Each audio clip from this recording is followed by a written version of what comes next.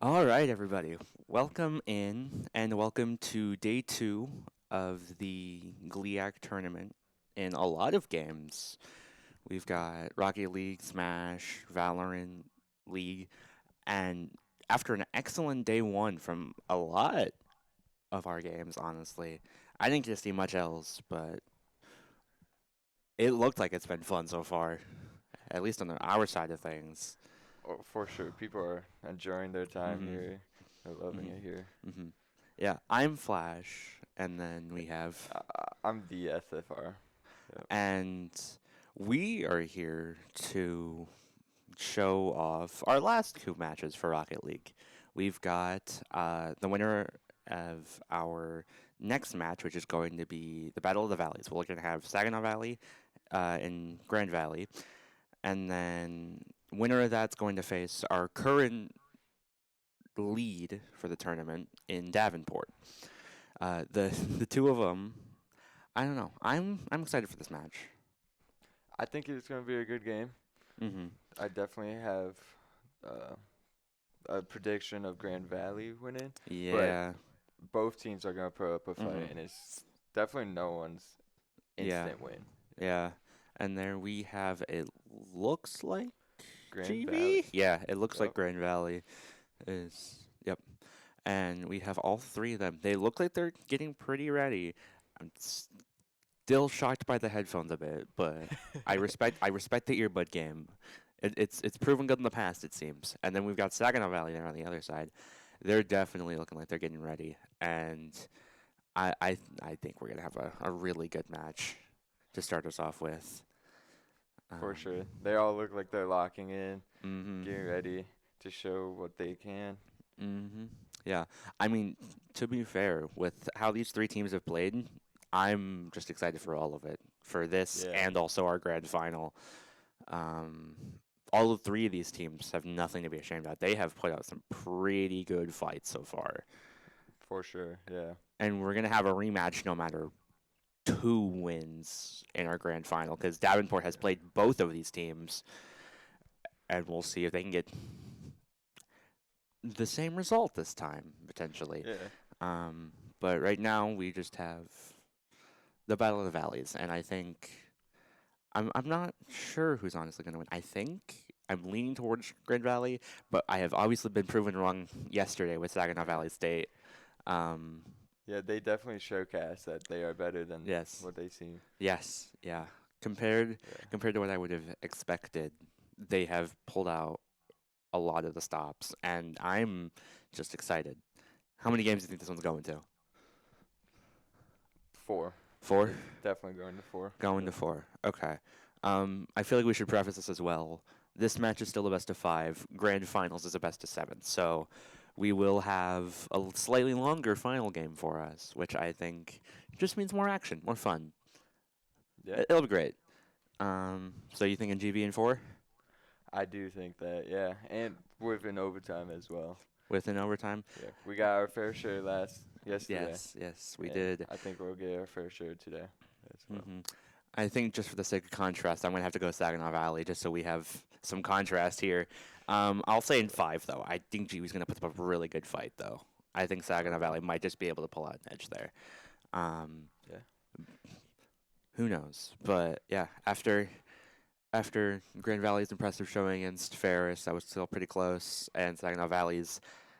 I'm assuming I didn't get to see that part, but I'm assuming their good showing against Davenport, even though it wasn't didn't go the way they wanted. They're definitely looking for more revenge. For So sure.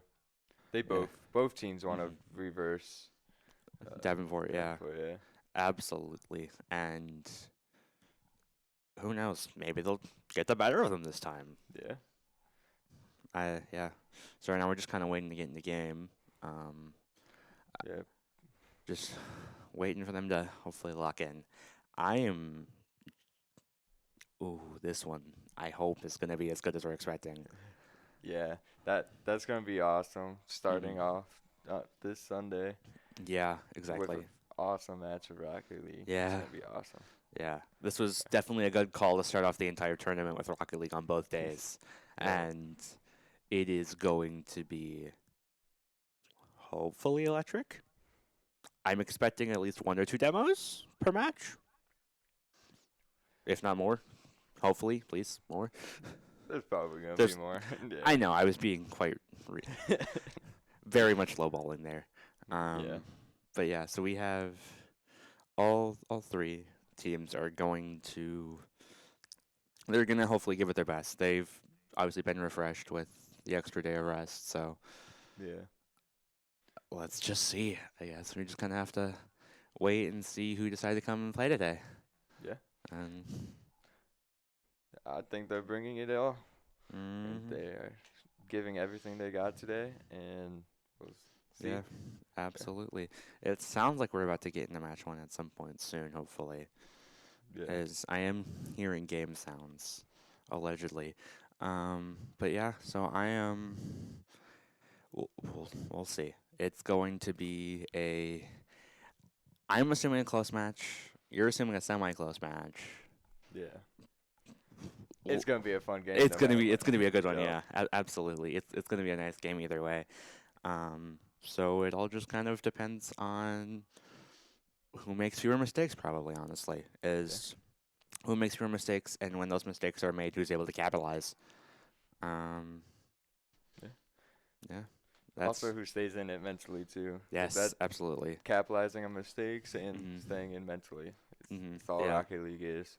yeah. It could be a slippery slope at one point, so they're gonna have to try to keep that stamina and that like staying power. And here we go with game one. We got Grand Valley in blue and SVSU in orange. Immediately with the demo from Meltdown to Graben. Hey, look, I found the one demo. Um, let's see. Good pass from Wheats there. Unfortunately, does get blocked. TJ up with another shot, looking for a potential double. Good post clear, however.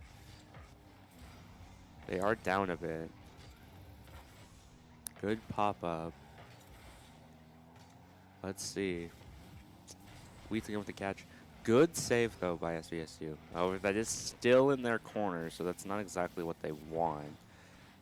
Camel looking for it, however, it does get redirected. Let's see. Snoopy with the pop-up. Unfortunately, goes back into his back right.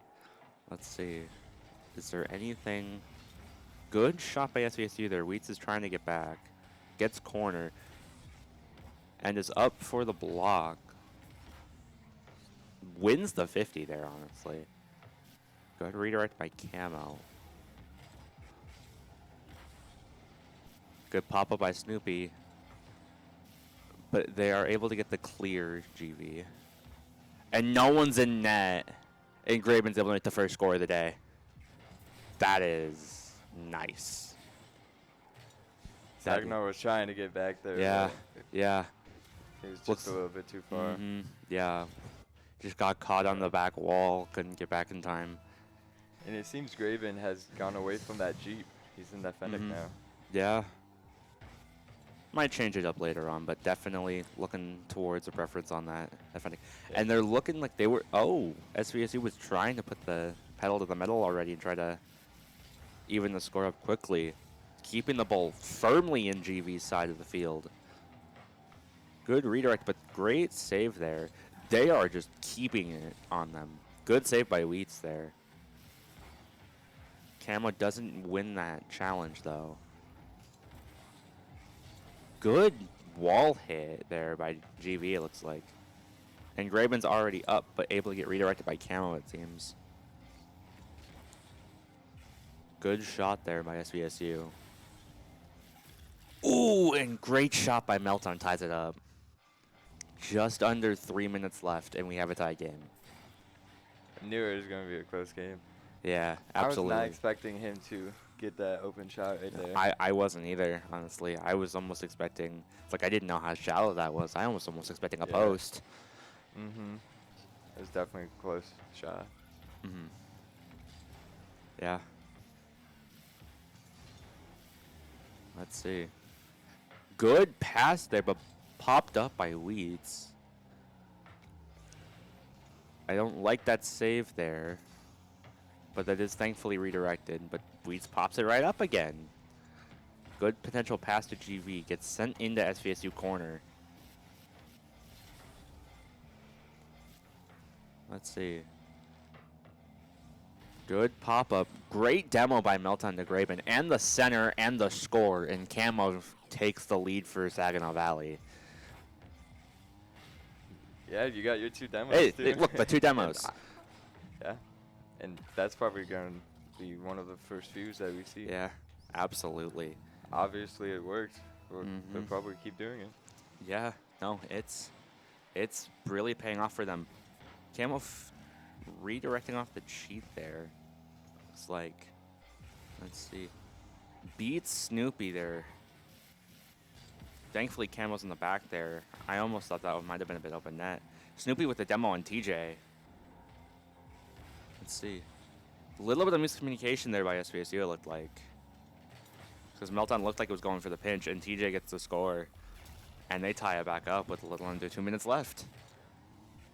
Yeah, with that, there's tiny bit of miscommunication, Yeah. and then meltdowns there with Yeah. no boost trying to come off the wall and save that. Yeah, just unfortunate, just a little bit early there to the block. Yeah. Just under 2 minutes, and it's tied. Yeah, literally a minute, basically a minute to score a goal each team. And we are having an amazing series so far already. Good tip by TJ to get that hit off the camera though. Snoopy trying to keep the pressure on them though. Good shot by Meltdown. They're just keeping it firmly in GV corner right now. Good shot off there. Good catch there by Snoopy just to get it away from the net. Good pass. Unfortunately, that pass was to TJ.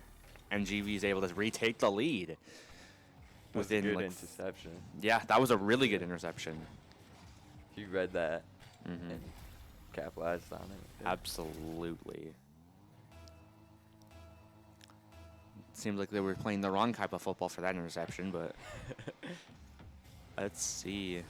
Can SVSU retake tie it back up? This has already been an electric match. We've already seen 2 lead changes. Good shot there by Snoopy, but a great save by Graven. Melton able to get the corner redirect, thankfully, but bumping Camo, though, with the center. Snoopy misses his pass. I don't know. Okay. Sent over to corner, thankfully, so. But that shot there just right below the crossbar. And GV's expanding their lead in game 1. There's another tiny miscommunication right Yeah. there, too. Mm-hmm. Yeah. Couple double commits on it. Mm-hmm. Sagnaw's still in this, though, with 40 seconds left. They can always come back and Absolutely. score 3. Yeah. We've seen 2 goals in a minute. Why not 2 goals in 40 seconds? Yeah. Good shot there, but sent up by TJ. Still centered, though, unfortunately in mid. Camo's just able to send it over the corner, but it is caught. Let's see. Good flick by, I believe that was Camo. Or no, that was Snoopy, it looks like. Good shot there. Saved by Graben. Looks like a possible double commit with someone off the wall. Graben with the demo on Camo, and it looks like GB's going to end up taking game 1. And they are. Let's see. Let's see what the final score is. They're keeping it up. Good pinch. It's rule 0. You got to try to keep it Yeah. up. Absolutely. What's I like the that was? freestyle. Oh, And then we. that was a pretty long Yeah. 0 seconds. That was a really long 0, yeah. And Grand Valley takes game 1 as we see their team there. They are locked in. Hey, they noticed us. Hi, Yeah. thank you for the wave. That's great. I was like, At the end there, when they started scoring the 2 goals yeah. to get ahead, they Mhm. started bumping into Yeah. everything, Mhm. and that was working for them really well. And Yeah, I think they're yeah. going to continue that. Yeah, keeping on bumps definitely was helping. Mhm. A lot more demos than I was expecting, thankfully, is we are enjoying the demo fest here. But as we start to get into game two very soon, we are. They have definitely shown both sides and shown not only GV but SVSU that they came to play. Exactly, yeah. Yeah, I think that prediction of 4 is looking pretty good. We'll see if that my prediction of 5 still holds up. And into game two, SVSU wins the first kickoff, but sends it towards Graven. And the first shot in 5 seconds in, Camo scores for SVSU. They took that loss personally, it seems.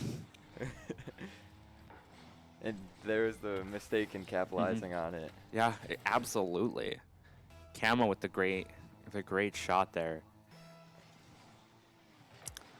They did not want it to go to 4, or they did not want it to go to 5, it seems. Good pop-up there by SVSU. Unfortunately, there are 2 of them together.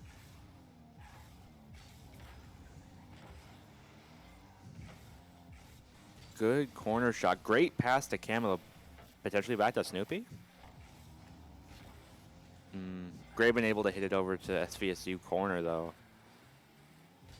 And the pressure has definitely turned. Let's see. Wheats with the center. No one. Okay, Meltdown is in net. I was like, no one's in net here. GV, yeah, just keeping on that pressure now. The bump to a teammate. Another one, but it still kind of pays off. Another bump. They're definitely trying hard, and Yes. sadly that is resulting in bumping their own teammates. Yeah, I think they're trying to bump, and unfortunately they're just hitting each other on accident. Yeah. Good shot up by Snoopy. The 50 that Camo wins there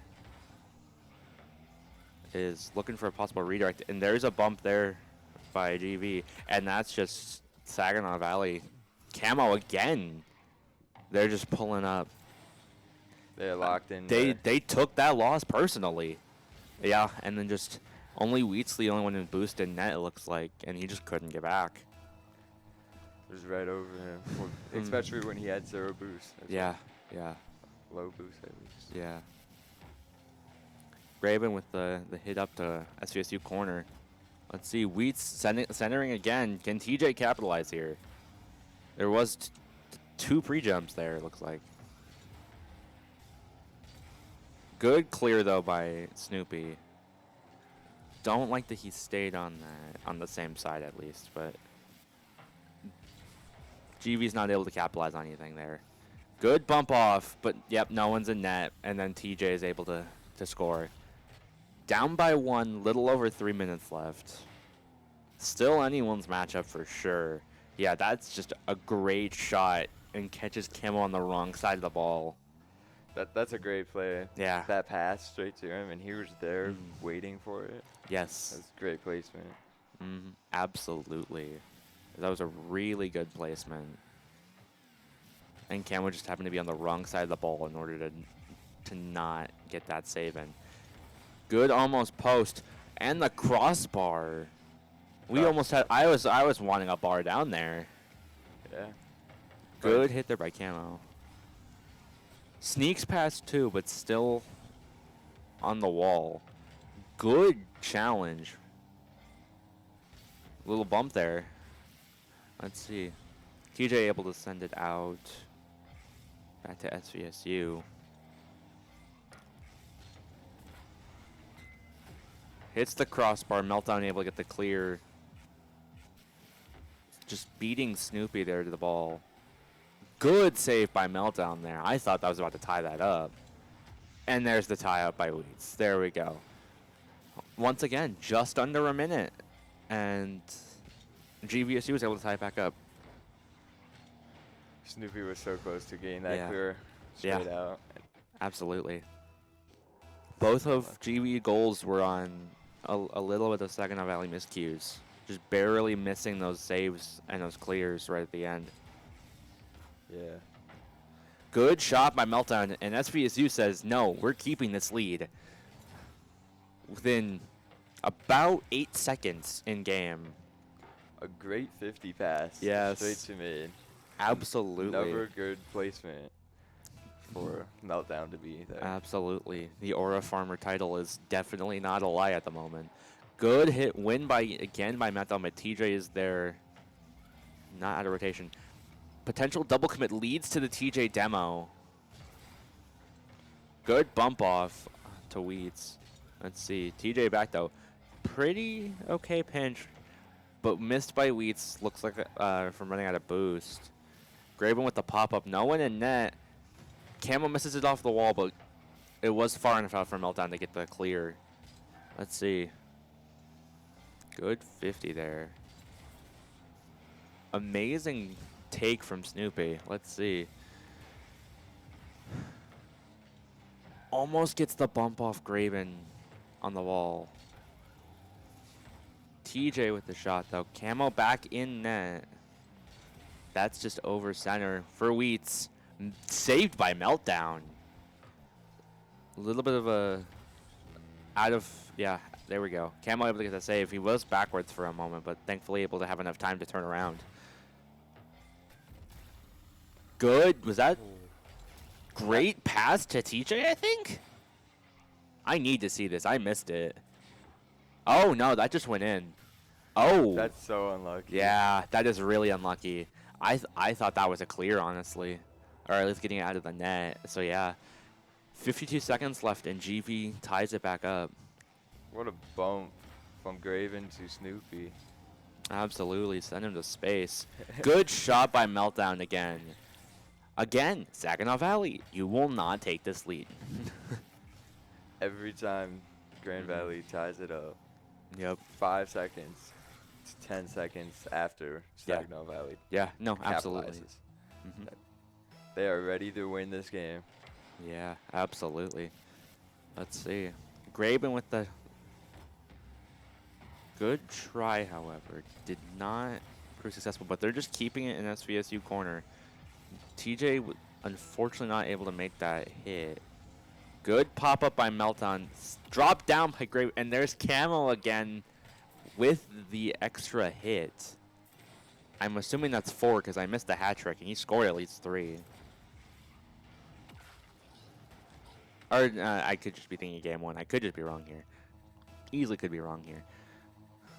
Let's see. Good shot by Meltdown, but yeah. SVSU expanding their lead, but just open net for Graben. 20 seconds left, down by 1.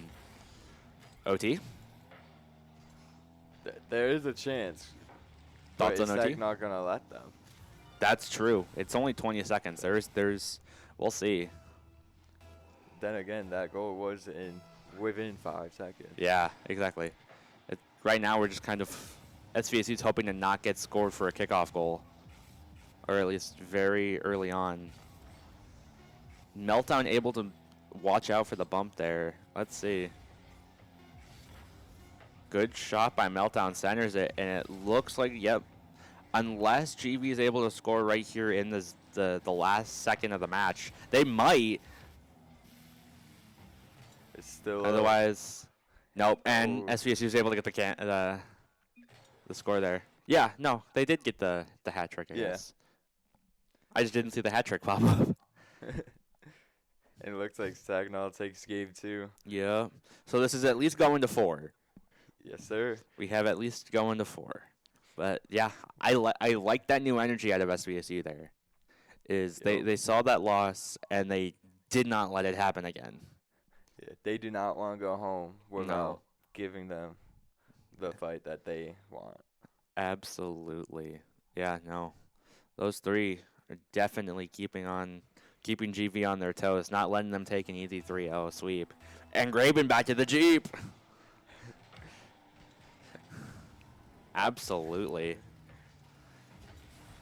Graben, unfortunately, not able to get that off the wall. Good 50 win there by Snoopy, but Wheats is there to send it to his own corner. Camo's up there beating Graben, and the second shot.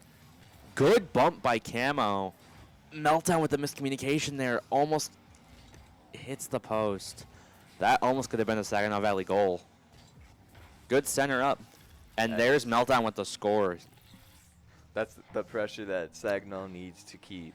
in order to Absolutely. win these games. With Absolutely. those bumps too. Mm-hmm. Like, Yeah, no, that is really good. Keeping them on their toes. Especially they had that chance for the earlier score. It just unfortunately did not pan out, but they were able to just right after be able to get it back into it. Camo looked like he was almost looking for the shot down. Snoopy, Graven gets the yeah, demo on the last guy who might have yep, had a chance to get there. yeah. It looks like Snoopy also might have accidentally hit. Yeah, I think that was unfortunately an own goal, or at least pretty close to it. I think he was trying to get there and hit Uh-huh. it out, but Yeah. with the blue trail behind it, I Yeah. would not say that is an own goal. Fair, yeah. It's just hard to tell from that angle. For sure. Let's see. We do have a tie game, though, within the first minute of the match. Snoopy with the shot up to their corner, but sent over by Graven. Good pop-up. Wheat's able to keep the pressure on now. Meltdown with the slight pass back, it looks like. Good save by Camo there off the wall. And the partial double. Let's see. Just enough of a tip there that that hit was not going towards net. Good hit by Graben there just to stop the ball's momentum. That is centered, however. No ability to capitalize there by SVSU, and I think no. Okay, Camo is back. It's like they looked like they were all on GV's side there. Let's see. Good hit by Camo. A little bit close between Graben and GV. No one's back, but Meltdown is able to save it before there is any potential second hits there. TJ with the straight up shot. But Snoopy able to send it down. Let's see. Okay, Meltdown. Almost getting the very nice shot there. Unfortunately, it was sent away by Graben. TJ wanting one of his own, it seems. Caught to Graben. Let's see. That is centered, and there's the score by Snoopy. Again, they want this lead. They do, and they are capitalizing on every single pass that they can. Yes. Unfortunately, TJ not able to make the save there. He Couldn't did get. hit it. He did. Unfortunately, he just couldn't get around to the other side of the ball to save it. Happens way too often. It does, yeah. It's so unlucky. Good hit there by Weeds. Unfortunately, he does not get the pinch that he wanted, though, out of it. Weeds with the demo on Snoopy. Popped up by Camo for Graben, but Snoopy able to send it over to GV corner. Let's see. Okay, good shot by Meltdown there. Again, it's like the entire field is always in play just because of how good these players are. There is nowhere off limits. As long as this ball stays on the map, it is definitely in play for anyone at any time. Good win there by 50. The double demo. Or was that a triple demo? I saw at least the last two. There's two. Yeah. Camo demoed with someone and Snoopy demoed. Yeah. Both Good to make it a 3v1. Good pop up there by Snoopy. Meltdown with the miss there, but so was Wheats with the miss. Good pop up by Snoopy, but kind of centered it. Okay, good. Camo is there, almost centered it potentially for TJ. Looks like SVSU pops it up, centers it. Camo, no one able to make the shot there. There's the crossbar. Snoopy able to get the clear over to Camo. That's good, though. And we're reaching the last 50 seconds of this match. And that's just sitting there. That's a crazy save. That was crazy. That would have been a perfect goal for Saginaw Valley there. It was just sitting there. But final 35 seconds, down by 1. Let's see if GV wants to take this one to OT. And that looks like, nope, that's off. Good center there. doesn't win the 50, but Meltdown able to send it to corner. Snoopy getting out of Meltdown's way. Good flick over TJ. Good hit by Snoopy, kind of centered. Meltdown sending it to corner. I mean, at this point, they're just trying to waste time, I think. They're just trying to keep it out of the hands of Grand Valley right exactly. now. Yeah. Just trying to waste clock. Yep. And there we go. Yep. Game 2 goes to Saginaw Valley. That's a pretty good game. You saw a lot of demos from Saginaw to Grand Valley. Absolutely. And each game ending with like a 1 or 2 point goal differential. Yeah. They are keeping these ones close. Yeah. And you see that these guys are locked in, ready to win this next game. Yeah. The guys behind them having just as much fun, it seems, even though they're not playing. I respect the hustle. But yeah, I think I don't know. GV, both teams have been putting the pressure on each other. Unfortunately, SVSU's been getting that extra pressure on GV, and they've been able to capitalize on it. GV needs to come back here. This is their last match potentially already for the day if they cannot win this round. And here we go, hopping into game 3. Let's see. Good win by Meltdown there, but yep, TJ's there. GV's just kickoff rotation is immaculate for the most part. Good demo by TJ again on his way back. Over Camo, Meltdown is back though after that demo, so unfortunately not as successful as they want. Great pass off the backboard from Graben to TJ, and GV takes the lead. Way up there on Grand Valley's field. Yeah. Oh, and now I think that. Yeah. Also, I'm pretty sure that was a Wheats bump on Camo as well. Camo was right in net. Yeah. Unfortunately, did not go Sagnaw's way. No, absolutely not. Wheats with the demo on Snoopy. That shot does not connect, however. Another double commit by Saginaw. And Graben's able to just, they're just piling on right now, real quick. Yep. They're capitalizing on these double commits. Absolutely. And it's working. Good, yeah. Snoopy just slightly out of alignment there. A little over 30 seconds in, and they're already up by 2. GV wants to take this to a game 5. They do. They do not want to go home. Absolutely. They want the finals. Every match against Davenport. Absolutely. Graben again with the potential center there, but saved by Camo. Almost a roll 1. Does get broken, however. Good shot by Meltdown to corner. Graben is there. Snoopy gets demoed there. Camo's getting bumped by Graben. Yeah, absolutely. Graben's on a bump train, it looks like.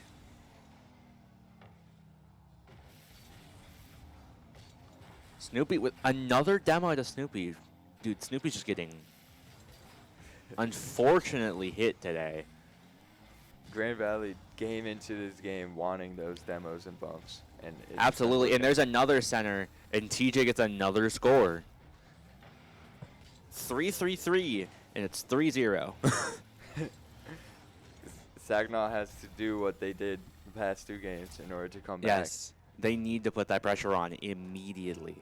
We've seen that they've had it in them. They just have to show it this game. Absolutely. Yeah. Good save by Camo there off the shot by Graben. Wheats is there though. Let us see. A little bit of a hit there from Camo. Wasn't probably the full touch that he wanted, but it was a pretty good director. Getting it past TJ, past Graben, almost getting a double, but that was a really shallow angle to try and get that double. TJ with the ground pinch a little bit. Let's see. Good shot up by Snoopy. Wheats sending it back to SVSU corner.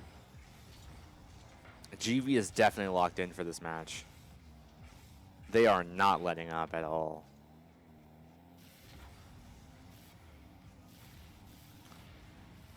Good double demo by Meltdown there.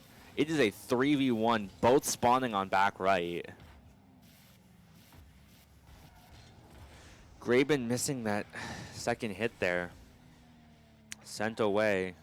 Graben sending it off the ceiling to TJ. Looks like he's trying to pass it mid potentially. Wheats gets blocked there by Meltdown on the shot. Amazing work there. Let's see. They're off. Another demo, but this time by Camo. SVSU is going demo heavy this game. They see they've got 2 minutes left and they're down by 3. They just need to make up any deficit they can right now. Meltdown sending it back towards his own side, unfortunately. Good, unintentional demo there by Snoopy, but we'll take it. And there's TJ with the retribution. Double commit almost pays off, unfortunately. They had GV just a bit too clumped up, but they were also a little bit too clumped up. Good shot there. Double commit again by GV. Wheat's able to block the passing play. Good shot there by Snoopy. That's down, but off center a little bit. Let's see. Minute and 10 left in the match. GV still up by 3. Good clear by Camo. Snoopy unable to do anything there. Sends it over. Takes mid. Good shot by Camo, and that's in. 58 seconds left. SVSU down by 2. There's always a chance. There is always a chance. Yeah. He Again, bumped him right there. yeah. Yeah. TJ might have been able to make the save there, but he was bumped off. Let's see. GV winning this kickoff for TJ there. Meltdown sending it back towards his own net. No one's there really. Good save by Camo. Good hit by Snoopy there. Sending it to Graben, but it's just keeping the corner. That double commit there I don't entirely like. Good shot by Meltdown. Almost a pass. Let's see, 30 seconds remaining in game 4. A bump there, unfortunately, by 2 bumps there, unfortunately, by SVSU. Let's see. TJ looking for a pop-up on his own wall. 10 seconds remaining. The save by Camo off the crossbar, an amazing 50. It does look like, yes, it looks like GV will be taking game 4, and we will be heading to a game 5. Yes, sir.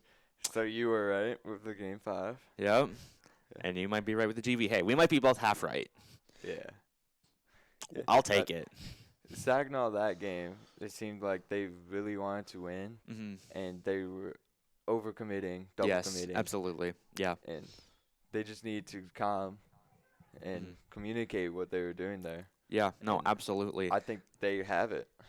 I think unfortunately that it worked out bad. It is SVSU's want to win versus GVSU's unwillingness to lose.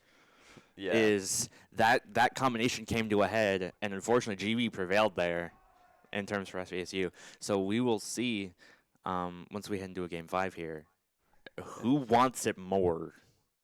Because winner has to face Davenport, and For a rematch. for a rematch, yeah. And both teams want that. Well, we'll see who wants the smoke. Yeah. Who wants it more? Absolutely. Be determined by this game. Good shot there by Meltdown. Already popping it up for SVSU. Wheat's able to get there. Good pass by Snoopy. And there's an amazing first score. 9 seconds in. SVSU taking the lead. Amazing passing play. Shows that they want this. And they are coming out strong like they did the second and third game. Yes, absolutely. TJ almost there, potentially almost get a pinch save, but he was just a little too high. Let's see. GV winning this kickoff. Looks like Wheat's on the cheat there. Good 50 by Graben. I like that challenge. Camo sending it over to GV corner there. Meltdown just in their net for a hot second. That's off, but Camo's a little bit out of position there for the save. Thankfully that there's no save needed at the moment. Good shot by Meltdown. Let's see, can Snoopy do anything here? Sends it over to TJ. TJ with another ground pinch almost. Tries, doesn't work, unfortunately.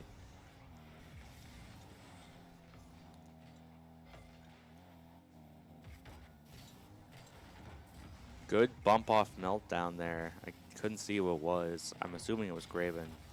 Actually, probably was TJ, looks like. Weeds with the demo on camo. But meltdown able to clear. Camo getting corner, it looks like. Good pass to Graven, a little too close to net for my liking, but these are better players than I am, so who am I to judge? Snoopy with the miss, unfortunately. TJ wanted to just walk it in. It couldn't, though, with the camo save. Graven able to win that face-off there. Let's see. Gets underneath Snoopy there. That was amazing. Unable to capitalize. Good flick there by Meltdown. I think Cam was looking for the pass double there. Over one. Graben getting the stop there. Snoopy is. And we'll see. These guys came to play for game 5. Little under 3 minutes left in game 1. Let's see. Come on. TJ with the pop-up. That's sent towards their net. Thankfully Snoopy's there and it was a little high anyways. Good clear by Camo. That's going to be... Oh! I'm sorry? Cross map hit from the air all the way in. And that was top right too. Oh, it would have been top middle, but redirected to top right. Unfortunate save there. Does not entirely pay off. Yes. Turned into a goal. Absolutely. Now let's see if Saginaw can hang on to this lead and not get too comfortable. Yeah. Graven looking there. He was trying to capitalize there. Little under 2.5 left. Saginaw Valley up by 2. Almost up by 3, but able to get the save is TJ. Let's see. Meltdown looking for a pinch. Doesn't get it. Good hit to corner. Camo is looking for... Okay. He's just wrapping around. I was like looking for potential demo, I thought. Good hit by Snoopy. Good leave there for the fake. I believe that was Meltdown, yes. Cam with the send. Amazing pinch by TJ there. But that's sent back to GB corner. Good bump there by Meltdown to Wheats. Demo there to TJ. Saginaw Valley, I think, is showing how badly they want this game 5 victory. But amazing shot by TJ. A little over 1.5 minutes left to go in game 5. SVSU up by 1. Last 2 goals have been big clears. Absolutely, yeah. Both teams are seeing that they are popping up way on offense, and they are capitalizing on both of that. Yes. Just clearing it in. Absolutely. Unfortunately, it's like whoever's in net just isn't able to get there, unfortunately. So those have been some really big clears for goals. Let's see Graben, though. Gets the demo on Camo, but Meltdown's able to send to corner. Unfortunately, Graben is there, who takes that corner boost. TJ. Oh, that was a good hit by Wilson. Yeah. That was a really good save there by Meltdown. Unfortunately, Wheats is there to tie it up. 1 minute and 10 left to go. This is anyone's match, anyone's game, anyone's series. Coming from 0-2 and scoring 2. Yeah. Within a minute. They are locked and ready. That is lunacy. Good shot there by Snoopy. Able to get the save, though, is TJ. Both teams are trying to keep on the pressure, but it looks like now SVSU is taking a little bit more of a defensive stance. The double commit isn't entirely punished, though. Graben winning that 50 there. Central center. There was a bump off there, it looked like. I couldn't see who bumped who, though. Weed's looking to do something. Able to fake out an SVSU player. Looks like it was Snoopy. Good pop-up. TJ with the shot, looking for a potential double. keeps it in the corner. Good pass attempt. The double there.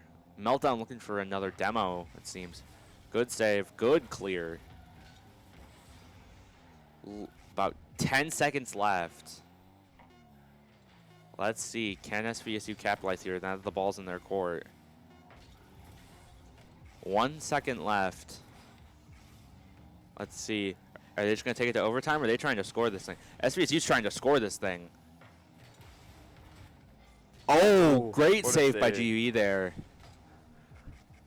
They do not want to take No, this into no, OT. and unfortunately they do. We found that overtime we were looking for. Overtime in last game. Absolutely. Sudden death. Absolutely. This is Rocket League. Next goal, literally next goal wins this entire series. This is what you want to see. This is the excitement everyone was waiting for. It's time for the moment you've been waiting for. Good shot there by Meltdown. Able to get the clear is TJ. Let's see. Camo up there.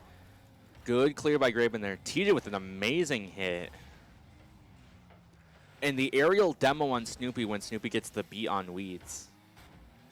Good pop-up. SVSU trying to keep the pressure on GV as much as they can. Good shot. Good save by TJ, though. These guys are fighting like their lives depend on it. Because this is literally end of the series. The clock is over. You are in OT. It is a win or go home. Good and clear, though, by Camo. Good pass back to Snoopy. Grabbing with the catch, though. Think he was trying to bait Snoopy in there with the hit. That's centered. Barely hits the crossbar and the post. Hitting right on the corner. Post came to play again today. Yep. GV post. And SVSU looks like they get the score. And SVSU takes it against GV. I believe SVSU was the 4 seed, weren't they? Yeah, they were not expected to win this game. No. The 4 or 5 seed, and SVSU takes it against Grand Valley. They are the 5th seed. They are the lowest seed projected in this bracket, and they have beaten every team except for Davenport, which they might be able to do here. Taking it from the last seed to the grand finals.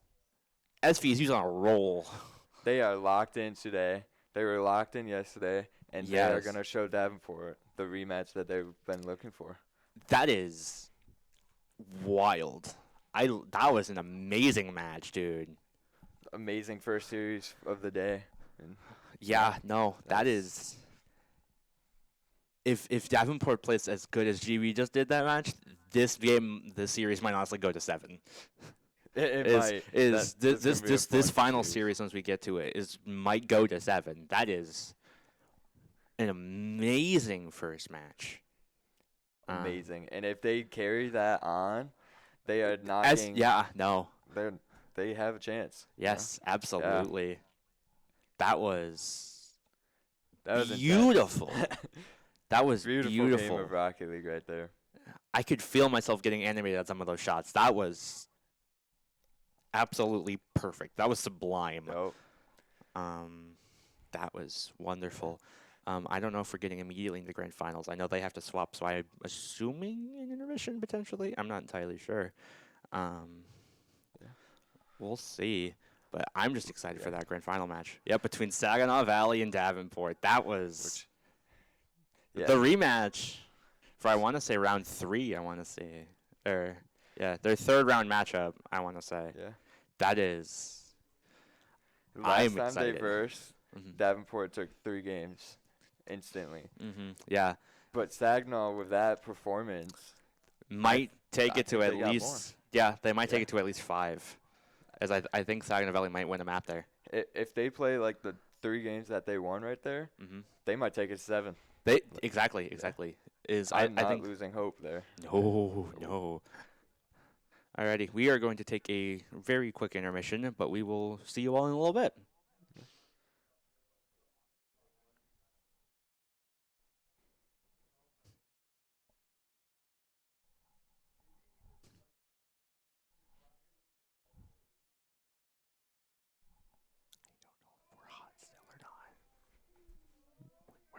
We're still hot.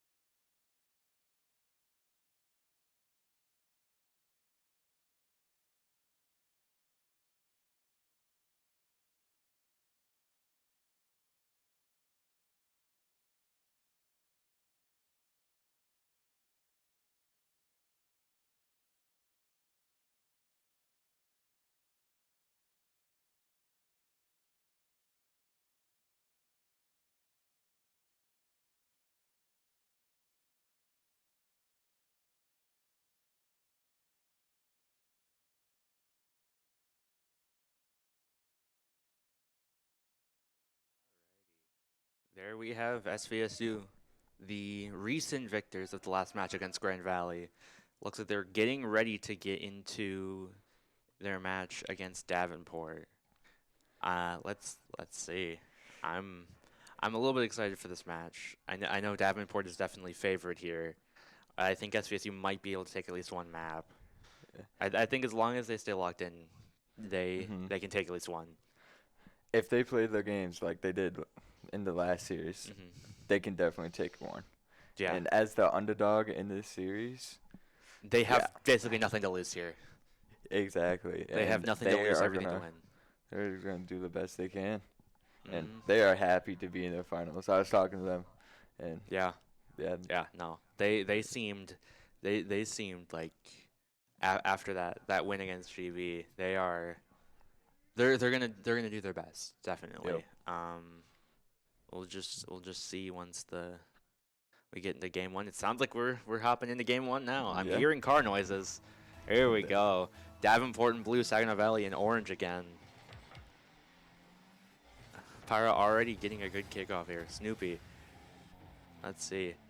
This is the first time I've seen this Davenport team. Good shot by Exile. Good save though by Camo. Just staying on it. Good flip by Parrot. Great demo by Exiled. And there's the first score by Byra.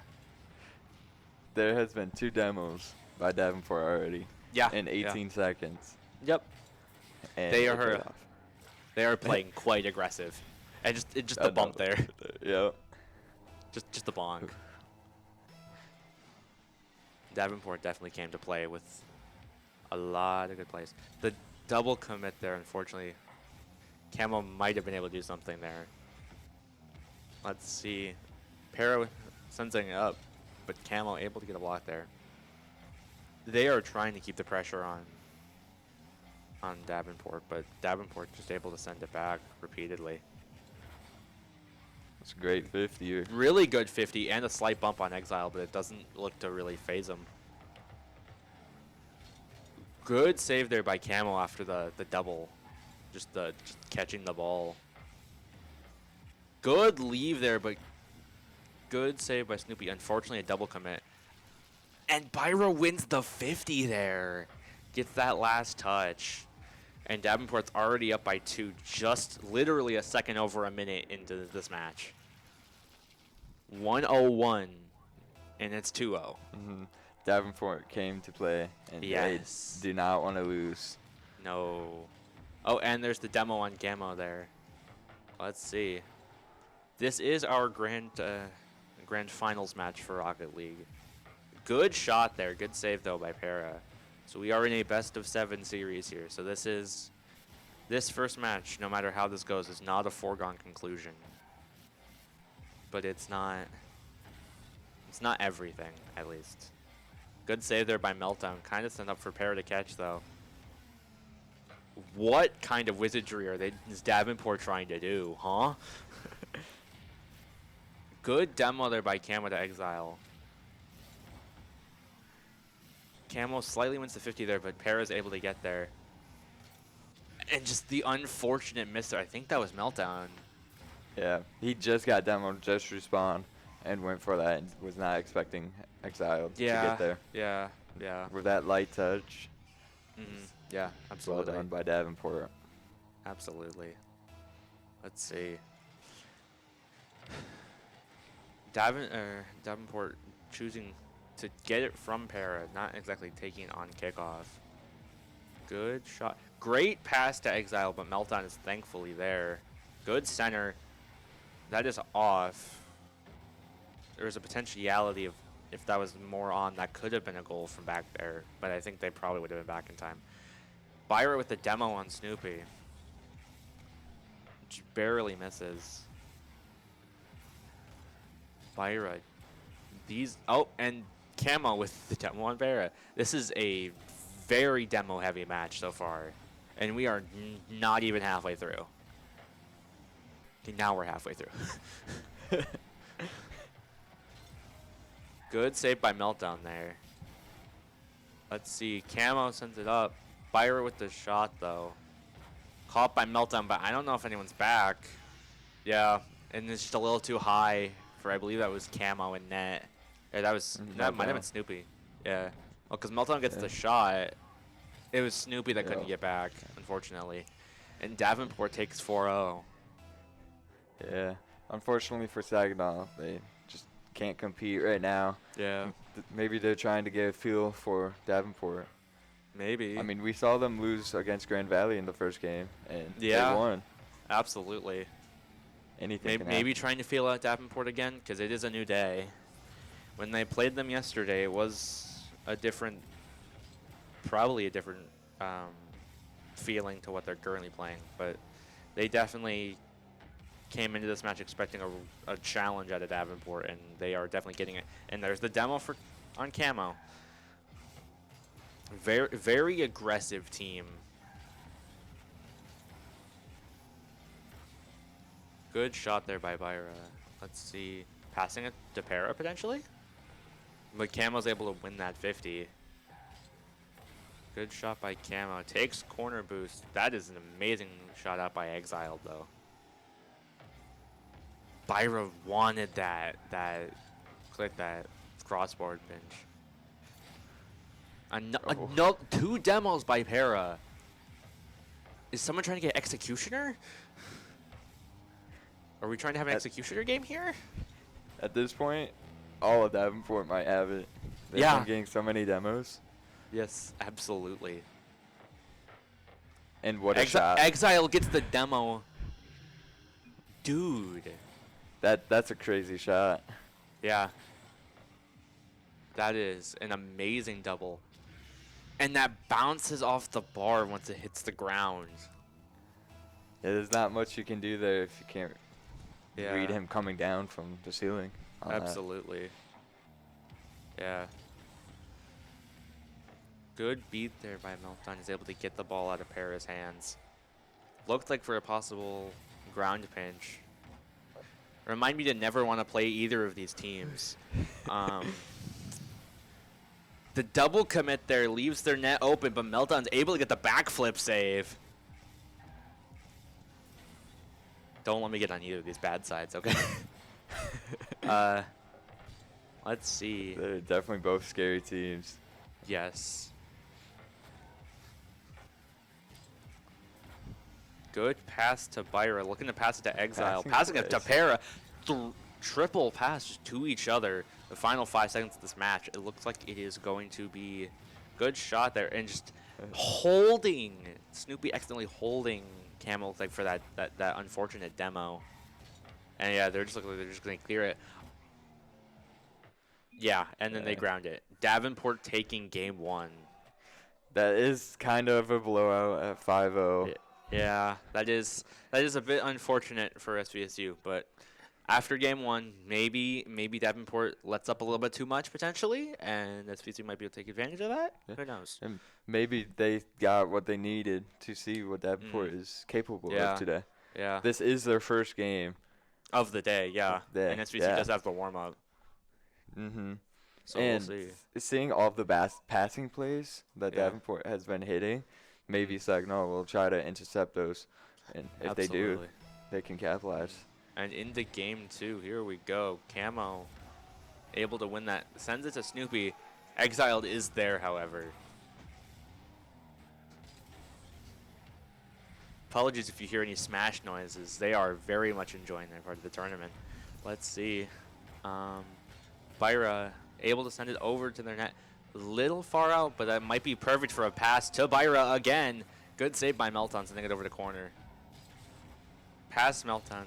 Good shot to Snoopy to get it to corner. Davenport is keeping the pressure on. Good save by Camo. It feels like SVSU cannot get out of their side of the field. Good shot there by Snoopy. Unable to come with anything is Meltdown though. Good pop up as Snoopy. They're a little close together. One good clear could unfortunately spell disaster.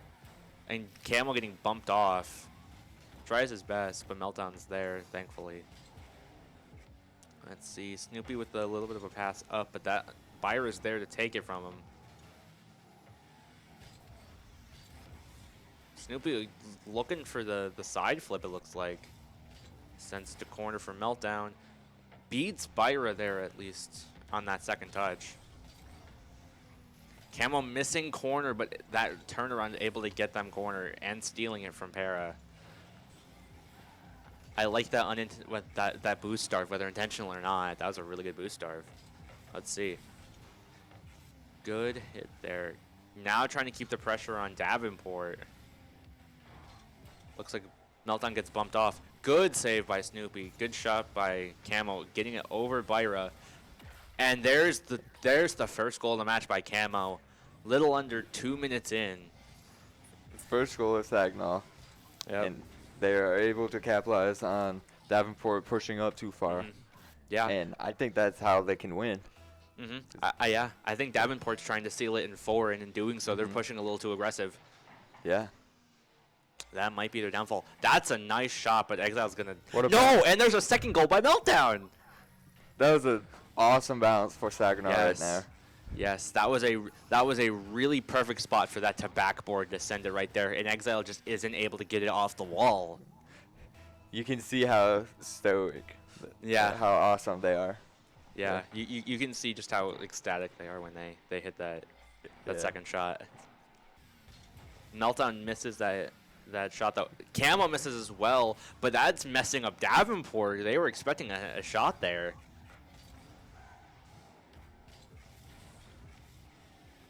That might be something that honestly helps them, is a couple of intentional, like a couple of fakes honestly might be able to throw Davenport slightly off their game. Good shot there over to Davenport corner. Unable to get that shot there. Gets the bump on Meltdown, but Meltdown's able to still get it past Para. Looking for the catch. Good save by Camo. Looks like Snoopy is up. Not entirely sure. Maybe they were expecting something to go off the crossbar. Good pass to Exiled, and Camo's just not there. That's some great placement right there. Yeah, that is really good. Bottom left corner, very far away from where Camo was at. And a couple of bumps on Snoopy. Yeah, you can tell Saginaw right there with that defense. They are expecting those passes that got them the 5 goals last game. Yes, absolutely. And Para with the bump on Exiled. Not sure if that was intentional or not, but looking like Camo was trying for a demo there. Good 50 beat there by Camo. Let's see what Exile's doing here. Right on net, but Meltdown able to send it away. Good control there. Byra hitting it though. Davenport got barely misses his Exile. That was really close. Yeah, it is a demo fest again, it seems like. Yeah, it worked for Davenport last game. Absolutely. There wasn't much, and they got 2 goals on them. So they're probably going to start using it. Yeah, that is centered, but Meltdown able to get the clear to mid, looks like. And there's Exile, and that cross, that posts in. Yeah, that's. Ew. They caught the defenders on 0 boost. Yeah, yeah. Also, I think Pear got a slight bump there on Camo. I think just slightly. Yeah, and now Davenport has tied it up at 2 with a minute and a quarter left. And the demo on Camo, leaving it to 2-on-3, but Exile does get bumped off, thankfully.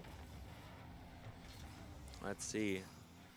Can SVSU retake this lead that they had at the start of this game? Good pop-up from Exile there. Slight center for Para. Looks like Byra is out of rotation there, but that's fine for Exile, hitting it slight bar down there. Exile was able to get that boost from Snoopy, and that is what caused Snoopy to go early. Yep. And Exile capitalized on it. Yep. Yeah. 50 seconds left. Davenport up by 1. Let's see. This game was a lot closer than game 1 for sure. And Byra immediately with a demo on Meltdown. And Exiled saving the ball for SVSU. Unintentional miscues by Exile. They're saving the ball for SVSU. They might just be trying to waste time potentially. But I don't see why they wouldn't try to score there. So I think that was just unfortunately a misplay. He almost had it, plus the pass. Yeah. Yeah. I think he might have been trying to steal it and unfortunately did not pay off. But Byra's there able to get the next goal. 10 seconds left, down by 2. I think Davenport's going to be taking game 2 here. Unless. There's always a chance. There's always a chance. Just a couple of kickoff goals, you know? Just simple as that. Just with a couple of really good players. Just 2 kickoff goals. Based on Davenport's kickoffs, though, they almost always win. Get the demo right off, kickoff. Yeah. Yeah, no. And that's and they're just gonna fly that one in. 5-2 Davenport victory. 2 seconds left. Unfortunately, they cannot come back here. Good shot though by Para. And they're still kind of SVSU still in somewhat high spirits. It looks like, despite at the end of that second match. As underdogs, you gotta be. Yeah. They're just happy that they can play in the grand finals. Absolutely, yeah. And, Those three, they are enjoying this absolutely. Let's see. Just talking out with their coach a little bit while we head into game 3. Trying to stay as locked in as they can, but they're definitely having fun with it seems. Having Saginaw score 2 points on them in that game and basically scaring them. Yeah. Saginaw has higher hopes now, guaranteed. Yeah. Hopefully, yeah. They know that they can score. Absolutely. That could have been potentially a goal there, but that demo from Byra to Meltdown, and that from Byra to Camo. And then Byra to Meltdown, and then Byra to Camo again. We are 15 seconds into this match, and we have 4 demos by 1 player. Good save, though, by Exiled. Good pass back to Snoopy. And Exiled is chasing Meltdown all the way back. Good save by Camo over to corner. Para is up, though. At this point, we just need to watch Byra to see if there's going to be any demos. And Exile getting the score there. Little over 30 seconds into game 3. That's a nice reset pinch. Straight to his teammate. Yeah, that's really good. Yeah, Saginaw has to look out for these demos because they are definitely going hard on them. Yeah, they are being very demo heavy. Yeah. Probably missed that demo on Camo. Lovely. But Para is trying to get better control of it. Lets that slide for a minute. And Exiled with the demo on Camo. This is starting to feel personal. This is a machine bath and the demo on Meltdown. They're just targeting their first basically the entire time, and the occasional third if it's right before a goal. Good shot by Snoopy. Byra almost getting either the hit or another demo in midair. Let's see.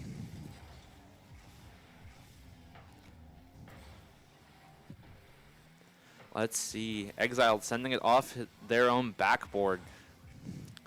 Good save by Meltdown there. Unfortunately, Para able to get the score there, and it is now 2-0. A minute and a half into game 3. Snoopy right there was coming back, and he wasn't able to grab the boost. Yeah. He went a little wide to be on the inside trail of the pads. Yeah. And unfortunately got caught. Yep. Good bump on Byra, though. I think Snoopy was probably going for a demo there. Double commit doesn't get punished. Para looking for a demo there, or just going for a ball, but that looked really close potentially at that speed. Oh, and Exile with a demo and Meltdown. Good shot by Camo. And Camo with the demo on Para. They are starting to fight back. These demos definitely aren't even, but at least they're fighting back a little bit. Let's see. Camo getting right mid. Good catch by Camo. Para able to beat them. Byra with the demo on their third net, it looks like. And Exile trying to style on them, but Meltdown able to get the save. And that's just an amazing shot down from Byra. Those shots are so hard to read. Yeah. You don't know where he's going, and he will place it wherever you are not. Yes, exactly. And at skill level like this, they hit those all the time. Absolutely. They get better and better. Absolutely. Just guard the entire net is basically the strategy there. Unfortunately, that does not pay off often. Nah. That is just not feasible.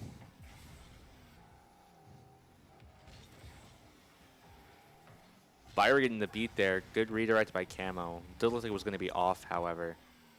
Good, like, challenge there. That was a really nice beat for Saginaw Valley.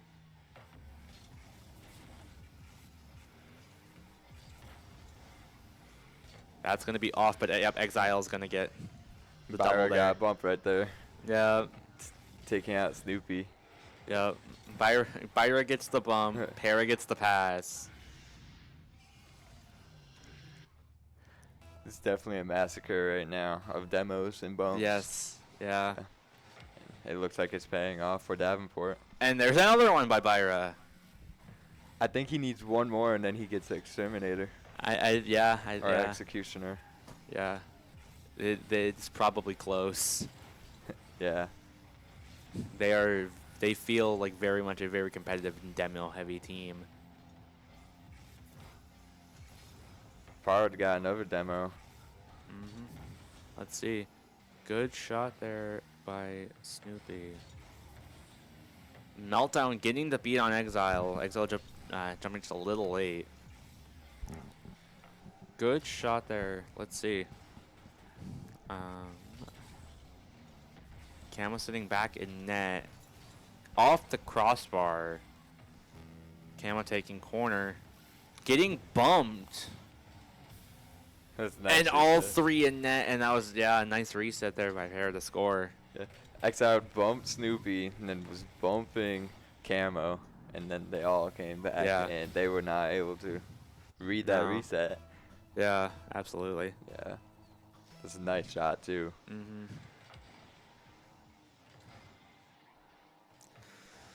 Something I'm going to have to probably put in my arsenal at some point if I can.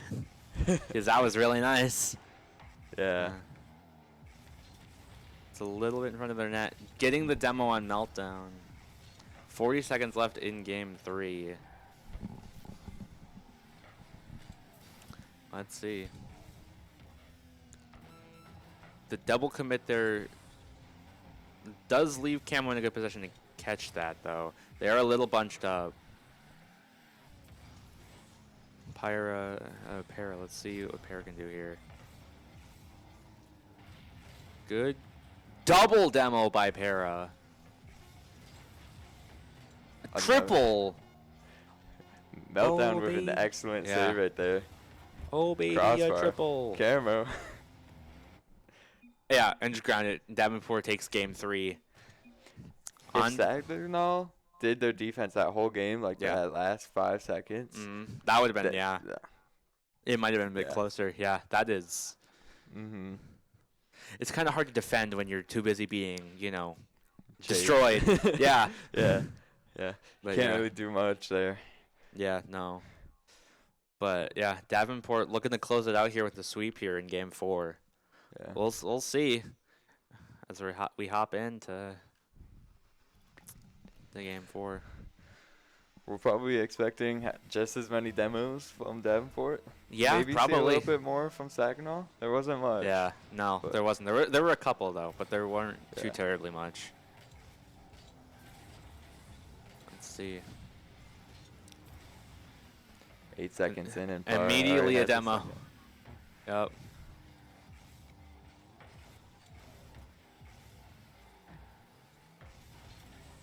At this point, part of me wants to go back to this entire series and count how many demos we've had. Especially just on Davenport's team. Yeah. They are excellent at those demos. Yes, they are. Their routing is actually really good. And there's the shot there by Para. Great pass. Like, he did not get the assist, though. That's because, unfortunately, the pass was from Meltdown. Yeah. As he was trying to get some good angle on there, and Para was just able to steal it and shoot it in.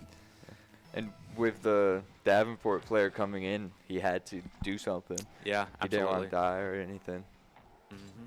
Absolutely. Good leave.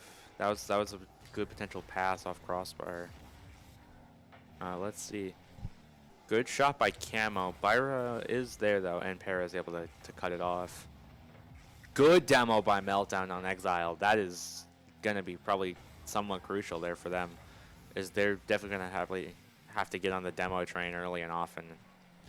Good shot by Meltdown, but Byra is there, sends it up. Good save by Camo, and there's a demo on Snoopy and net. Good hit by Para. Exiled passing to Para, passing it back to Byra maybe? No. Snoopy able to get the save there to Byra, sending it back on. Para with a demo to Snoopy.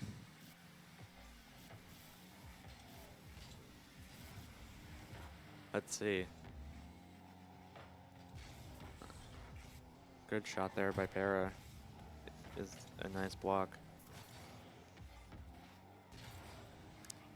Good hit by Snoopy there. Let's see. Byra getting that 50. Camel getting the demo on Byra. That's exactly what SVSU needed. Snoopy getting a half flip back. Amazing like wheel tip there. Corner redirect. Yeah. Those are crucial, and if you can hit it, they're very hard to read. And Snoopy just barely misses that save there. Unfortunate. Yeah, just that hit, and Snoopy was just a little. That would have been perfect. Unfortunately, that little bit of hesitation, and then that decision is, they might have been able to catch it directly at the net. And they played it a little bit wide open, and I was just able to get past them. Unfortunate. Good pop up though by Camo. Good bump though on, I believe that was Byra. Good shot up, sent up by Para. Byra there. Melton doesn't have any boost, otherwise I would have said turn on it. But let's see. Good shot. Melton. And that hits the post and goes in. Meltdown was definitely in an awkward position right there. Yes, absolutely. Yeah. Because he could have touched that, but as being the guy who should have been first. Yeah. That was going to be an awkward touch. Yeah. Also, probably any touch he could have gotten would have just sent it even closer to scoring from Byra there. And he didn't want to overcommit and double commit right there. Absolutely. But unfortunately, it still cost him a goal. Yep. Good demo there by Exile to Camo. Good save there by Camo. That demo actually paid off for SVSU there. Good shot there, but Exiled is there. Let's see what they can do. Good save by Snoopy. Very nice. Para trying, just it's a little too high, but Byra is back. Meltdown's there, passing it to Snoopy. But they are able to send it to corner. Good shot. No one's back. Exile was trying to go for the steal, I thought. He definitely was right there. Yeah, but unable to get the steal. But it is a 4-0 lead currently by Davenport in Game 4. A minute and a half left. It's possible for Saginaw Valley to get there, but it is unfortunately looking more and more grim each time. And there's another goal immediately by Byra after that bump from Exile, looked like. Yeah. Yeah. Yep. Exile gets the hit and bumps Camo in net and bumps him right barely off, which was enough to not be able to get that save. And a 5-0 lead with a minute and a half left to go. Saginaw definitely has to lock in and leave it all on the field right here. Try to get those 5 goals back. Yeah, absolutely. Let's see. Par with a demo on Meltdown. Good bump to Byra there. However, the ball is in the middle, and Exiled able to score that on left side. Minute and 8 left to go. It is a 6-0 lead currently. It's not looking too great for Saginaw. It's not looking good, unfortunately. They've put up a really good effort, though, I will say. Being the underdog and going against the first seed, they definitely are giving it everything. And Absolutely. they're definitely having fun being here. Absolutely.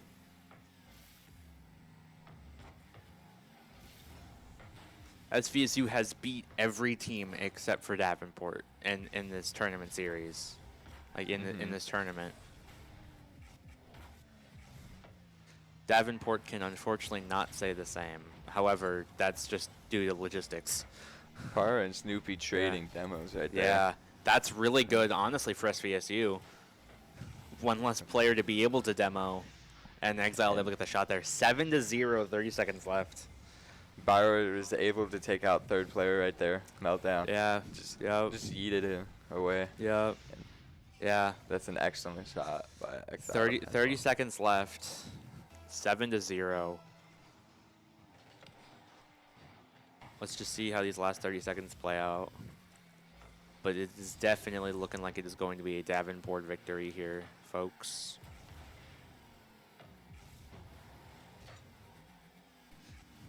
A little bit of a double commit there by Camo and Meltdown. Last 7 seconds left. Let's see. 1 second left. Open net. And they cut away. So, yep. It looks like Davenport is our victors here. That is good. Good job, Davenport. Our champions for the Rocket League side of the tournament. Very good work, Davenport, taking it in 4. Yeah, and that's a really good show of sportsmanship by both teams after that that amazing matchup. Yeah. I really like that sportsmanship from both teams. Yeah. Sometimes with big blowouts and everything, people get the mentality gets better of them, and they don't show that. And Rocket League is not that type. No. Especially in championships like this. Yeah. That they will show the best sportsmanship ever. And that's an awesome community. Like, yeah. No, I like that, how that goes. But yeah, that was an amazing series. From the matches I was able to see, we've had an amazing tournament here for Rocket League. For sure. A lot of close games, a couple of overtimes, a lot of demos, especially in that last series. And Davenport's our victors. That was really good. Yeah. Really good for a 2-day tournament, honestly. All right. Okay, so that is it for us here for Rocket League. We will be back soon with Smash. Unfortunately, not with us here, but we will take you to a brief intermission, and you'll be back with Smash.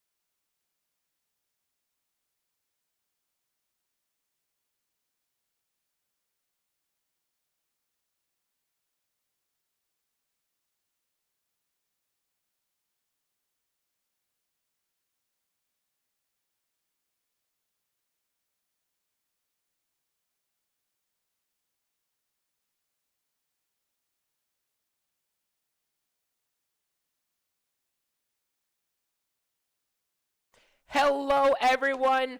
Welcome back to our GLIAC event. This is day 2 of Smash Ultimate. I am D-Max. This is Debatable. We are going to be commentating on the finals. Yep, I'm super excited. We're going to have a heater today. GV, Grand Valley University versus Michigan Tech University. I think it's going to be a great match. Both teams have some really heavy hitters here. We're going to be looking for a lot of 0 to deaths, a lot of people, kind of like just big swings on each other. This is what we would call a heavyweight matchup in the business here. Oh yeah, we've been seeing a lot of great gameplay from both teams this entire tournament. We cannot wait to see the result of this one. Yeah, I'm super excited. What I'm curious about is who they're going to kind of lead off with. We've been seeing a lot of Terry from Michigan Tech kind of all weekend. I think that's pretty much who they started all weekend. That we have. I think we've been, from the matches that I've seen, they've been leading with K-Kazoo a lot. Okay, so maybe Meta Knight Terry to start us off. I wouldn't be surprised if it's something a little bit different. Who knows? Because I know there's a lot of plotting in this. This is kind of like the Cold War, USA versus Russia during these weekends. Send a spy in there, just like, hey guys. You got spies everywhere. All right. Yeah. Let's see. I think we're loading into the match soon here. Oh no, Are maybe we? not. Oh, they're doing button check. Okay, got it. Do we know who the characters are? That's a great question. Wow, hey, yo? I didn't expect that either. I didn't expect the doc. If that's their double blind, that is crazy. If we actually see Dr. Mario during this, that's gonna be really, really interesting. I'm curious who they have playing Dr. Mario. The doc is in apparently. Right. We'll see in another minute, I guess. There's right. The doc comes out. Kazuya Mishima about to get schooled, I guess. Yeah, no, I'm excited. I think one thing that we're gonna see here is kind of who jumps out to the lead first and what kind of stage they're on, right? So. I diagnosed you with ledge. yeah. I think we're probably going to start on PS2. That's kind of the fan favorite, but I know seems to be. As time goes on, people are starting to kind of have qualms with that stage through the wacky ledges, right? Characters like Little Mac can down tilt there, down smash on Terry, and then down smash on even Kazuya can kind of cause some shenanigans that people might They're very wonky. Yeah, those ledges are really wonky, especially with the slant there. If you try and get up with a lot of characters, you'll get stuck there. Oh, yeah. You gotta get the angle just right. Yep. So, and those low ceilings, too, we'll probably see a lot of, jab, up B from Terry, some dash attack, up air, up Bs from Meta Knight, for example, some up tilt, up air, up Bs from Little Mac. A lot of characters are going to like killing off the top, so I still wouldn't be surprised if that's where we end up, Honestly, yeah, both of those characters, if I remember correctly, they do like killing off the top, so that would be a good choice for PS2. Yeah, for sure.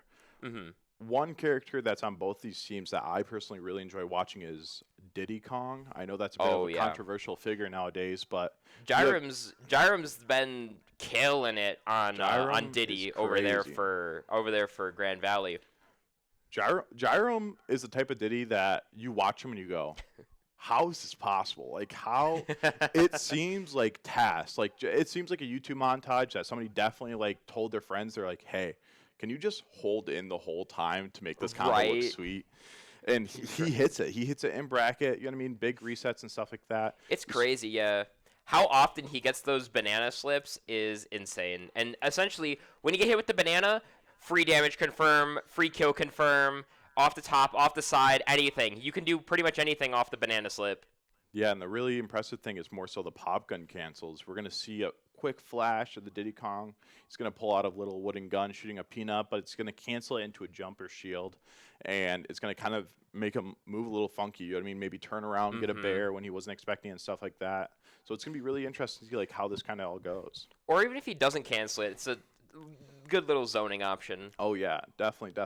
I was watching Tweak vs. Sonic last night, and that gun was out. He was shooting from banana. It was a good time. Still lost, though, unfortunately. Very item heavy. Yeah, very item heavy character there. But hey, items, for those who don't know, items are broken in Smash. In general, just items, you can do so much with really almost any item that you can get a hold of in there. Yeah, the crazy thing is, in competitive Smash Bros. Especially, we turn off items and then we go, hey, this Rob character, what about this Minecraft Steve character? What about this Diddy Kong?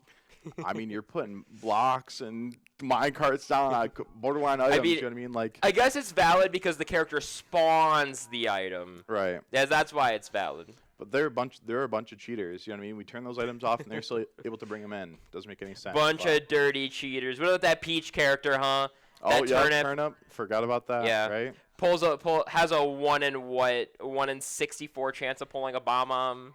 Dude, when they play me, it's every time. I'm convinced. Like, I see bomb way too often. That's like a 1 in 10. Someone planted the minefield in Final Destination.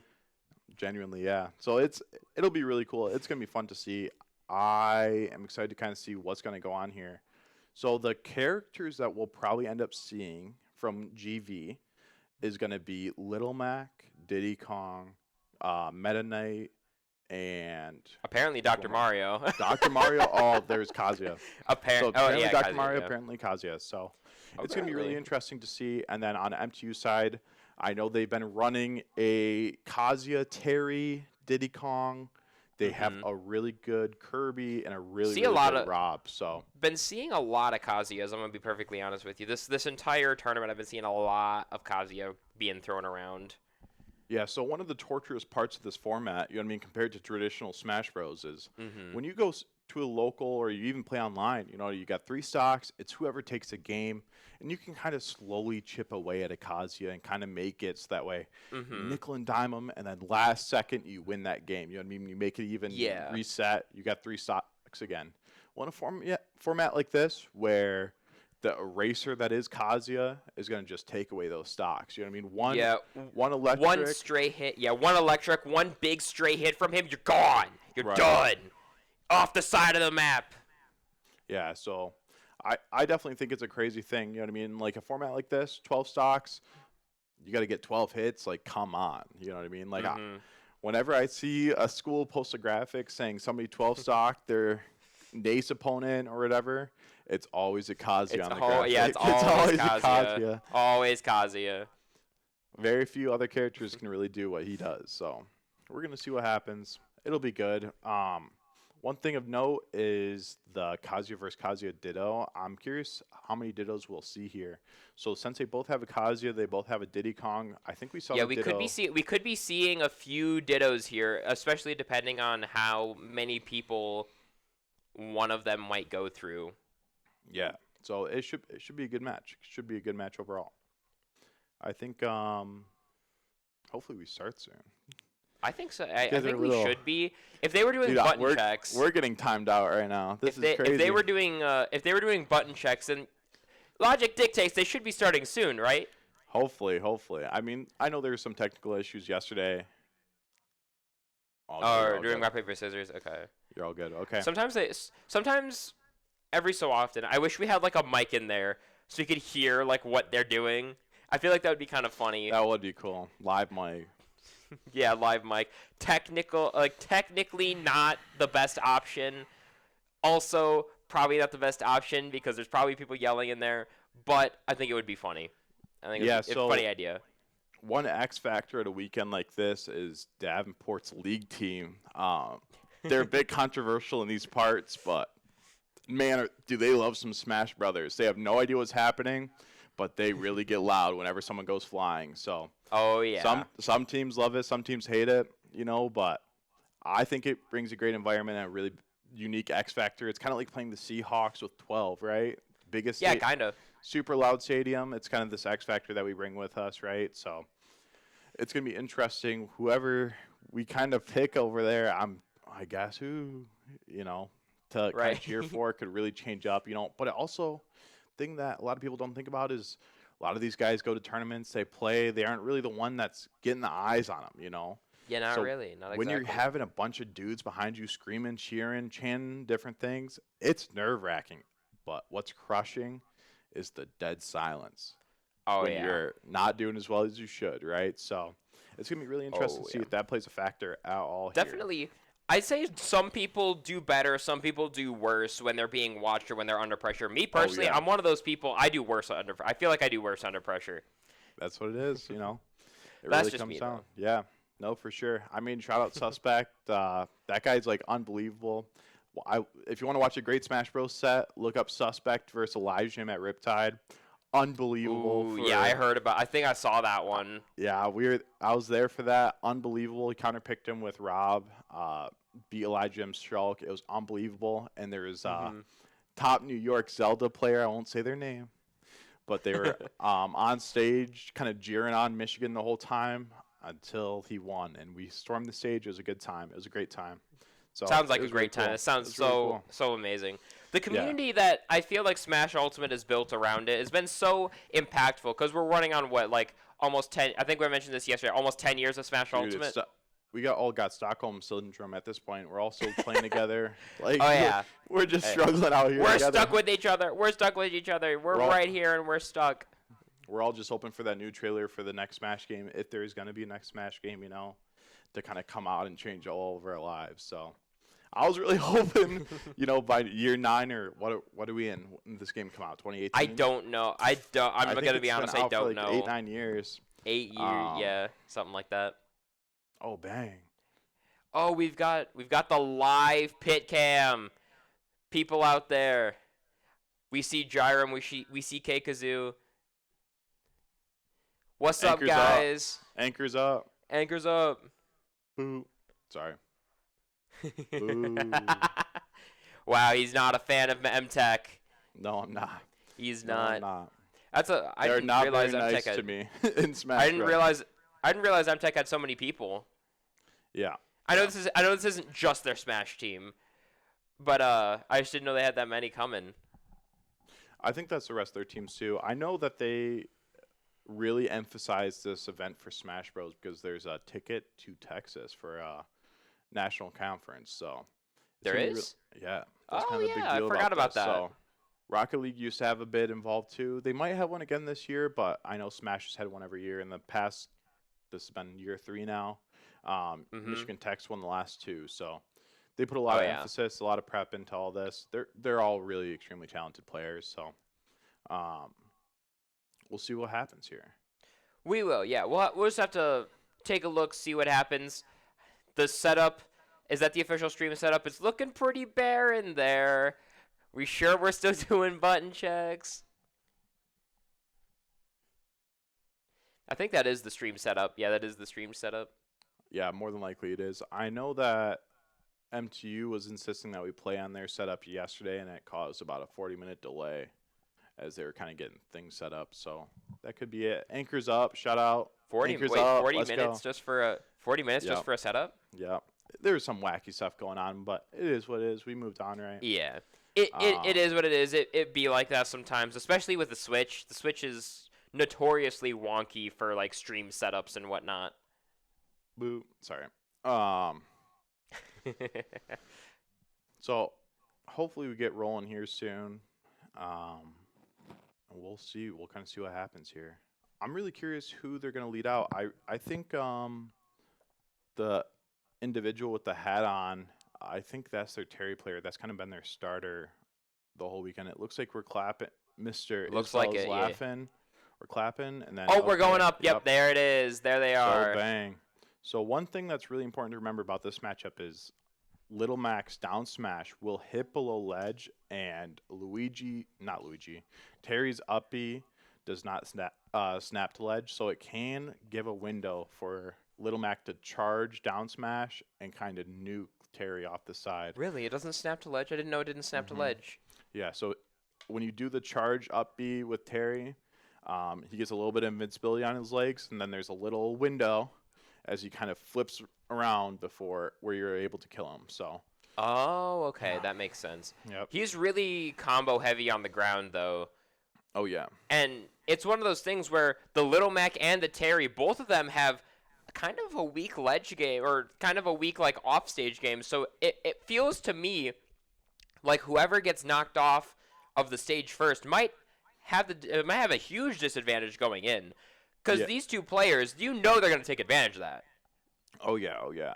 They also both have an incredible comeback factor, right? Terry with Go, being as heavy as he is, he's going to get that around 100%, probably live till around 130. And then Little Mac's KO punch, depending on how many times he's hit. Yep. So Little Mac has this really unique feature with KO punch. It's horrifying to play against, especially in a setting like this. It's really intense. I don't know if you were watching the matches yesterday, but on stream we saw a Little Mac. I think it was this Little Mac. He was hitting. Yeah, it was. It was this Little Mac against Saginaw Valley. Yeah, against Saginaw Valley, he was able to hit. I think it was a down tilt KO punch true. Yep. Like 2 or 3 times. Yeah, they'll do that. Wow. Bayonetta.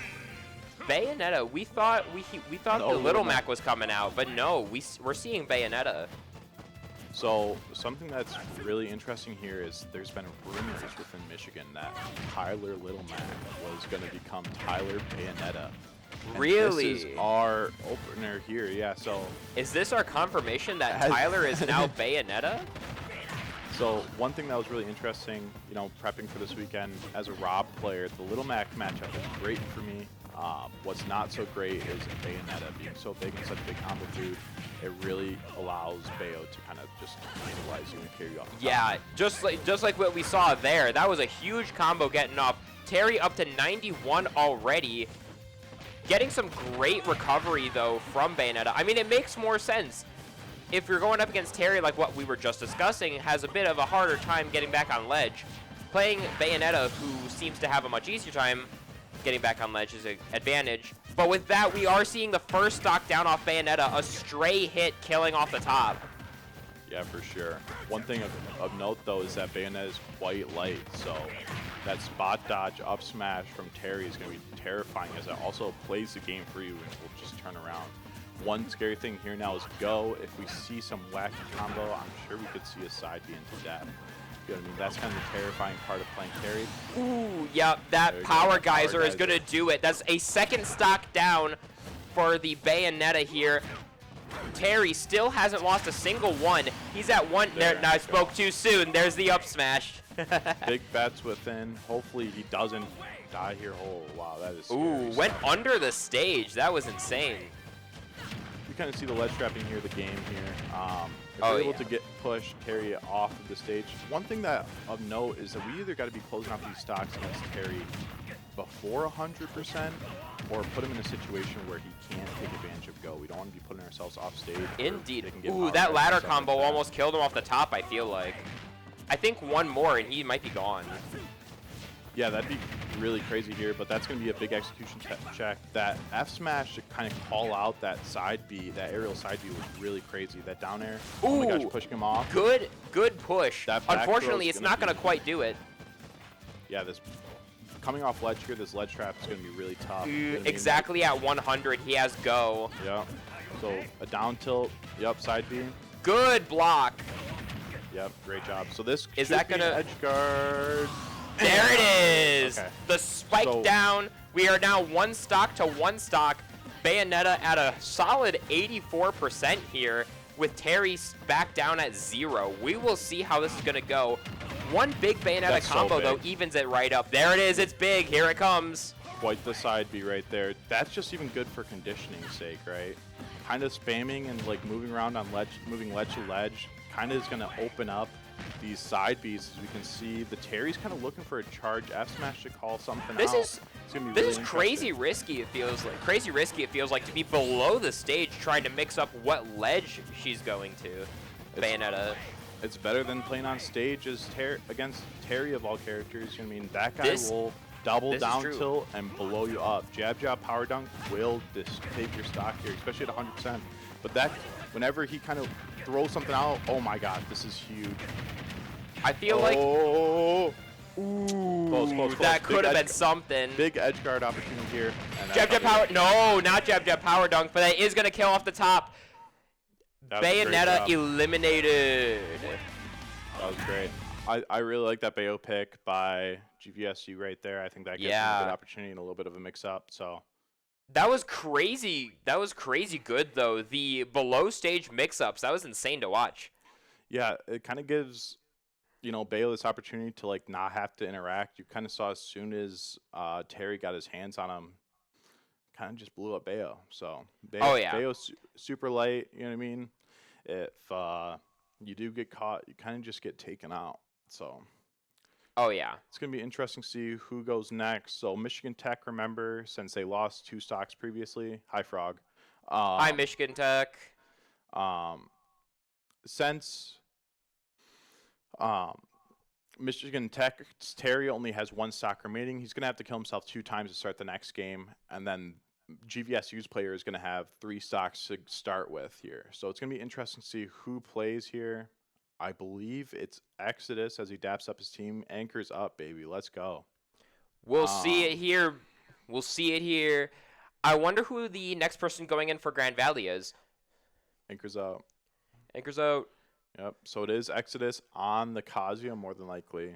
More than likely. I wonder, are we going to see the Kazuya even it up here? Are we going to get a even? We were seeing this a lot yesterday on the streamed match between Grand Valley and Saginaw Valley, I believe. Yep. Yes. Yep. They were evening it up a lot. They would get their one person down to the last stock, and then they'd even it up again, going right in for the 3 stocks v 3 stocks going into the next pairing. Yep. And they were doing it a lot. It was kind of crazy to watch. Yes. I know I say that a lot, but it was. Yeah, no, for sure. I mean, one big thing from Kazuya here is really one hit from Kazuya could result in the stock making this even. You know what I mean? But the thing to remember is that Michigan Tech is going to have the counter pick advantage. And the other thing is that Michigan Tech does have their own Kazuya, so it's going to be interesting to see how this Terry reacts with matchup experience, looking for the F smash just to steal away. Yeah, that combo did not go through. Would have been huge though. Might have been a confirm. I mean, at the very least, would have knocked Terry off the stage. Right. So we're looking for different things here. Down tilt side B. Okay, interesting. So this, I found out today, Rage Drive, the way it works, once Kazuya starts glowing red at 100%, he then has a scalable 40%. Once you take 40% of damage, you'll lose that Rage Drive, but that disadvantage you kind of see. It looks like that. Looks like that hypothetical I was talking about, where they even up the stocks, is not going to be a reality this time. Let's see if. I think Kazuya has a pretty good chance of just getting that last stock down there. All it takes is 1, but the go comeback mechanic is coming out. We'll see. That was a good fair. Ooh, that was a very good fair to get out of the. Oh, there it is. No, never mind. Good DI. Good DI. He's not dead yet. Ooh, he didn't hit the ledge, and that's going to cost him the stock. Honestly, it's not too bad on Grand Valley's part. They're still now only 1 stock behind, which isn't the end of the world. Isn't the end of the world. No, absolutely not. It's going to be interesting to see who goes in here. I'm kind of thinking it'll probably be MTU's Diddy Kong who comes in here. Diddy Kong with banana kind of makes it hard for Kazuya to move around because he can just sling that banana and he trips and falls, and we go from there. You know what I mean? So it's going to be really interesting to see what happens. I'm debating, though, are they going to send in Jairim next, or are they going to save Jairim for last, is my thing. Because they've been saving Jairim as their anchor for the last few times that we've seen him. Okay, so we got clavicular or clavicle, I don't know, claw something. This guy's a great Rob. Honestly, I see him a lot in the Rob Discord. I had a little mind-blown day when I was scrolling through and I was getting advice from this Rob, and I was like, wait a minute, why do I know this name? And then there is I looked it up, and it was Michigan Tech's Rob. So this guy's incredible. Oh yeah, really talented Rob here. Really just like fundamentally clean Rob. I think there's kind of 2 types. One that will nickel and dime you, and another that will like zero the death you. And he is going to do everything that's super safe, and you're going to slowly lose for it. But oh yeah. But we're seeing some big combos right off the bat with Kazuya. The issue with Rob, you know what I mean? Rob is supposed to beat Kazuya here, but Kazuya kind of combos big-bodied characters, and I don't know, Rob's not that little of a guy, so that's pretty big. Combos you to oblivion. So one thing to note, too, here is that if Kazuya somehow gets control of gyro, then he is going to be able to do down throw into down throw and some like other wacky stuff. SVS used Kazuya was items allow for such wacky things to happen. It's crazy. Did he get a jump stolen? Was that what we just saw there? Yeah, he got his jump stolen, then he got his aura farming, so. Yeah, got his jump stolen. He wasn't able to make it back. So we are down to the last stock here with Kazuya. Alrighty, let's see what happens here. Looking for that electric. He's able to stay alive, doesn't get it broken. Okay, down tilts, F smash at 90%. This edge guard's going to be crazy. He's looking for the ledge guard doesn't go side through. Off stage. We might be able to see a rage drive. That the rage drive, there it is. On Exodus' part. The thing is, a lot of people don't know this. This is like even still. Yeah. You know what I mean? Like one electric. Oh, there you go. So like, if we really see some crazy conversions, we could really see Exodus still take this. I think he does a great job of converting off those stray hits. With Kazuya Mishima, any percent is kill percent, it feels like. Especially against bigger bodied characters. Am I right? Yep. Yeah, no, I would agree. I would agree. We're seeing a lot of back and forth here. Kazuya here in a bit of trouble being this high of a percent. Already having used the rage drive. That's going to be it. Yup. The down throw kills off the top. Rob is going to take it. Only losing one stock. What does that make this now? Grand Valley 2 stocks behind now? Yep. I think our last 2 people coming through is going to be Keikazu and Jairim. Yep. So we're either going to see a Diddy Kong or a Meta Knight coming up here. 2 very similarly played characters, very combo heavy, very fast, very agile. Yep. What do we think of this? What do we think of this? It's gonna. So the stocks right now are 6 to 8. I wouldn't be surprised if we see Frog come in here. Actually no, because okay, so we're probably gonna see. This is gonna be an interesting one because Keikazu, if he hits a dash attack, you can do a couple of up airs, and then all of a sudden you're comboed and you're upbeat off the top of the stage. But Jairim, you know what I mean? Some consider an even matchup with Laser and Gyro.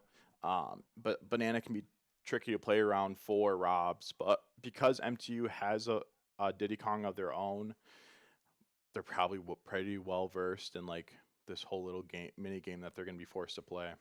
Right. So it's going to be interesting here. I mean, to be fair though, even people who play the same character might play them completely differently. Right. Just because you know one person who has the matchup doesn't mean you know all the matchups. Right. And you've said it yourself. Jairim plays Diddy Kong pretty insanely. Yeah, 100%. I think one thing for this group here, though, okay, so it is going to be Jairim. It's going to be interesting. I'm curious who they're going to use last then. Interesting, okay. Probably Keikazu, because I saw Jairim and Keikazu were talking just now. I'm thinking they were debating on who they want to put in first, because I think you do have to lock in your roster first game, right? No? Okay. So you're allowed to pick from any of your players, which, Gotcha. you know, benefits a big team like Michigan Tech, right? Especially when you have so much depth.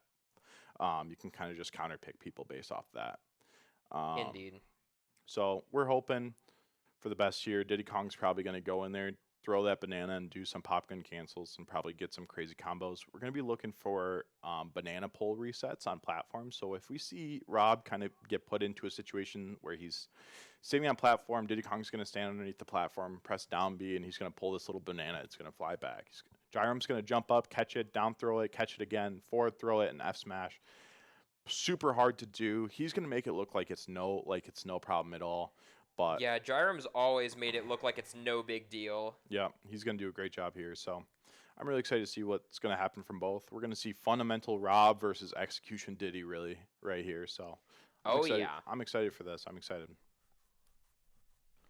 We got to lock in the music, of course, and then always the music helps. It does. Some people really get into that flow state. There's a fist bump, and we're off. So MTU is going to have to throw away their first stock because they lost it during the last one, and then we're going to see this start. So Smashville's an interesting stage because that platform will come and go. We see those pop gun cancels right there already. You kind of see that little gun popping out. You know what I mean? There it is. Ooh, immediately gets rid of the gyro. A combo right off the bat. Rob seeing the combo. What does he grab? That's fine. A lot of nairs here. It's going to be a lot of nair and then good down spot dodge. Avoided the down tilt. That down tilt is heavy combo starter. Yeah. So we're going to probably see Jairim try to take this gyro here, but this is a weird and scary situation. He's looking for the neutral get up into side B. There it is.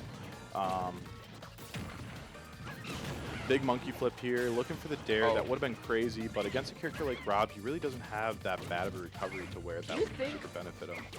Do you think that a strategy here might be to occupy him with gyros so that he doesn't have as much free hand time to have the banana? It totally can be, but there's going to be control on both aspects, right? Like, definitely. Diddy Kong's going to get way more out of just having banana as a whole, but maybe just making sure that gyro stays on this. Wow, that was really close to getting hit by that laser. Yeah, that was close. Like a hair's length. Ooh, very good control on the barrel rocket. Was able to go to the completely other side of the stage. Nice. There we go. We're seeing a lot of short hop nairs here from the Rob, which can be punishable, so I wouldn't be surprised if there is the, there's the banana slammer. Hits him with the banana forward smash, it kills. That laser is looking to snipe something out. That runoff side B is supposed to catch an impatient up B, and that is unfortunate. Unfortunately, that up B was not enough to get to the ledge. He wasn't able to grab. There it is, right there. So, looking for a reset. Wow, that is crazy. The platform might have saved him. The platform saved the Rob there from the combo. Yeah, he did slip off, but honestly, I think he could have went for a jab reset, but that's okay. It's honestly a good thing. Jiram should be happy that I didn't lose his stock to that gyro side B, especially on a small stage like Smashville.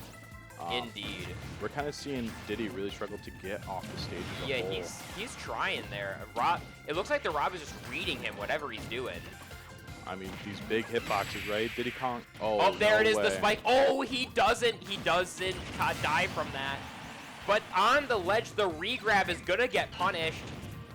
I'm surprised to see Jiram kind of losing it a little bit here. It's a tough situation, right? You think that it is a tough situation. There's the end of the game with that kill screen. This game's big liar. So you kind of see Rob survive here. We're seeing more spamming. We're gonna go for the regrab here. We're gonna see what happens. Looking for the neutral get up. Big bear. Kind of reset the situation. It's going to be interesting kind of how we do with this. Throwing the gyro to cover the panda pluck, pretty good. And then we're going to see fair there. All right, cool. Big. We're getting the combos. Reset. We're getting the combos. The up smash doesn't kill. This is odd. I thought that would with how high a percentage Rob is. He is pretty heavy though. Oh, he hit him with the reversal. Diddy Kong getting a taste of his own medicine. Banana to up smash. Yep. That was crazy. Yep. So it's on to the next one. So it is now 3 for GVSU, and it is, I believe, 4 for MTU. So we're going to see what happens here. It's going to be interesting. I think we're going to see K-Kazoo come out here, and then he's going to have a hill to climb. It's going to be tough with a character like Meta Knight, but Meta Knight can play evasive enough to where he kind of gets a big opportunity here. So I like to agree with you. I think that there is a solid chance. I think there's a solid chance on Grand Valley. Again, a one stock difference isn't the end of the world, but it's still a hill. It is still a hill you have to climb. Yeah. Remember, it is 7 stocks of 3. Indeed. So, yep, 1 stock here, and then it's going to start. You know what I mean? The tough part is here, K-Kazoo's going to be fighting uphill, not just counter picks stage-wise, but also character counter picks. So indeed. Wait, didn't you say Michigan Tech had 4, though? No. No, they have 7. No, they have 7, right. 7 left. I was going to say, I thought so. Yeah, so this is their second player. Rob's going to kill himself twice because he lost 2 stocks in that last game. Indeed. And then we're going to see a taunt from both players, so they'll do a little dance or something, and then reset, we'll call it a day. Alrighty. You're going to see the fight beat for a minute. Alright, there you go. So we're going to see what happens. Floating around. Very cool. So one thing that Rob's going to be looking for here. Those nairs are a nightmare for a character like Meta Knight. Yep. Because it's so big. This could be a big opportunity. Didn't find anything else. So we're looking for that dash attack from that Meta Knight or a down throw. The grab did not hit. We're seeing a few stray hits in there, but unfortunately Rob is not taking too much damage from it. Nice F smash. Yes, very nice. Great chase by K-Kazoo. I wouldn't be surprised if we see That is so unfortunate. That is unfortunate. Yeah, caught with the straight up smash. He actually, what happened is he rolled in to the gyro, panicked, well, rolled out of the gyro after getting hit by it, and then panicked and rolled back in, got hit by it, and ping-ponged him to the other side of Rob, which true comboed into the up smash. So, interesting. Yep, yeah. that's what happened. Panic is one heck of a drug. It makes you do the weirdest things. Oh yeah. So what we're looking for here though is an up B or F smash or down smash or something. Some big hit from Meta Knight here. This can kind of be a wacky one because Meta Knight has that disc run. He's so floaty, but because of how Rob here is facing these nairs, he's doing a really good job of just making it kind of hard. Those down tilt out of shield are really good on Rob's part. Excited to see what happens. Hopefully we see an up B here to take it, but the issue is once you rip that up B as Meta Knight, you will go into free fall, which kind of puts you into a dire situation, right? If I remember correctly, that's like the move that leaves him the most vulnerable. As powerful as it is, it leaves him so open. Yep, so it's definitely tricky. We're going to see what happens here. Rob using his empty movement to kind of try to open up Meta Knight, and let's see what happens here. There we go. The down B is going to end it. All right, let's see what happens. Let's see what happens. Yeah, I am not too sure how this next one's going to go. Are they going to pull the Diddy Kong out? I don't know if we'll see Diddy Kong necessarily. I wouldn't be surprised if we just see a Kazuya who can just hit electric 2 times, and then up B, and then Meta Knight will up off the top. I know that they have other characters as well, so we'll see what happens. But the tricky part here is that K-Kazoo is going to have to play really clean. Losing that 1 stock is a big issue. You know what I mean? That it is. 2 stocks, once again, not the end of the world, but he is definitely fighting the biggest uphill battle I think we've seen. I agree. Especially in the finals here. Right. So it's a tough situation to be in, but honestly, if anyone's going to do it, K-Kazoo is going to do it. Big fan of this guy. He's improved a lot over the years. I think this guy is one of the biggest grinders kind of in Michigan right now, and especially within the GLIAC conference. This guy's leveled up every year, you know what I mean? And we're hoping for the best, you know, in the situation. So we're going to see the Diddy Kong come out here. What's interesting about this is that K-Kazoo can kind of play really in the air, you know what I mean? Diddy Kong is most effective for characters that spend a lot of time on the ground, but the tough thing is Meta Knight really wants that dash attack or that grab to really get a big opening and then kind of combo from there. Yeah, and that right there is the moment where Diddy Kong can hit the banana peel, opening the combo for him. So really, it looks like it's going to be a battle of who can hit their combo starter first. Yep. So the tricky part is Diddy Kong can pull banana and then hold shield, and then if our Meta Knight friend here does a bad dash attack, you can just throw the banana out of shield. Oh yeah. And get a free trip, free opening. So the other thing is too, banana into side B is going to be really important in this matchup. While going for that dare, honestly, I respect it. You got to cash out when you can. You got to do it, yeah. Big F smash right there. Okay, down tilt, down tilt. You might see a dash attack. Okay, big fair. Ooh, not quite. We could see an edge guard here from. Yeah, we're seeing a lot of slip sliding around. They're really slippery towards each other. We're not seeing any big confirms coming through right here, which honestly, ooh, good up smash there. Good read on the. Was that a juggle? I think that was a bit of a juggle. So I think the biggest thing is here, though, that we have to remember is GBSU only having 2 stocks. Frog's only job is to take a stock. You know what I mean? Indeed. You have a whole other player waiting on the bench, you know what I mean? But he's going to be able to kind of use 1 stock per 3. So that's what kind of makes this format so stressful and so swingy, is that one player can kind of just have a good game, and then what do you do after that? You know what I mean? Exactly. What do you do after that? I mean, if anything, even if it's even, K-Kazoo is still down a stock. So we're looking at, like, even if they run even stock-wise, that's still going to be, that's going to be a stock down to K-Kazoo first. Okay, we're going to see what happens here. Okay, yeah, Diddy Kong had a good kill percent here. Ooh, that was actually not bad. I think what I saw there's a lot of particle effects, so I couldn't exactly see, but I think what happened is that Meta Knight hit while the up B was going off, which caused the premature explosion. Yep, so he nared as the barrels kind of went up, bouncing Diddy Kong off the stage, setting him at a weird angle, and then he was a bit too low to be able to up B again. So we're seeing some good movement here. So a lot of full hops out of this Diddy Kong to kind of give us openings and stuff like that. He really likes doing that monkey flip. You can see like that little where he flies across the stage. Yeah, he likes double jump, monkey flip. So hopefully we can see Meta Knight adapt a little bit, maybe call it out with an up B or a tornado or something. But I don't know. Honestly, I don't play Meta Knight, so I don't know if that'd work. But it seems like every time he does do it, he's a bit too far up. And unfortunately, that banana is going to open him up to a forward smash, killing him off the side. The first match will go to MTech. Yep. So if somebody maybe give me clarification of what the format is, I believe it is best of 3 with the bracket reset. So MTU needs to win the next game, and then they win it all. Is it best of 3 or 5? I'm not entirely sure. I'm not entirely sure either. I didn't get it. I was asking all weekend. I didn't get a clear answer from anyone. So yeah, we'll kind of see what happens. I wouldn't be surprised if it's best of 5. If it is best of 5, though, I wouldn't be surprised if Michigan Tech started with a game and there's no bracket reset to kind of keep things moving and things on schedule. So we shall see here. We shall see. I mean, hey, if they got to do a bracket reset, then it just means that we get more time here in the commentary booth. Oh yeah, ton of fun. So in our little little transition between matches, you get to see us again, our brilliant, beautiful faces, giving you very amazing commentary.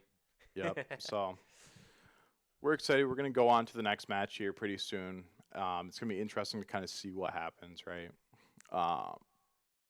Michigan Tech kind of comes out with a commanding lead. They're ups. I think it was 5 stocks at the end. So a pretty commanding lead. Right. The one thing that kind of choked us out. Best of 3? Okay, perfect. Thank you. We just got word it is best of 3, and I'm pretty sure with the bracket reset, if the underdog comes through and wins the first one. Yep. So I'm excited to see what happens here. It's a mountain to climb, but honestly, if I'm GVSU, I'm telling myself it's 0-0 right now. You know what I mean? You got to win 2 games. The first one doesn't even matter. You know what I mean? Yeah, the first one doesn't matter. We got to sweep them, though. Right. Just win 2-0. You know what I mean? 0-0, win 2-0, call it a night. You know what I mean? How hard could it be? Just win 2-0. You guys do it all the time. Right. So I'm excited to see how we're going to kind of adapt to different things. I really think that MTU's Rob got a lot of extra credit here. To kind of give them an opportunity to kind of run away with those stocks and put Keikazoo in a tough situation. I'm hoping that maybe we can get a bit more of a lead or at least keep it a bit closer. I definitely know that they're competent against Rob, you know what I mean? But MTU's Rob plays such a clean type of Rob, you know what I mean? Like, he just really abuses the fundamental things that makes that character broken. A lot of safe nair. Safe nairs, huge hitboxes. He makes up for that big frame of hitbox with... Sorry, he makes up for that big framed hurt box with huge hitboxes on all of his attacks, it feels like. Yep. Lagging hitboxes, too. Oh, yeah. So a lot of down tilt too, down tilt into true combos. You know what I mean? We saw a lot of tomfoolery with the gyro. So it's going to be interesting to see if he can keep it up. And if one thing to definitely watch out for is those down tilts. Oh, yeah. It's tough, though. It's tough. Comes out frame 3, right? Safe on shield. It does. Man, if you do it enough, it'll do your taxes for you. So. Oh, yeah. It does just about everything. So. It does just about everything. It's like Link Nair. It does everything. Yep. So. I'm excited to see what happens. This is a great match, great weekend for everyone. I know, at least speaking on behalf of Davenport Smash, I know this is a great weekend. We all look forward to it. So thank you guys for hosting even. Yeah, of course. Yeah. We love hosting. GLIAC is such a big event for all of us. We all love doing it. Yep. It's always a great time. Means a lot to the programs. You know what I mean? Just to be recognized even by the conference as a whole is a great thing, you know. So. Oh, yeah. Most definitely. More legitimate. So. Hopefully, we'll see what's going on here next. Do you think we'll see the same starters? Do you think we'll see the Bayo Terry again? I don't know. I'm thinking Michigan Tech might change up starters though. Really? I got a gut feeling. I think Michigan Tech's going to change up starters. All right, Soul Reed then. What are the 2 characters that we're going to see to start? Soul Reed. Yeah. I'm thinking.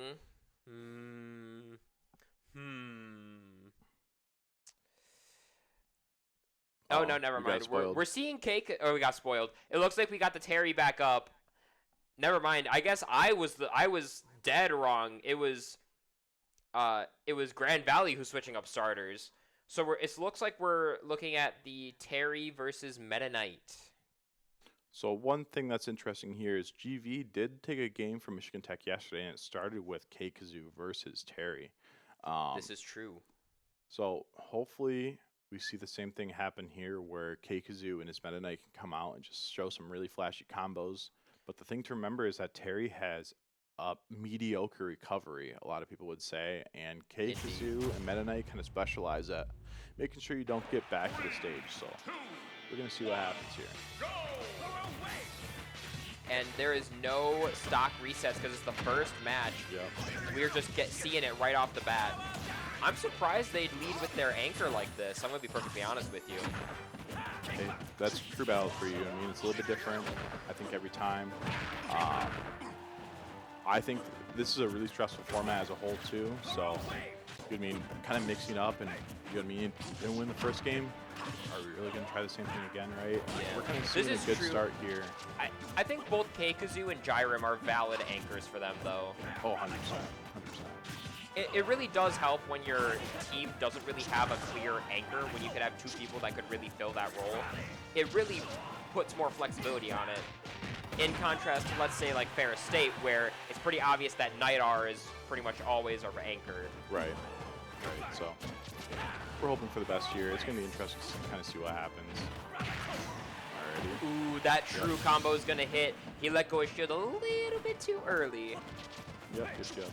So we're going to kind of see what happens here. We're seeing that double down. We're probably looking for a power. Yep, there it is. The forward smash right as he hits go. That's perfect. That is what we want to see from these stocks, at least from K-Kazoo. That's what K-Kazoo wants to see. Right as he hits go, that's when he gets the kill confirmed.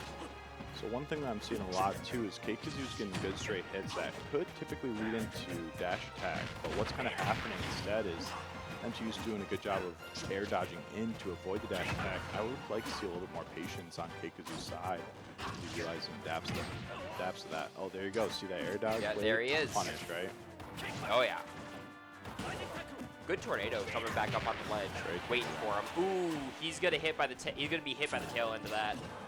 So the biggest thing to remember, even if the stocks are even right now, even if he takes that one, it's really about who wins this first game.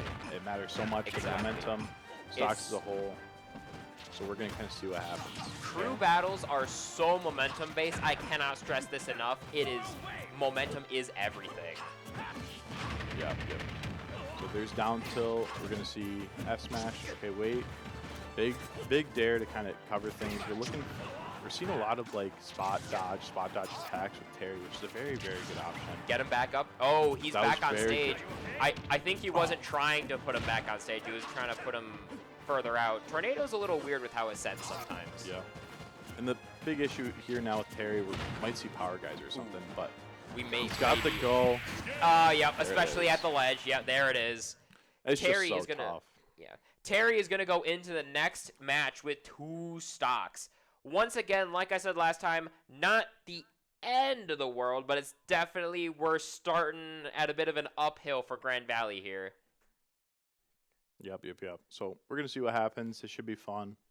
And we'll see.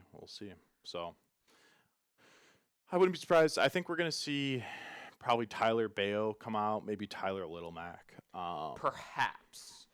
I would assume. He was cooking up the Terry a bit. Yep. So especially because he's down 2 stocks already, realistically, especially if he goes Little Mac, you got to take 1 stock, honestly, and then 1 KO punch, and then it's even, right? You reset. Indeed, yeah. So we're going to see what happens. Especially with the Go coming out, I think KO punch would be such a useful tool to have. Right. Just taking that stock before 90%, hopefully, or before 100% to kind of open things up. Yeah. I'm feeling it. I'm feeling it.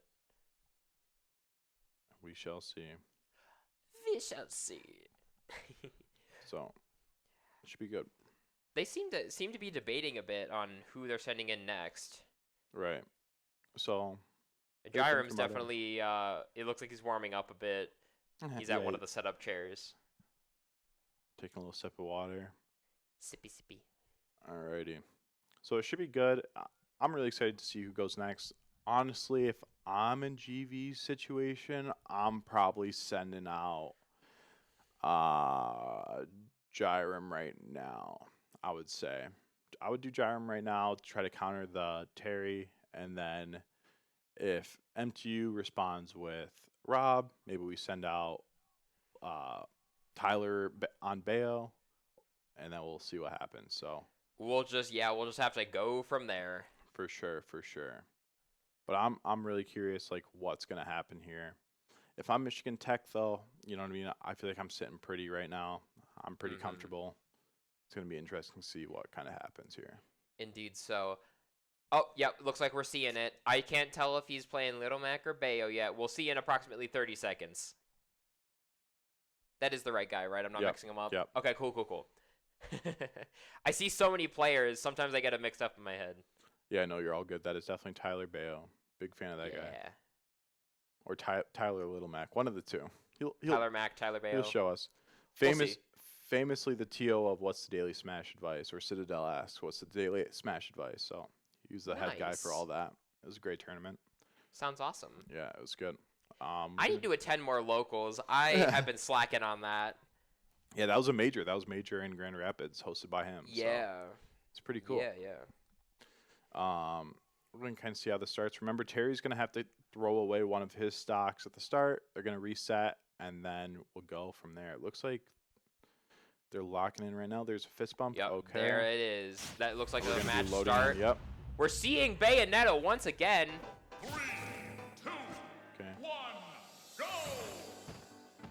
So we're going to see Terry run off. Okay, cool. All right, sounds good. Hey, come on. We're going to go. Alrighty. We're going to kind of see what happens. So one strategy that I thought worked really well for Tyler last time was just not playing on stage. I mean, like, you got the stock lead right now. There's really no reason to rush it. Just take your time, get him off stage, and take a stock, right? Especially with the stock advantage there. Obviously not the crew battle advantage, but the stock advantage in this specific one sets up a little bit of momentum. You know, it feels like it at least. It's best not to think too hard about it. Big offstage situation here. We're probably going to see the crack shoot, and then the power guys are okay. That being said, that up smash is terrifying after that spot dodge every time. Terrifying. Ayo. There you go. So we're going to see him come off ledge here. It's going to be interesting. We're going to looking for a match option. That's going to be jab power dunk. That is going to be a jab power dunk is the bread and butter of Terry. Yeah, I'm going to be surprised if we see Terry or Bayo live past 100%. So yeah, I think a bit too light to live that long. Right. I think. Okay. Nice. Oh okay, no, he's going to get back on there. Oh, nice there we go. The okay, re-grab gets punished. Okay, here's a reset. Kind of go to ledge. Alrighty. Let's see what happens. Alright. We'll see. Nice. There we go. Down tilt. Okay. Ooh, not gonna quite confirm that combo. It's okay though.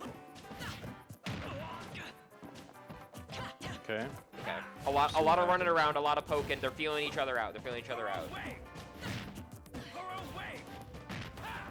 Bayo stuck on ledge a bit. These projectiles tricky. He's probably waiting to see a jump in from Bayo.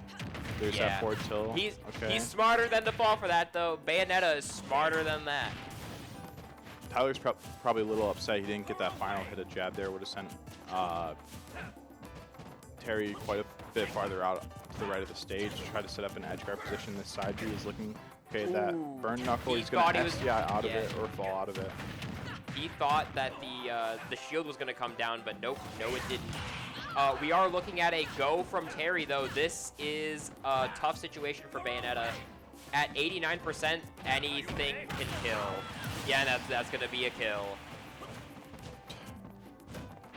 Alrighty, that's Terry game. Good parry. Unfortunately, the combo confirm isn't gonna come out. Not a big send from Bayonetta, but still at the advantage. But Go is scary. Go is very scary. There you go, Big Bear. Okay, can struggle to kill a little bit. Oh, Nice bounced tech. off There the you stage. He is down. He is out. Terry has been taken out. Okay, so it's 8 stocks to 9, I believe. No. No, there's a 2 stock difference now. Yeah. It is 9 to 7. 9 to 7. You're right. Yes. So it's gonna be interesting to see who comes out here. Honestly, I have no idea what's gonna happen. I don't either. I am looking forward to it though. Yeah, I think there's a good chance you probably see Frog here. I know Diddy Kong's kind of beat up on Bayonetta players quite often, so we'll see what happens.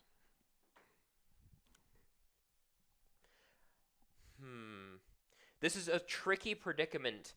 Definitely Grand Valley's Cohen, they're going uphill. I mean, as the underdog, they were going in uphill already. But once again, I've been saying this the whole time. It's not the end of the world. Definitely not the end of the world. However, definitely uphill. Right, for sure. We love to see an underdog, though, so forgive our bias, but we love rooting for the underdog. Just like I said earlier, I thought we are going to see Rob as the answer Little Mac, but this might be the swing that GVSU needs here. Maybe. Bayo kind of gets a lot of really big kind of free combos on Rob because he's just so big. You know what I mean? Mm-hmm. But if our Rob here knows how to SDI everything, it's going to be a bit trickier. So we'll see what happens. As they're picking stages, okay. Look to be discussing there. Oh, yeah, I'm seeing the earbud go in. Music, he's locking in. He needs it. He needs it. He wants it. He's going to lock in. The fist bump. We are a go. Yep, we knew it. The Rob versus the Bayonetta. See those stock resets go down, and off we go.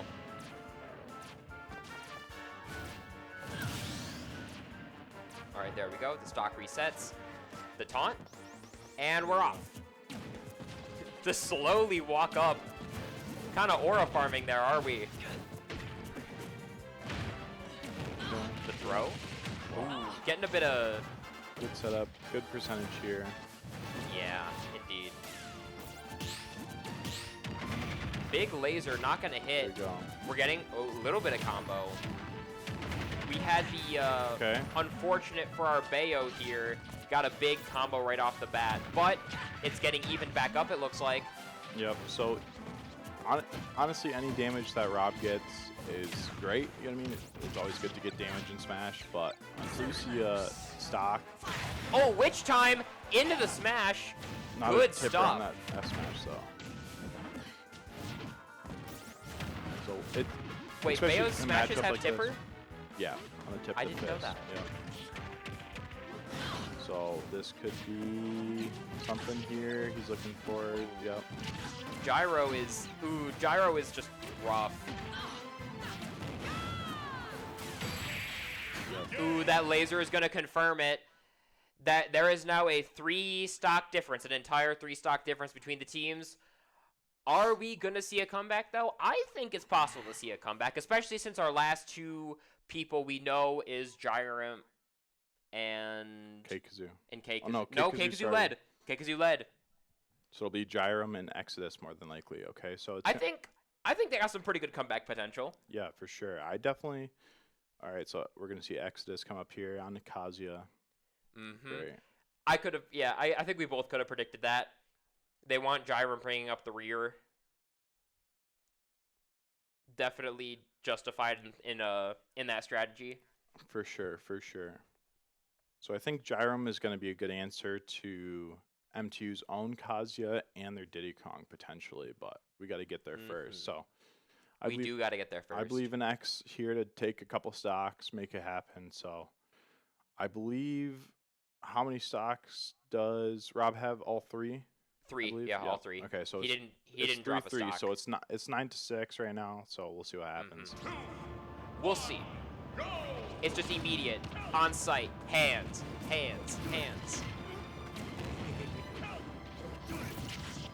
Little bit of poking. The gyro came out.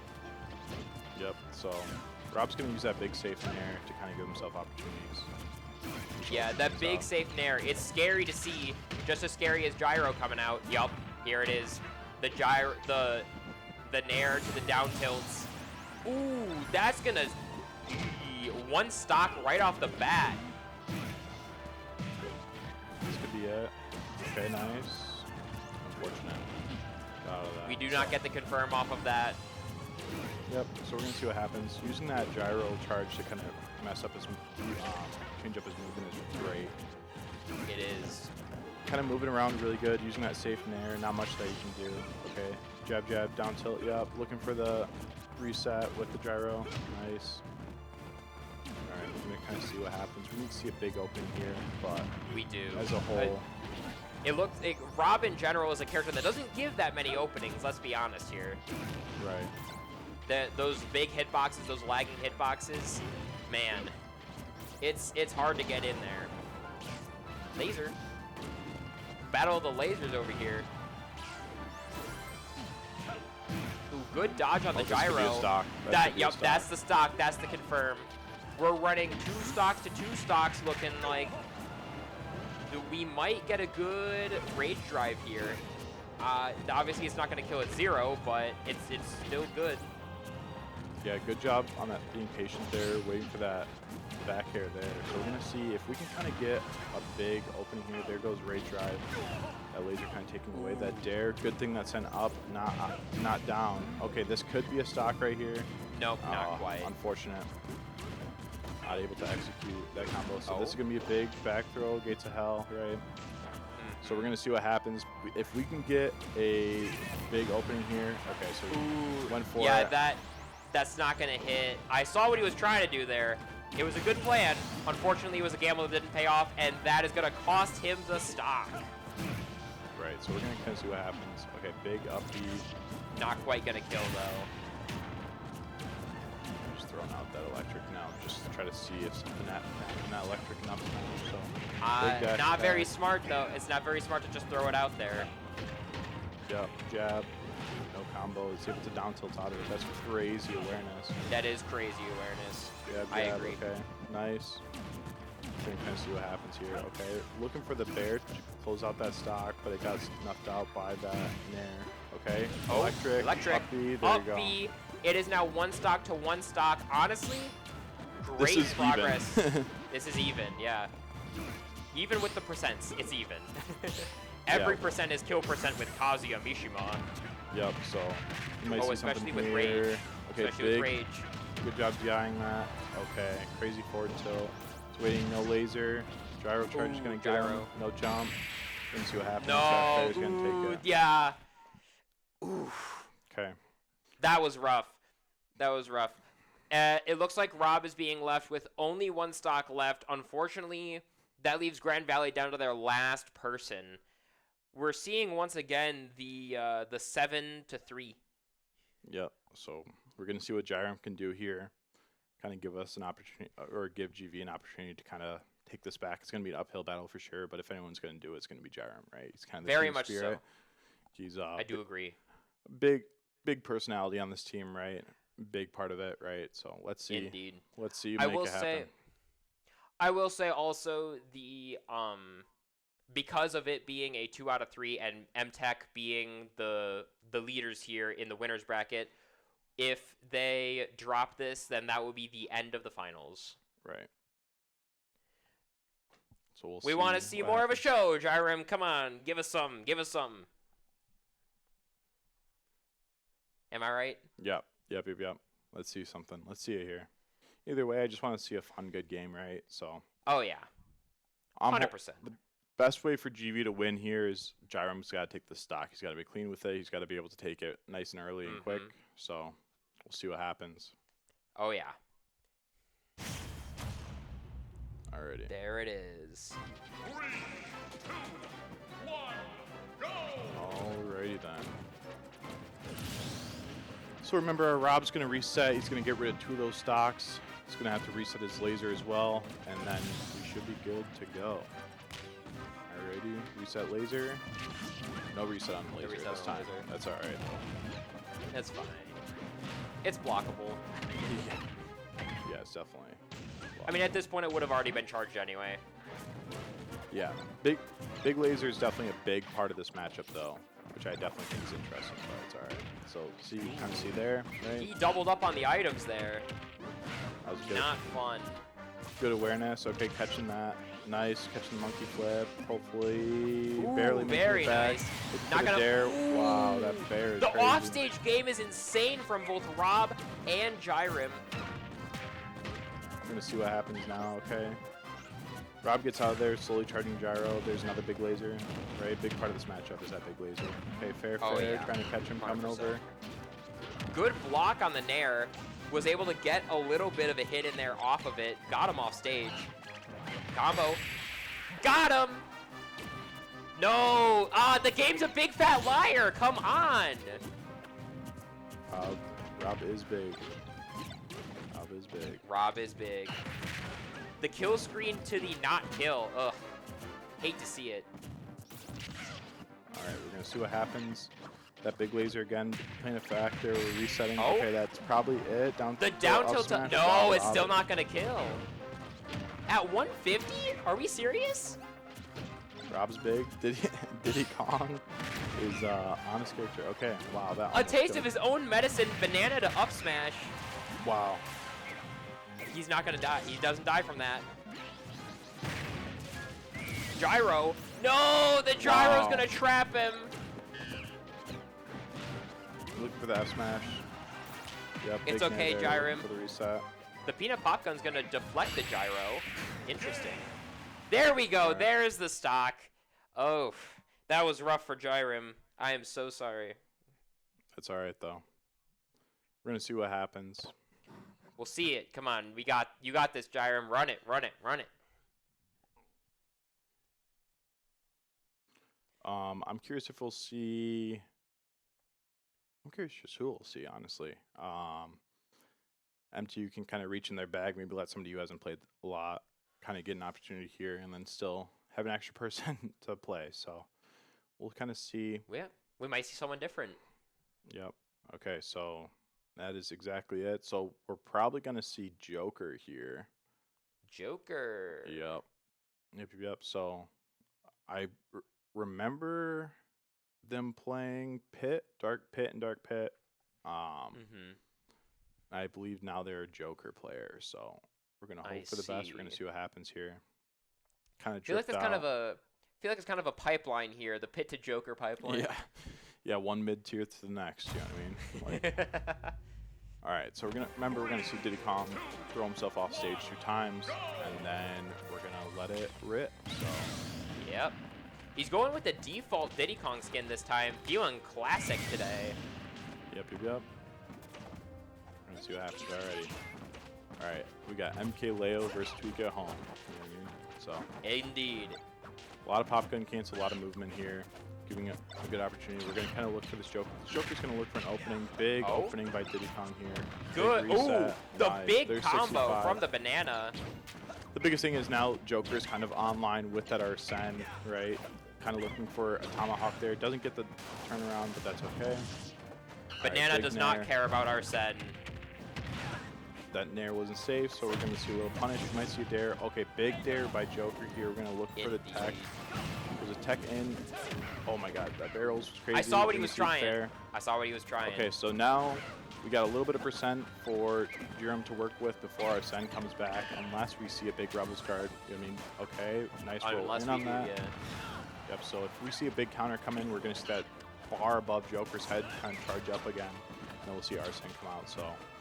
But for the time I being, don't remember when you get a counter with Rebel's Guard. Does it depend on how much damage? Is that how much it charges, or is it just a flat percent? I'm not entirely sure, but. Well, either way, he's going to get a big reset on that bar from dying. Yep, so I know passively Joker takes gains meter as well, so you can kind of see it with every monkey flip. It's kind of getting a little bit of charge. Gyrum being at 93%, okay. This is still doable, honestly. As long as we just play, as long as he properly plays around Arsene, you know what I mean? Like, if you take the stock when he gets Arsene, that's a big opportunity, and that's also a bit more possible because Arsene's recovery is a bit more linear than base Joker, right? So. And once again, Banana does not care about Arsene. Banana. Right. Okay, so here's Arsene. This is going to be the difference maker right here. We're going to see what happens. Alrighty. Okay, big forward tilt, perfectly spaced. Nice. Oh, good dodge read. Unfortunately, it's not really going to kill there. Nice up the smash. Up smash, okay. Very nice. He's hitting a lot of good stray hits there. A lot of good stray smashes there.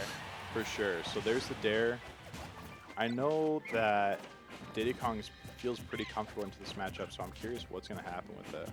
I am too. But honestly, they're both at even percentages. Holy crap, look at that. Yep. Yeah, 123 to 123. Joker's losing by a 0.1% right now, if you notice. I did notice.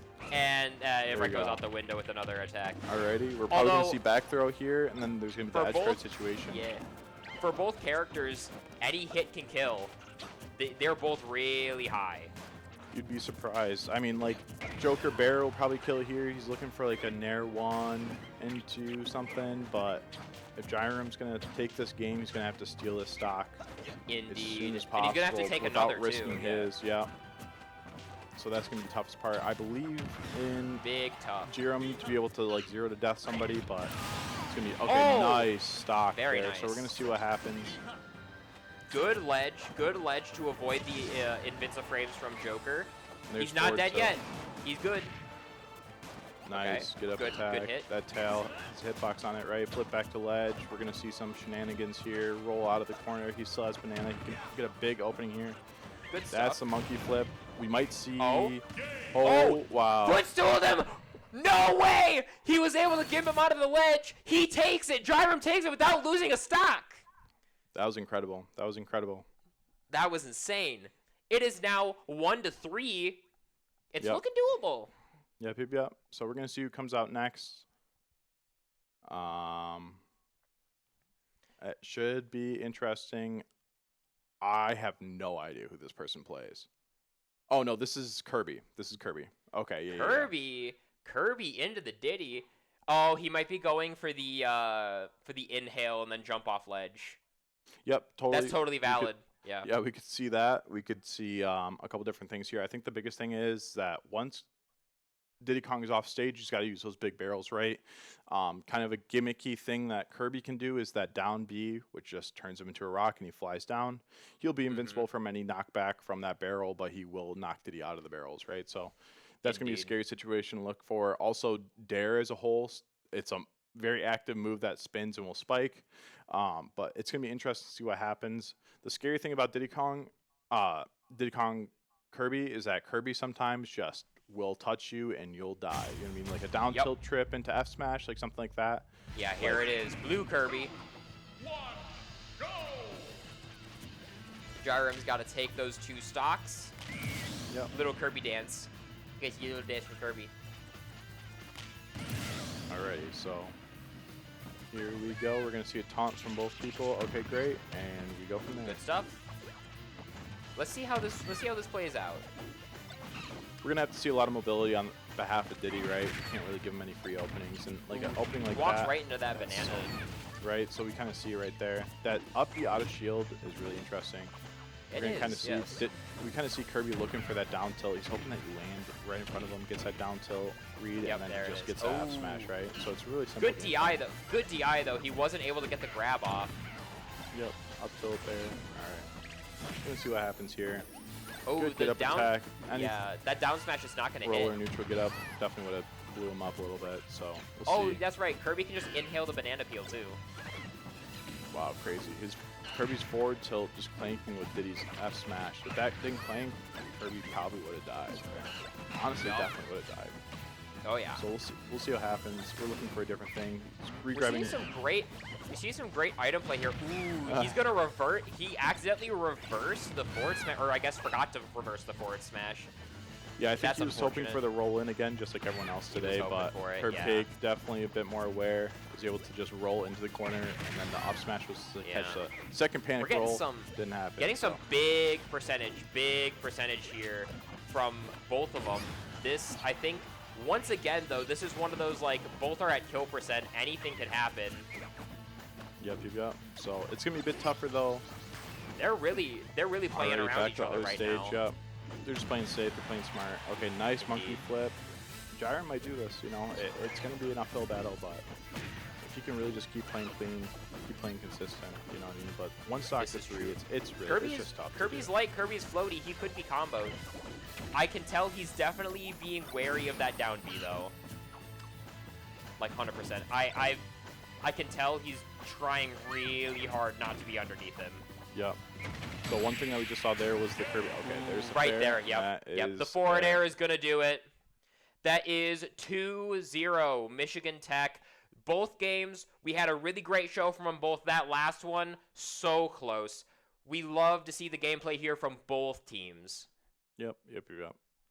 GG's. Good job, Michigan Tech. Good stuff. Good job to everyone. Oh yeah, we saw some amazing plays out there.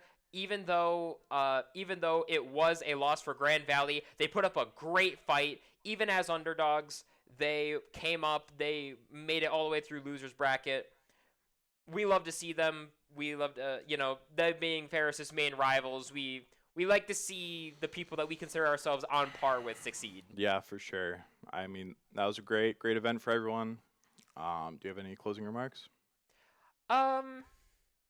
Closing remarks, just GLIAC is always such a delight to have, especially when we host it. Like, I love seeing all the people that come together.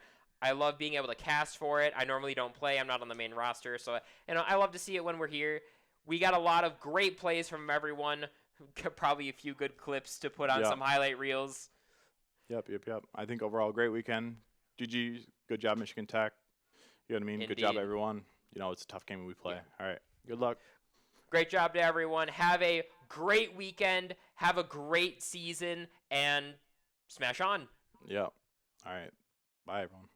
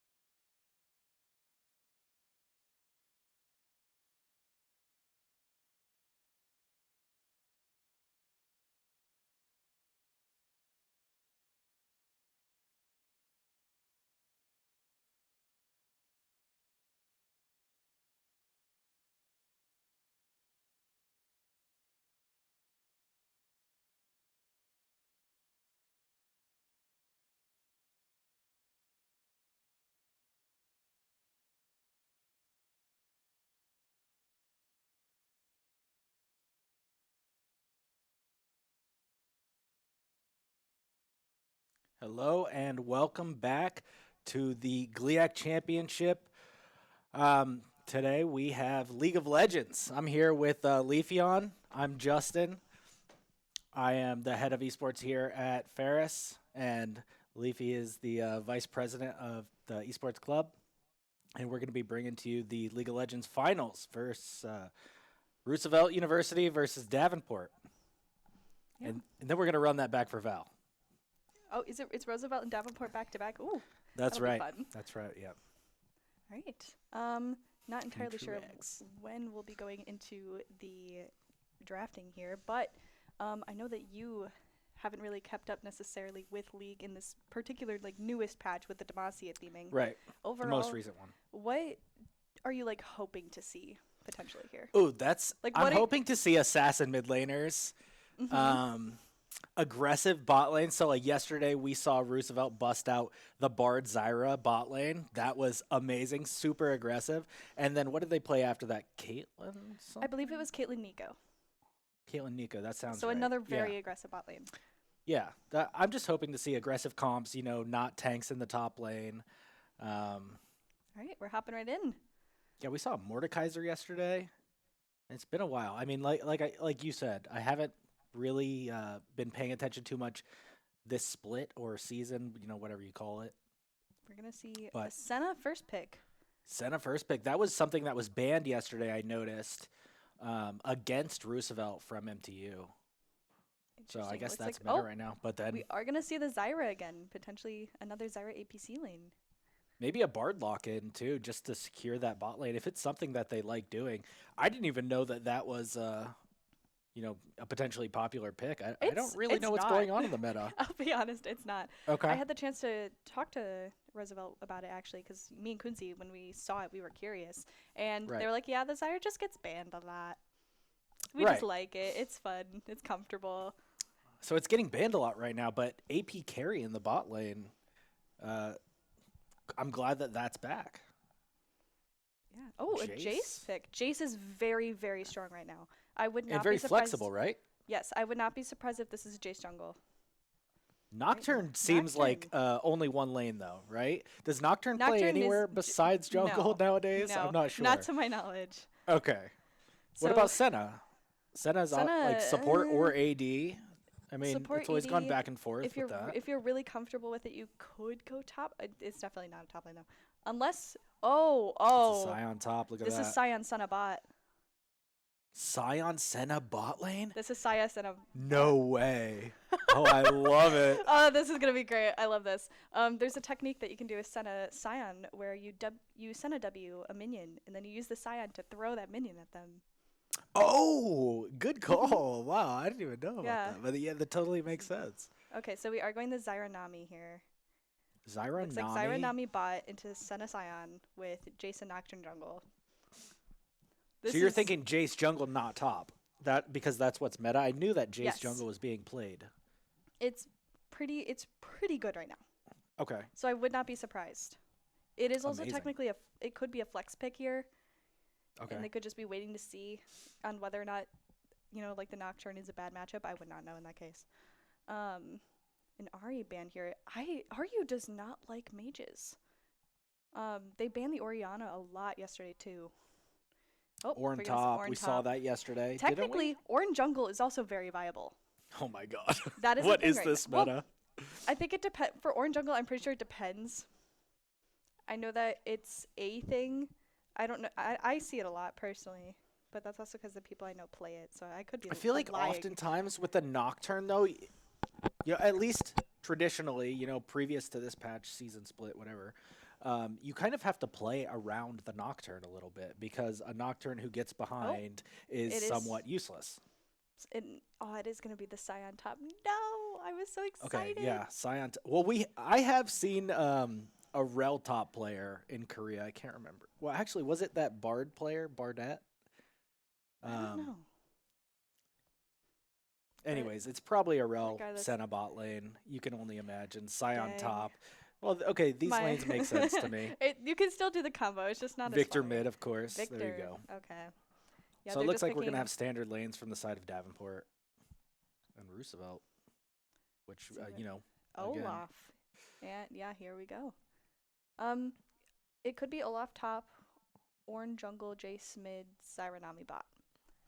That's what seems to be the most predictable in my brain. Hard to call. I would say that it might be tough for Olaf to be mid. Did you say Olaf mid? I or said Jace Olaf mid? top, Jace mid. Okay. You have to go a very different build with Jace mid, to my knowledge. Like, you have to go mana immune, stuff like that. But with the changes to mana items, I don't think it's that bad either. I know that Demoted, a player on the team that I'm on, he's been playing it quite a bit. He's been enjoying it for the most part. We've heard of Demoted, this mystery man. Yeah, so it'll be interesting. I'm still tiny sliver of me wants it to be Senna Scion bot, but I'm not keeping my hopes too high. What else has been thrown off in the meta in terms of objectives, a lot of timing, top laners warding, going vision, jungle. that sort of thing? Top Like laners going Aatrox jungle is the thing right now. He's a lot better in jungle than he is top. He's terrible right now. I remember overall. when Darius jungle was a thing maybe a split or two ago, and he was a nightmare. They had to nerf him real quick because he was I think he had a 60% win rate or something like that. I think it might still be a thing. Really? According to Kunzi, apparently Enchanter top is workable again. Okay. With the current split, just because of the way Lulu? that's yeah, I like Lulu. That's fun. Yeah. But essentially, with the way that all of the item changes have been, assassins are very up because of Hexblade or Hextech Gunblade coming back. English. Oh, Gunblade. Yeah, that's back. Yeah, I forgot that was back. Mm-hmm. Akali used to be insane with Hextech when it had the active that would slow. Yeah. Okay. Is that what it is? That version of it? I'm pretty sure. With the active? I think so. I could be wrong. I haven't built it on anything yet because I don't play assassins. Okay. But it's back, and people are having fun with that. There's also a lot of new items, and you are no longer locked to one Tear of the Goddess item. You can have all of them if you want. Okay. And there's one new one called Diadem of Songs. What does it do? It's basically like Archangel Staff, into game. but in Olaf jungle. So it's a Jace top. Olaf jungle or mid. Huh. Jace top should significantly bully out the Scion. This is an extremely tough matchup. You know, in a well-played matchup, the Scion could angle a win here, but it's going to be tough. You're going to be getting poked the entire time, so. Yeah. I will say, though, I need to just stop guessing when it comes to Roosevelt. They're just going to not. This is the third time. Oh, it's Ornn mid? Yeah. That's why I'm like, I need to just stop guessing because I'm wrong. Ornn is very tanky and has a great base regen. So, you know, maybe they're just like, okay, we'll sacrifice the mid lane. Yeah, He's not going to get ahead, but at least he won't get behind. Yeah, this is not a bad pick in the Victor, per se. This is what I was thinking right here, is this Jace has such a priority, but this level 1 is really where it's going to make or break this matchup. You saw that Scion started with the Q. Yep. And already heavy trading. From in what the top I've lane seen, especially. RU is overall a very aggressive team, so a lot of ganking and a lot of fights are probably going to be happening. Like this poor Scion. Already feels like my top lane experience. I'm not gonna lie to you. Totally zoned off the wave already. He's certainly losing XP. Oh, and looks like we have our first tech pause. An attack pause, okay. Anything could could be be- happening. I know that Roosevelt was having audio issues before we got started. One of their Looks headsets. like Davenport is kind of looking at each other. It might be a Davenport problem. Oh, sounds like an audio He pointed thing. to his ear. I am curious because I know that we did have a minor issue with Steel Series related products earlier. And I know that some players in Davenport also use Steel Series. Yeah, wireless you were saying, right? Yeah, sometimes at LANs, at least in my experience, I've noticed that Steel Series products, specifically audio related, if there's a lot of like Bluetooth related devices or wireless stuff going on, it can struggle a little bit. Yeah, some interference there. At least specifically with Alienware computers. Okay. I don't know what the correlation is, if there is any, but Just computer problems. So just looking at these matchups right now, I mean, we are really hyper-focused on the top lane, right? Because bottom seems pretty stable. Not massive amounts of health missing, although Davenport is pushing the wave in under Roosevelt's tower. Roosevelt's red, correct? Yes. Roosevelt is red side.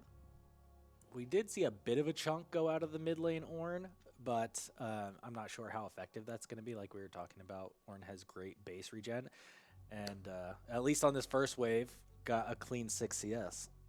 Yeah. So, but the Scion 1 CS was zoned off the wave immediately.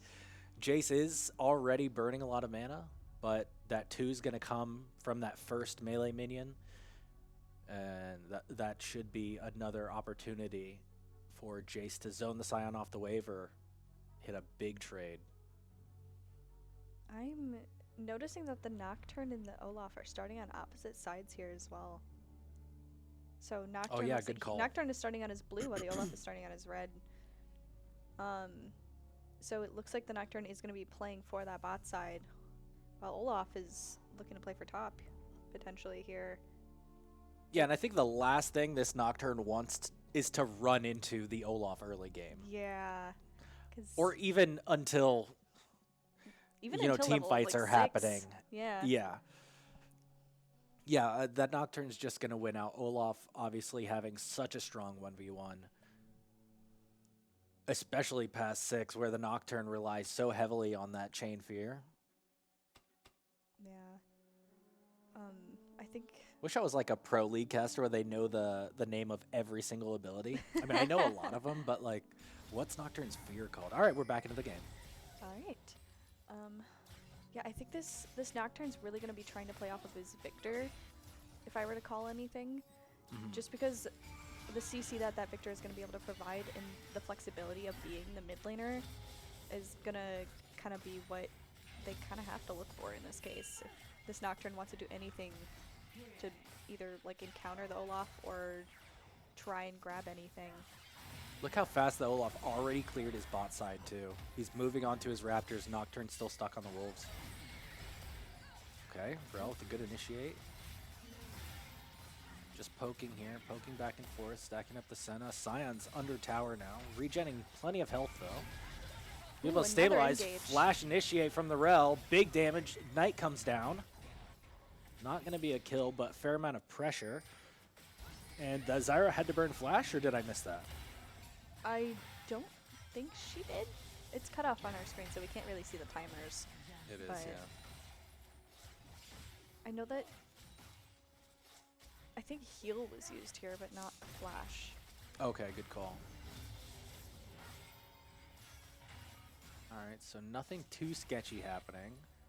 Mid laner is getting poked pretty hard, though. And it looks like our camera's stuck. Okay. Yeah. The Ornn gonna TP back to lane. Very early. Level 3 TP back. On the scuttle already. With top side, maybe looking to kind of move up towards that Scion. The Jace looking like he's slowly backing up. Yep, Olaf has great tempo here. Already took the scuttle, already hitting the base. Gonna be back out on the field quickly. If Nocturne looks for a gank here and fails, then so much time is wasted. I don't know if he's going to be looking toward the Gromp just to get eyes on. It looks like...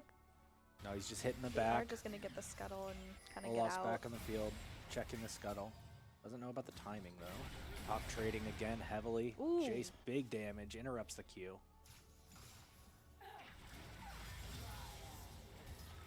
A lot of aggression from Davenport's bot side. Maybe kind of looking to make up for the fact that they're pushed in top. Yeah, and a big chunk taken out of the Senna.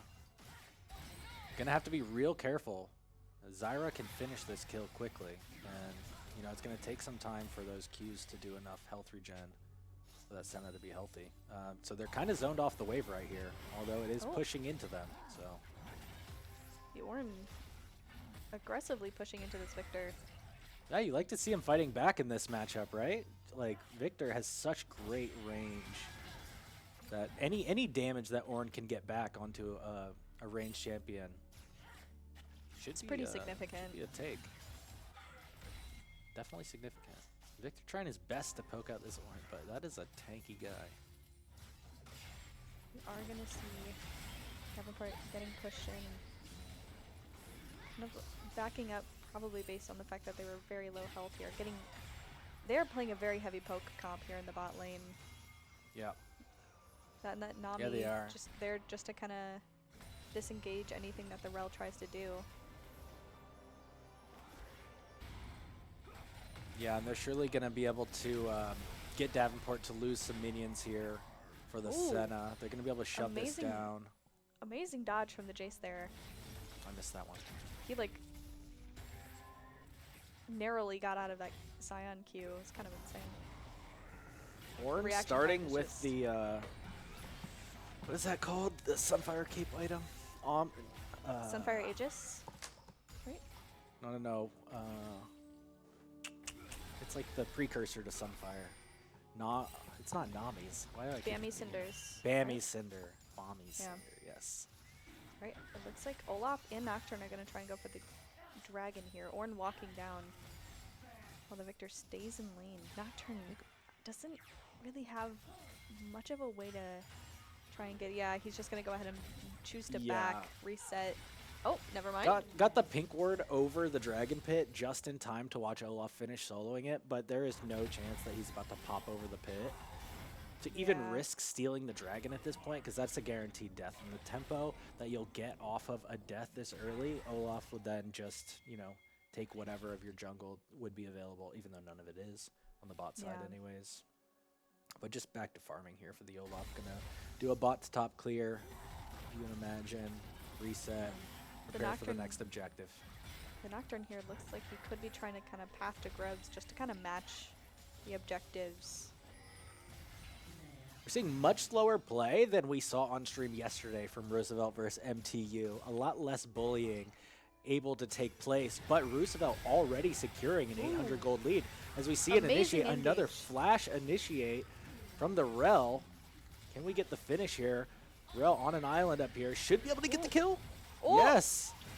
And Davenport secures first blood. And it's going to make it out. Nope. Nami looking to finish. Oh, those minions were doing significant damage there. A lot of violets from the supports. Pushing. Senna going to go for the 1v. Olaf Nocturne with the looking to ult follow top as well. Double jungle gank here. Jace goes down. Davenport doing really well. Look at this. Senna just wasting time right now. Goes for the snare. Flash. Nope, the ult's popped. Unbreakable pop from the Olaf. Going to be able to secure the kill. Not too bad. It's still incredibly even here on both sides. Yeah, Davenport lowering the Roosevelt lead to now 300 or 400 gold. Yeah, Davenport wasted 0 time. The moment that they knew that Olaf was bot, they responded with the Nocturne in top. Yeah, great job taking the initiative there. And the Rel now diving in again. Trying to get some damage on the Ornn. Not too much you can do about this. We have a tanky Scion on the top also. Just trying to stop that proxy. Nocturne not quite looking to go for grubs here, while the Olaf seems to be making his way. Yep. Oh, yeah, Nocturne, no ulti, already half HP. Olaf has huge priority here. Big aggressive play going down mid side, though. The Nami wave catching the Victor. And not much that the Rel could do in response to help his teammate. Not sure if the Victor burned flash or had flash there.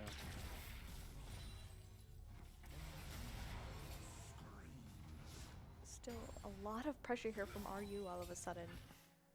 Olaf successfully getting all 3 grubs during this fight. Yep.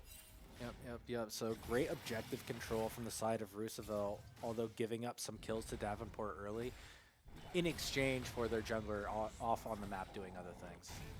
But again, securing a now 1,300 gold lead on the side of Roosevelt.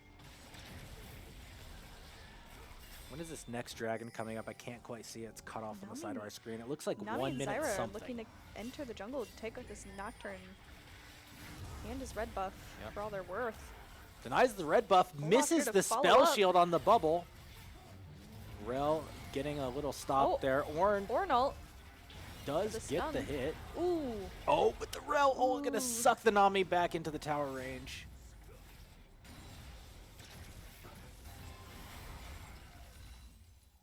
Let's take a peek at the CS advantages, and this is really what's causing this lead at this point. You know, it is bouncing back and forth between, you know, 1,500 and 500 gold lead, but if you look at the CS difference in this game, the top lane, Roosevelt's up 22. Well, now it's evening a little bit. The jungle, massive difference, and I'm sure we're going to see that in the experience as well.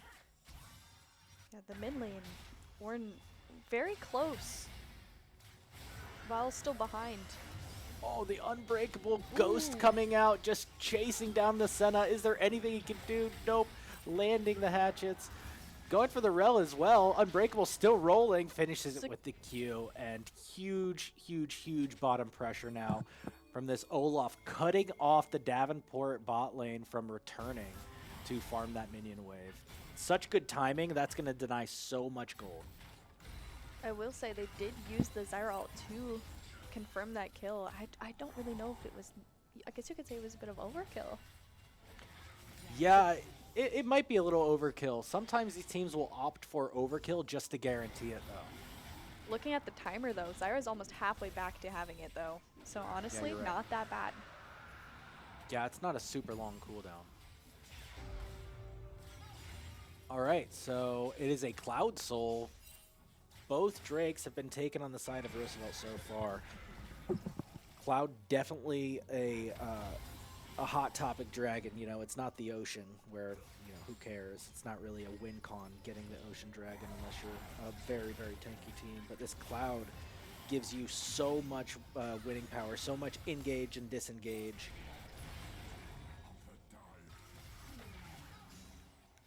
A lot of poking and fighting once again, just kind of everyone. Jesus. Yeah. The auto camera for the spectate. Not that quite the sure auto who to camera? watch. Yeah, I'm pretty sure it's the auto camera. Okay. Not entirely sure of who to be watching in this case. It looks like, you know, people are getting so tanky right now that things are going to slow down quite a bit. We're just going to be seeing team play at this point. So now Davenport really needs to step up in terms of objectives. Really needs to get there early for the Rift Herald, or yeah, the Rift Herald that's coming up in 2-ish minutes. I can't really see the full timer because it's cut off. Has to show up for this third Drake in 3 minutes. Yeah, I think this Nocturne really has to try and play for top here, try and force this Jace back in order to get the pressure that they'll need for Rift Herald. Have we seen one Nocturnal so far? I don't think we have, because it's global. We saw one top lane for sure that secured the kill on the Jace. Jace overextended a little bit. Okay. I think we saw a Scion Nocturnal combo. I think we'll need this Nocturne to be playing for his Scion. Look how easily, though, look how tanky the Ornn is now that we're 13 minutes into the game. Victor effectively can't get any damage that sticks to this Ornn and really puts pressure enough for him to, you know, threaten a kill. Ornn easily clearing the wave with whatever that item is called. I can't remember. I'm doing that a lot right now, whatever that item is called. I think it's Hollowed Radiance. Skill is called. Yeah, you're right. Hollowed Radiance, exactly. I've been playing a little too much TFT. I'm familiar with yeah, TFT they name them items, differently in TFT. Yeah. Ooh, the Olaf running after this Nocturne, looking and this to kill is him exactly in his own what jungle. we were talking about pregame. Nothing to be done. The Unstoppable comes out. Post 6, this Nocturne is just cannon fodder for the Olaf. Only a minute left, about, and timer's cut off in our case, till the Herald. A lot of additional fighting there, just taking this poor Nocturne's topside jungle. Yeah, no real kill pressure there, but they don't care. That's not why they're there. They're just trying to deny resources at this point from Davenport's side, bleed them in terms of gold. And look at the 3K gold advantage now, the side of Roosevelt. Davenport putting an insane amount of vision in their topside jungle just to ensure, like, hey, we had this happen once. We have to be keeping an eye on this now. We know that this Olaf is going to be trying for it. And he's still going, looking to take the Nocturne's Krugs, potentially. Or going after the Senna here. Oh, the Senna is on an island. Oh. The Rel can't really get there. Yep. As we see, and surely this bot lane's going to fall, but Nocturne ults in, trying to back off immediately. Olaf finishing taking the tower. TP coming in from Jace, probably. It's Ornn. Oh, it's Ornn, you're right. Not in range for the horn yet. But again, what are they there for? Take the rest of the jungle camps, and now this Nocturne is just bleeding out. 85 CS to 133. 5 kills to 1. This Nocturne is just pretty useless, to be honest.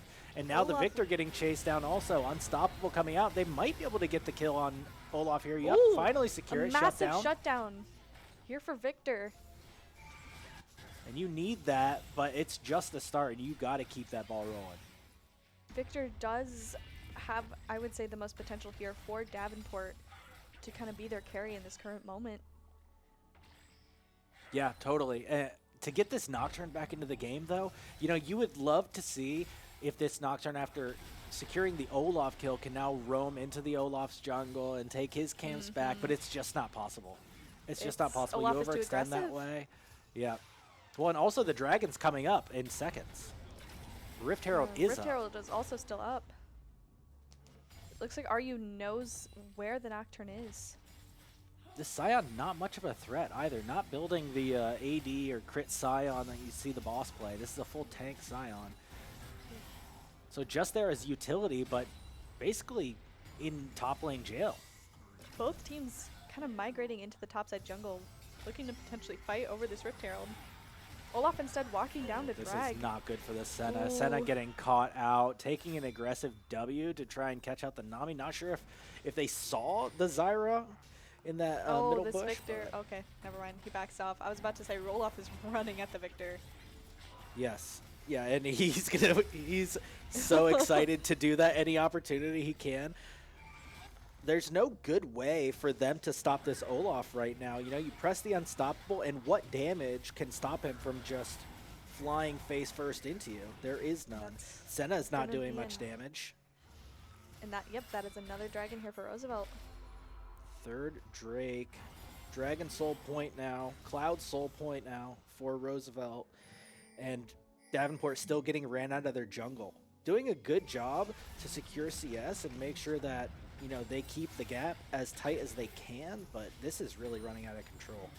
There goes the first tower here up in top lane. Seemingly just still on their own little island. Yes, exactly. And this is really bad for the Scion. Jace wants this. But a full tank Scion wants to join his team. Looks like he still just has to control the wave, though, and try and get it to push back in so he can migrate. He's got to be there, but Davenport moving towards Herald, at least looking to get vision. Trying to get some control here. They really need a big play on, I would say, the top laner. It could be a dive into the Zyra with a well-timed Nocturne shield. But even then, they have so many CC options for the side of Roosevelt.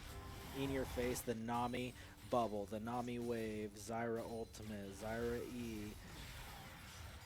Yeah, there's not really too much you can do to dive onto this backline right now. And again, Senna doesn't do much damage at the moment.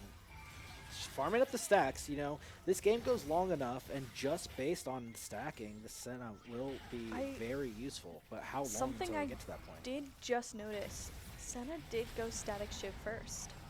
Static shiv. That's unusual. Okay. Yeah, that's like a wave clearing item. Yeah, typically Senna should be going Black Cleaver. Right. Yes, just because especially it against works this well comp. with her kit. They're not going to be able to get through the front line. They got to kill this Olaf. They have no option besides focus firing this Olaf. Unless Jace dives too. Yeah, look at this. And Scion can't even trade back. That's the sad part.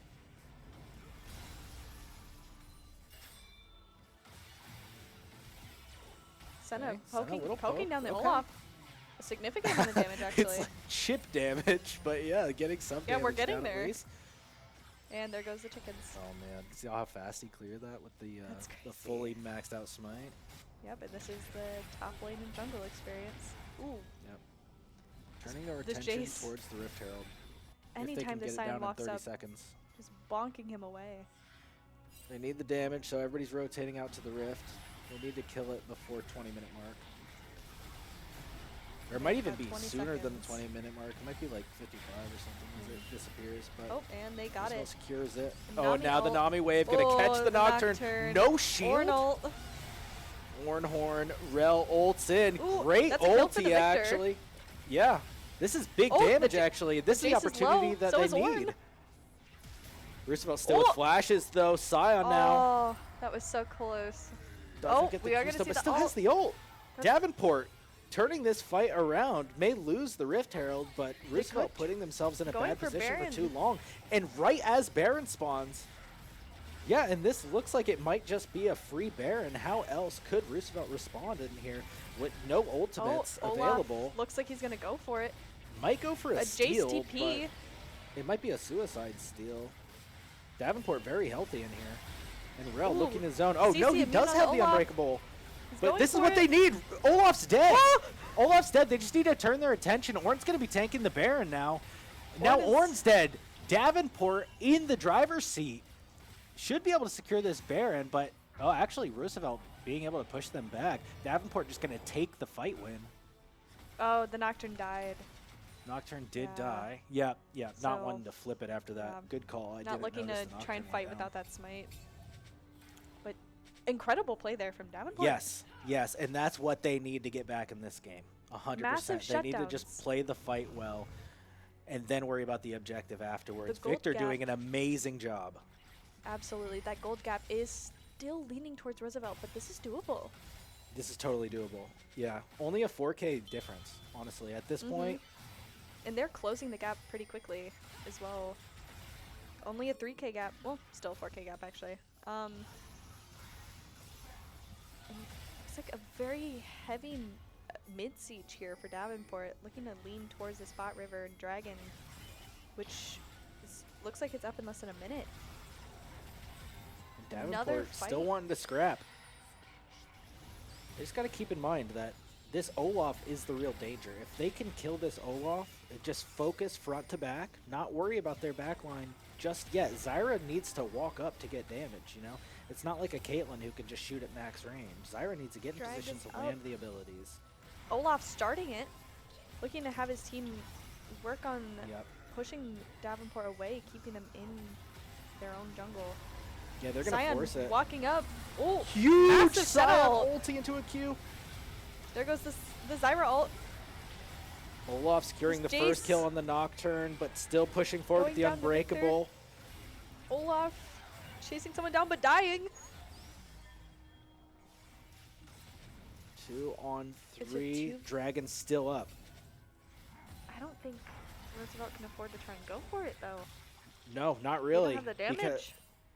They don't have the damage and they don't have the range. Zyra might be able to show up in zone, though. They are half HP and they got to respect. Zyra TP's back in, and now they're going to have to respect. But I don't think they start it. I don't think they start this Dragon. Just go back, clear out what farm you have left, and wait for the Olaf to respawn. Great initiate from the Rel and Scion combo there. Scion hitting a 3-man ult into a Q. Looks like everyone is just crowding back in the mid to migrate back towards this drag. It's really important that Davenport tries to keep as much pressure here as possible to keep Roosevelt off. They really can't afford to even think about touching the other side of the map currently. Yeah, they got to focus in on that Dragon. Cloud Soul might make this game untenable. Cloud Soul is just generally insane. Yes. Ornn zoning by this Victor. Getting poked out. Yeah, and finally getting some damage for this Ornn to wear.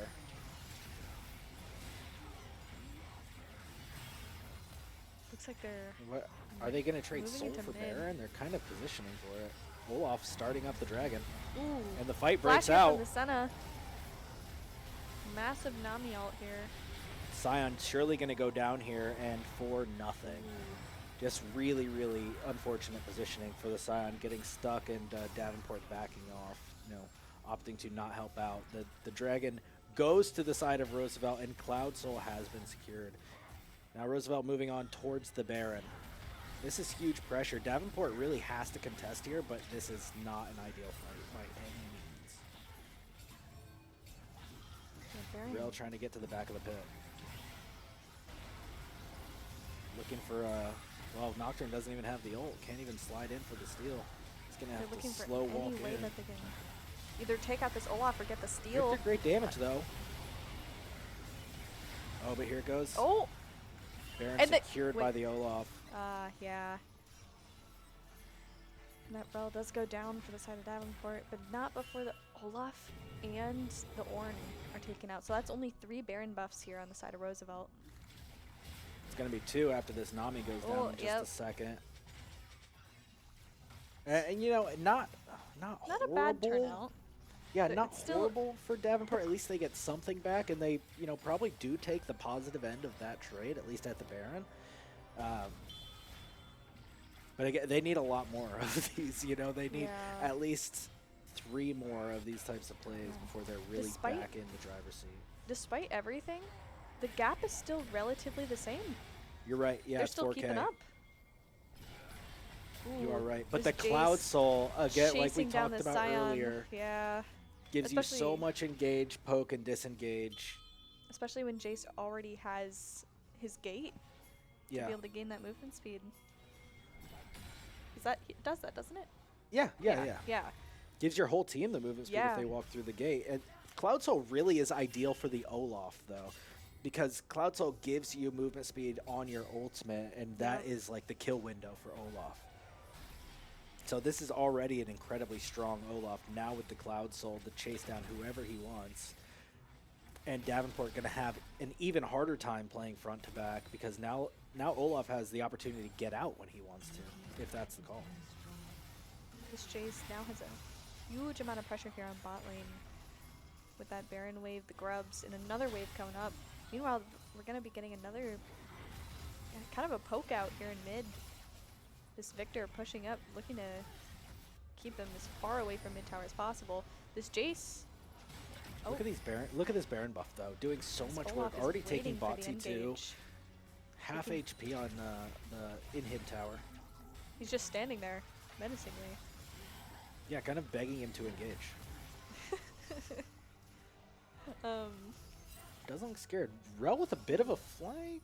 Not going to pull the trigger on that. Ornn probably doing just a looking really for good. any kind of vision here. Yeah. And here goes the inhib towers.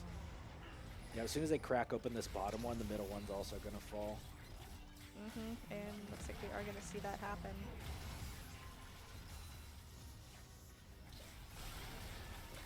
Or just sieging down mid, taking that inhib. Well, this Olaf is just putting so much pressure on bot. That's a huge GLIAC power play. GLIAC Baron power play. Used to be the MasterCard, but we don't quite have that.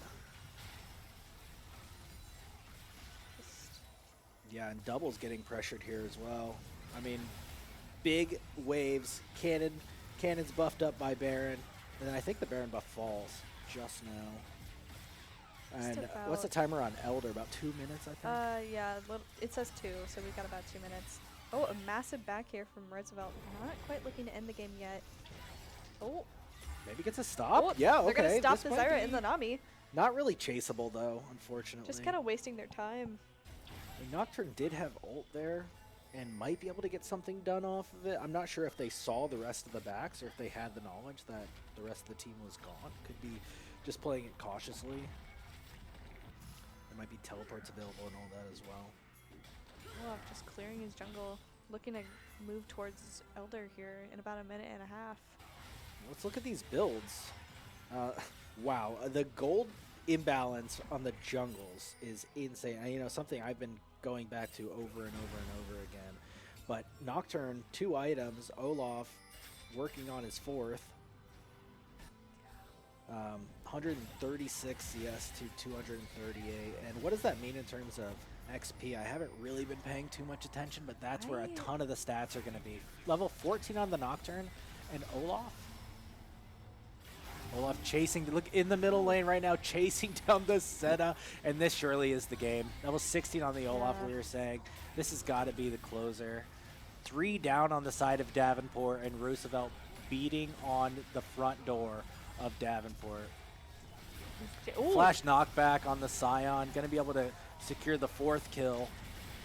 And Roosevelt is surely going to close this game out.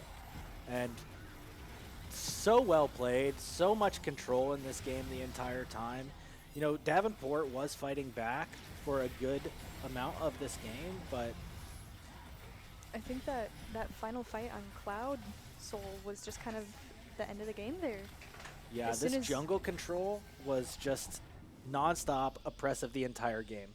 As you're saying, that Cloud Soul made such a big difference, and putting that, you know, objective focus priority from the beginning of the game really just makes a huge difference. But yeah, insanely clean overall from the side of Roosevelt here. Definitely. That Jace, especially, he had early pressure and he never gave it up. He never Yep. gave the Scion a chance Yep. to leave. Exactly, yeah. You just put him in jail, and Scion never left top lane, basically. And, you know, a tank Scion in the top lane just stuck there is pretty useless. You know, had one good play around Dragon with the ultimate into the 3-man queue, Yeah. but that was one of their best fights. You know, they had a good fight around Yeah. Baron as well. But I was gonna say that Scion did also have a really good ult after making a lot of pressure trying to get Baron, and then just chasing down that Nami, getting another kill. Yep. Yeah, they had a couple windows there where they might have been able to change the pace of the game, but they had to keep that momentum going, and Roosevelt didn't give up, you know, didn't get scattered after losing a couple team fights, and just held control. So, beginning of the game till the end, pretty much, you know, giving up a few opportunities, but very cleanly won by Roosevelt. Yeah, I will say also the Zyra PC, again, a very unexpected pick in my eyes. Yeah. But it was incredibly strong and so oppressive. Yeah, such a good zoner. Nami, such a good zoner also. Yeah, I mean, I'm excited to see what they pick in impressed. game 2. I'm really hoping to see that Bard again, because I think that Bard was phenomenally Yeah. played yesterday. You know, I do denying think- so much opportunity from the towers, you know, ulting the towers so that they can get a dive off. I was loving the play out of that Bard. So that's what I I'm will hoping say for. the Bard would be really good to see. I did try to talk to Roosevelt's support player just because I'm a very biased person. Yes. I want to see certain things, whether it's either just my favorite characters or something I think is just fun. So I made a few suggestions to him. I don't think it'll happen. I really don't. Reasonably, it won't. It's fair to make suggestions, though. What were Yeah. the suggestions, Jenny? Well, 1, my favorite, Seraphine. Or 2, something just fun, Set. Is Set being played a lot in the support role right now? No. I remember there was a time where Set was being played support at Worlds. Yeah. That was actually kind of recent, wasn't it? Within the I last think year it or was like two. 2 years ago, maybe. Yeah. Speaking of Maybe support 3? picks, apparently Yumi was picked in the LCK last night. Whoa. Okay, Mhm. that's kind of gross. Not It sure if did I not could go support well. that kind of. To my knowledge, it did not go well. Okay. But there was an attempt. I don't think I've seen Yumi get any kind of play in anything professional, semi-professional, or even like collegiate. Yeah. Unless it's like low elo Yeah. in so long. You know, whenever I get stuck in the bot lane as a support, usually if I get 80 carry, I'm dodging. But if I ever get stuck as support in the bot lane, I always ban Yumi. It is the least fun thing to play against. It's like, why ban it if you're not gonna? The chances of seeing that are so slim. I Then feel again, like I if also I leave ban- it open, it will get picked. You know what? I have no right to even talk because I ban Blitzcrank, and even though I know the odds are so low, but I just can't deal with it. I don't like it. What Get it about out. Thresh? You prefer Thresh? I'd much prefer going into a Thresh Okay. over Blitzcrank. Blitzcrank just makes me mad. Okay. Yeah, that's fair. You know, the highest peak I ever got in League, I was a Blitzcrank main. So I kind of get what you're saying. Yeah, I was. You also Season play 3. Teemo. This is disgusting. Yes, yeah, I know. I play Gross Champions. Ugh. You know, I've got like a 75% win rate on Teemo with like over 60 games or something like that in Emerald. So I don't know. It works. Yeah. I find a troll pick and it just ends up working. Teemo Jungle, though, is what I play. I don't play Teemo Top. Yeah, I don't play know if Teemo that's really Jungle a and thing Teemo anymore Support. with the new update. Oh, yeah, I don't know. I don't know. I personally haven't been seeing it at all, but it was actually kind of common in like during the Noxian patch or Yeah. set of patches. Right. I remember seeing it for quite a while. I'm trying to think of what I've been seeing most recently. I know that in terms of jungle picks, I have been seeing the Jace quite a bit. I've seen Ornn quite a bit. Right. Malphite. That's another one. That's so boring. He's just good overall. Yeah. Yeah. In terms And of super good out of the top jungle, lane. right? You know, you don't see the rock, and then all of a sudden you get slammed. It's big damage, and it's very good late game. You know, so much pressure. Well, is it really good late game? If you flash the ult, think like so. if you use all your resources trying to land that Malphite ult on an AD carry, and they just flash it, then you're kind of just stuck there getting beat on. Malphite overall is just consistent, though. Depends on the composition. Yeah, I mean, if you're going against a majority AD composition, then yeah. Yeah. Caitlyn bot is super strong right now. Caitlyn in general, she's always consistent. Sure. But my God, she feels like a demon right now. Varus top was compared to a lot of things that I cannot say. I've been seeing a lot of Varus bans in this tournament as well. Yeah, Varus was crazy. He got nerfed and he's still getting picked. It's an AP build, right? That is the most concerning. Yeah, the AP top lane. Varus top. Yep. Okay. Yeah. What is the build for that? Dusk and Dawn. Okay. Which for those who don't know, Dusk and Dawn is a new item. Okay. Yeah. I was like, Dusk and Dawn. I'm pretty sure Dusk and Dawn were separate items, and now it's just one thing. It's 2 items in one, basically. It's insane. Okay. A lot of champs are running it. I know Volibear was running it. Diana. I think Echo can run it. So he's like AP bruisers. Mm-hmm. Okay. Yeah, no, it's insane. It's bad. Basically, it applies on-hit effects again, to my knowledge. So you have to auto, like, twice to get, like, 2 procs in most cases. I don't know. It's something complicated. That's not the part that I pay attention to when it comes to League. Sounds like a potential Teemo item. Oh, please don't. On-hit effects. Please don't. You know. I Might have to pop back in. Might have to I load up the have said client. anything. Who No. knows what's gonna happen when this championship ends? No. I think I'm okay. Then again, I'll never see you against. I'll never be against you in a game. So as long as it's not my lobbies, you're fine. Unless you're on my team. We've go ahead. played against each other plenty of times in customs. Have we? Have we not? I don't think so. We've played with Elo and Demoted before. I've definitely played with you. I don't think it was. I don't think it was in a custom. And if it was, I think we were on the same team. I don't think so. Oh, you might be right. I don't know. I don't know. Maybe I'm tripping. I've been playing with some real life friends recently, like some of my oldest friends from high school and stuff. We all been playing League together since the game came out. Essentially, I'm old. And, you know, it's nice that we used to live close to each other, and League is something that we still connect with from a long distance away. A lot of them live in Seattle. So now we have a big 10-man, actually, that gets together, at least before this semester started. We were getting together like every other week to play 10-mans for That's a few nice. hours, a couple times a week. Yeah, a lot of the team that I was on, Man's Strongest Laners, we still all play League almost every day. Good, yeah. And then we have a server with like pretty much all of like our circle where we kind of just hop in, whether it's just to chill, also play League. Sometimes we play what we call friend slop, so stuff like Lethal Company and Repo. Yeah. Or not Valorant, but Deadlock. That's also one that we've been trying. Not Valorant? 2 Valorant players not playing Valorant in their free time? No, I'm so glad to hear that, though, because Man Strongest, you know how I feel about Man Strongest laners also. You know, some of the fondest memories so far at Ferris have been with Man Strongest. But, like, what a vibe. That team was such a vibe. You know, winning back-to-back conference championships in League, eating at Schuberg's before games. You know, we've had some good times. It was fun. The vibes are there. Yeah. It was a little sad that, you know, last semester was the end of it, but at least we went out on a big high. Mm-hmm. Yeah, it was great. I'll never forget. Yeah, for real. And I mean, hey, we're still connected. We still do stuff all the totally, time. It basically never died. I'm pretty sure our server's profile picture is still a picture of Mans on a couch going like this. So all of that, what I just said, to say that, like, I'm glad that you guys are still connected and that you guys will be connected for the foreseeable future. You know, those types of relationships don't just burn out. And as much as, like, the stereotype on League and the way that it is kind of like it's, for people to like play alone and get mad. It's a huge community. Yeah. Yes. And it's part of why we're here. Like, shoot, I'm pretty sure out of all the teams, there's more league teams than there were any other team here. Right? Overall, like since the beginning of Ferris Esports? I'm pretty sure. That's kind of how, well... It started as a league club, hopefully I'm not misquoting, because I've only been here for a year and some change. But I'm pretty sure that Ferris Esports started with a League of Legends club. I think it was, yeah. Pretty sure. And then it moved into, like, adding Overwatch, and then it just kind of expanded from there. Right. With Jono.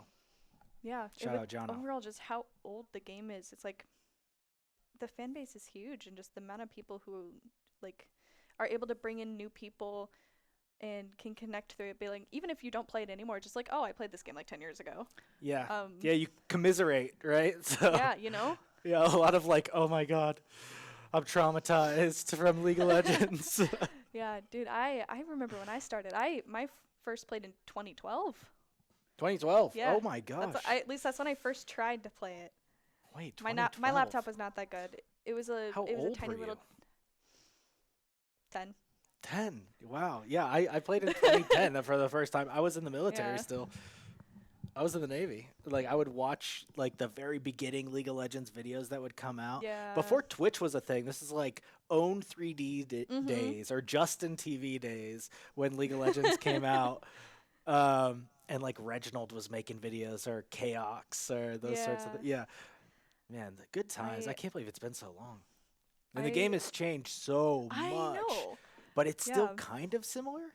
Or mostly similar? I don't know. The essence is there. The essence is there. Yes, you're right. Like in my case, the reason I even started playing was for Ari. I vividly remember it. I saw her and I was like, oh, this is cool. I like this. And I think Ezreal had just come out at the time. I don't remember the order. It was either Ari had just come out or Ezreal. It was one of those two characters had just come out. And I was like, oh, I think this is really cool. I'll give it a try.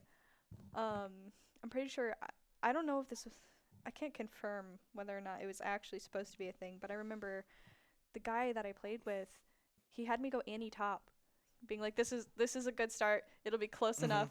Yeah. You'll get there. It's a good character to start on. Pretty easy to understand. Yeah. Point and click damage a lot of the time. And then sometimes you miss the cone. I think I came back to League in 2020 or 2021. Okay. And I tried starting with top lane again with Nico, because Nico was a top laner. She's been everywhere. Yeah. Basically. Yes. I think she belongs in support, though. Which is, I'm so glad to see that now. That's the norm. But yeah, I've seen Nico mid. Yeah, Nico mid was a thing Nico for a jungle while. ever a thing? It used to be a major thing. Which is crazy to think about, just how different patches can like affect characters. It can take a character that was a top, they can throw them in support, and then throw them in jungle, throw them back into mid, and then throw them back into support. Yeah. It's interesting to see how the game changes so quickly. So what are we getting back to the game that we just watched in the series that we have going on right now, the finals for GLIAC Championship of League of Legends? What are we hoping to see for Game 2? How is Davenport going to turn this one around? They're against such hard competition, right? Just like, forget the ranks. These are very competent players and a very competent team. Their teamwork was spectacular. Yeah.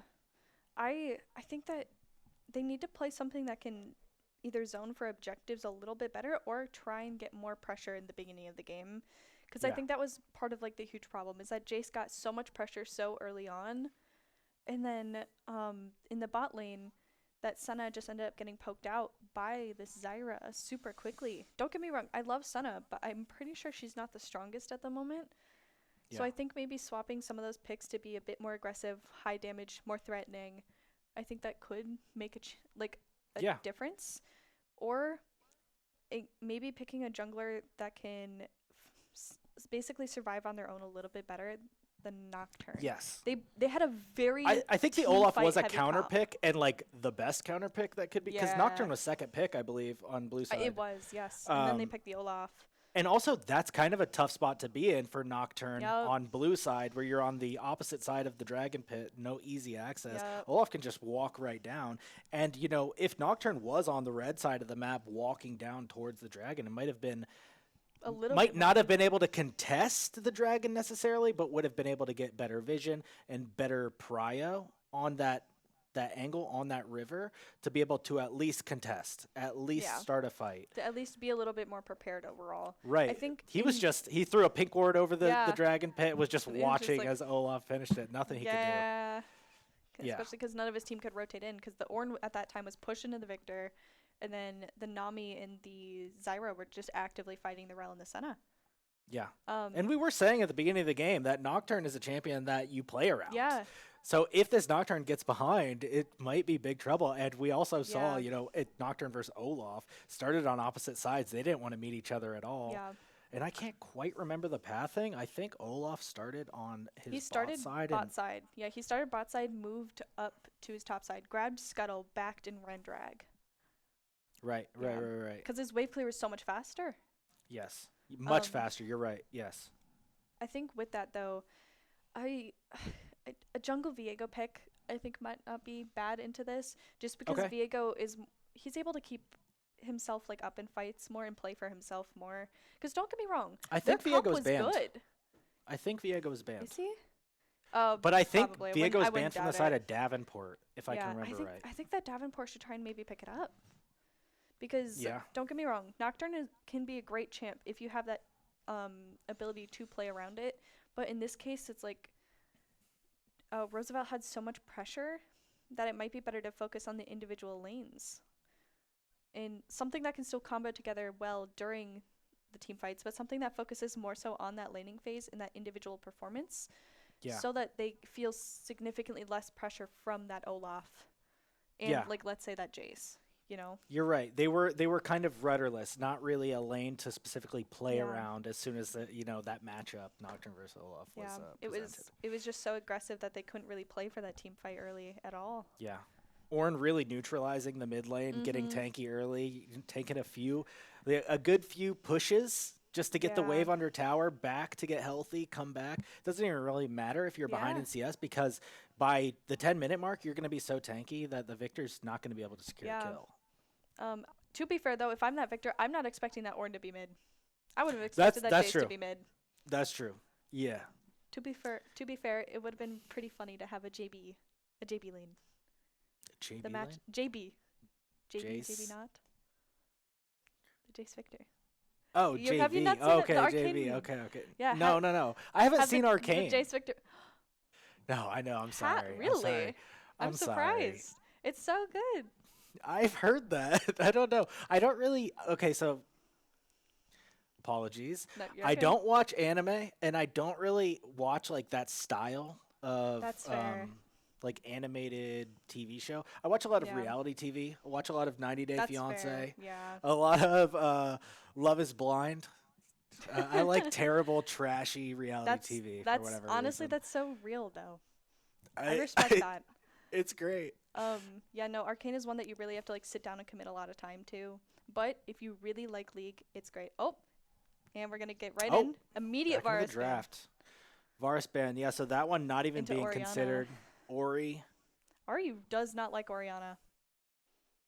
I haven't done that much research on what Davenport likes to play. I don't know if that Ori is just hyper meta like the Varus, or if that's Orianna targeted. is good right now.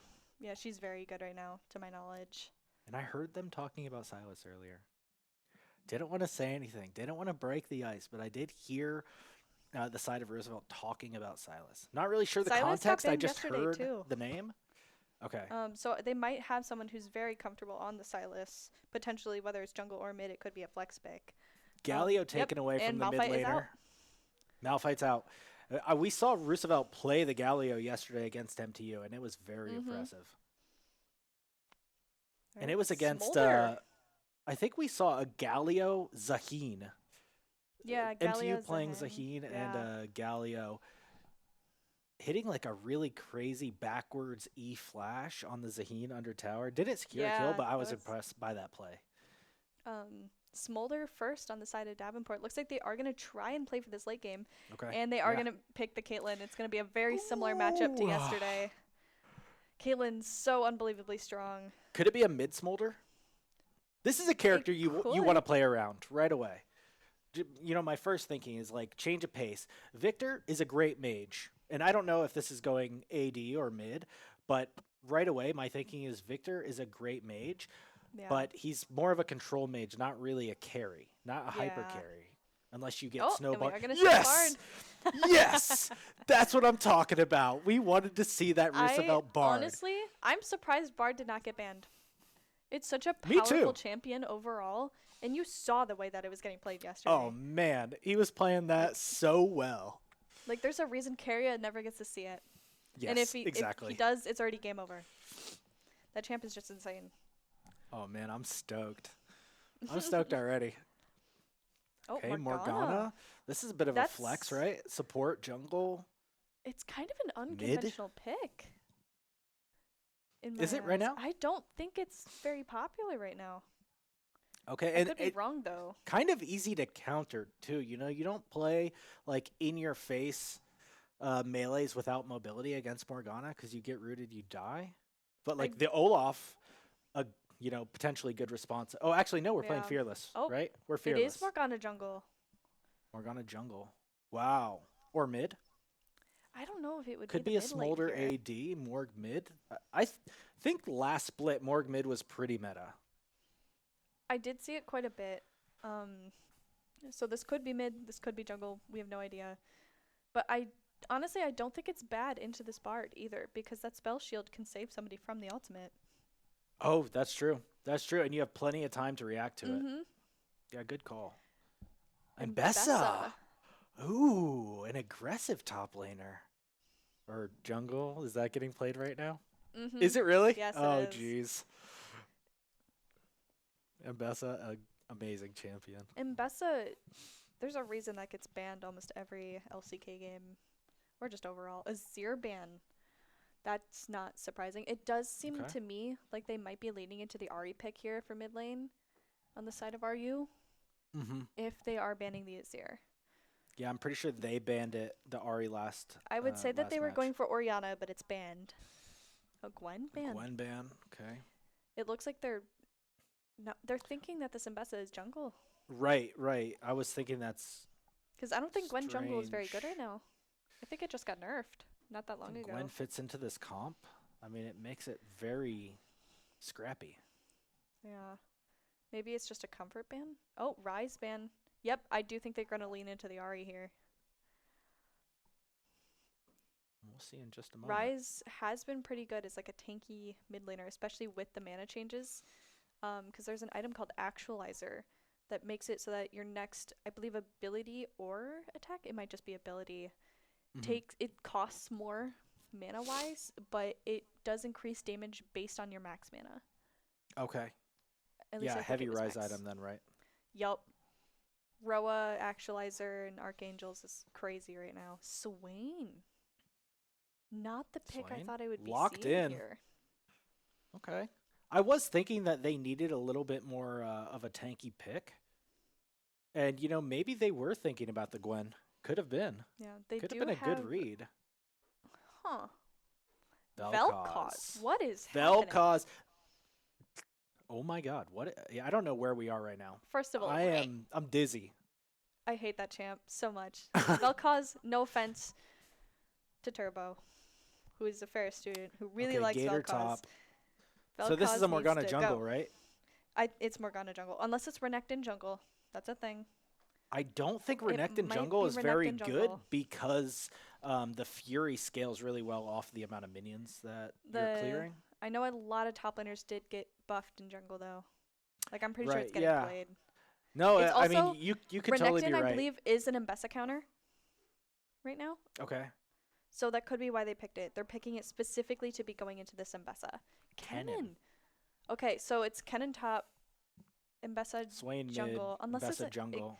the Swain and the Kennen could be flip-flopping top and mid here, but I Sure. do believe it's Mbessa jungle. We know the bot. Wow. Okay. It's exciting. What are these drafts, man? Yeah, no, but these are exciting drafts. You know, ever since Fearless came out, things have gotten so much more interesting. say You used it to is- see it every Yeah. LCS, every LEC, Same picks every every time. LCK, same picks all day, every day. They had to Mhm. introduce Fearless. I will say, Fearless is fun, but so scary. I just started playing top lane, Hmm. so my pool is very, very limited. So if my stuff gets banned, I'm like, what do I do? Yeah. What am I supposed to do? Yeah. I get that. I'm probably never getting my Heimerdinger pick again. That's thank never God. happening again. Yeah. And your team celebrates every time that doesn't happen. Sorry. I don't mean. Hey, they liked it. They thought it was fine. I'm a Teemo main. You know, like You have no right. I have no right. You're absolutely right. My team freaks out, but then they see me carrying hard every game. That's right. I believe. So you're probably the chef. same. Probably the I same. believe. Probably the same. Okay, In all aside the point. fairness, yeah. Any pick can work with the proper competency. Exactly. I totally agree. I'm just still stuck on the Vel'Koz because I don't think Vel'Koz is in a very good spot right now.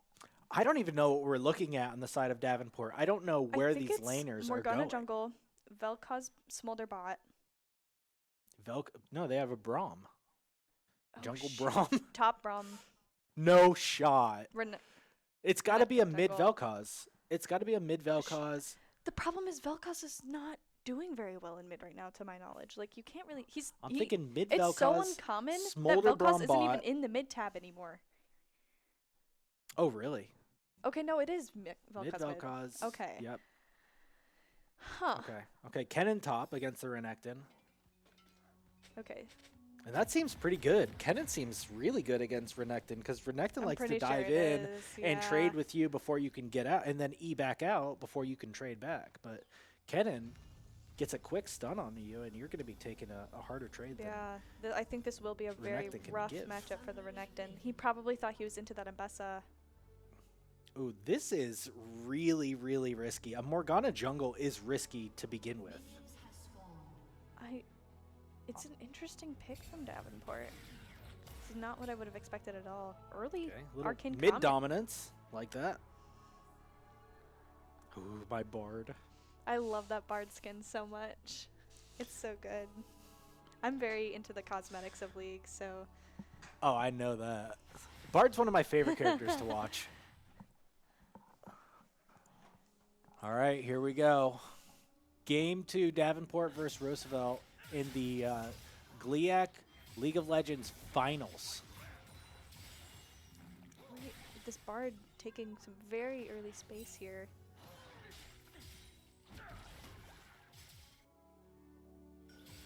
Yeah, and Davenport really can't play too scared here. They got to understand that you know there's no version of them winning this without taking some chances. This Smolder Playing back is and really hoping not gonna to have lose to is make not sure the that way. he doesn't fall back on CS, especially with Caitlyn here. Yeah, and Smolder's a stacking champion. You know, it takes some time before Smolder can really get going. Ooh. Okay. Swain, Early great aggression trade here already. from Swain. Maybe just zoning him Warding off the wave. Raptors. Morgana's clear is comparatively slow here compared to Ambessa. Oh, and Vel'Koz hooked again. Gonna be super low. Burns the pots. Kennen going in for a trade. Doesn't get the zap. Dude, if I'm that Bard, I would want that Meep so bad. Lots that of good chime poke so already. bad. Look at this poke difference in the bot lane already. Yeah. Oh Ooh, my and- god. Vel'Koz oh. caught again. No pots left. Swain burning his pot now. This could be a very early kill here in mid. If this Vel'Koz decides to try and stay. Great CS though. True. Keeping up. Kennen way behind. Ooh. Or sorry, Renekton way behind against this Kennen. Already back a whole wave on the third wave. Or fourth maybe.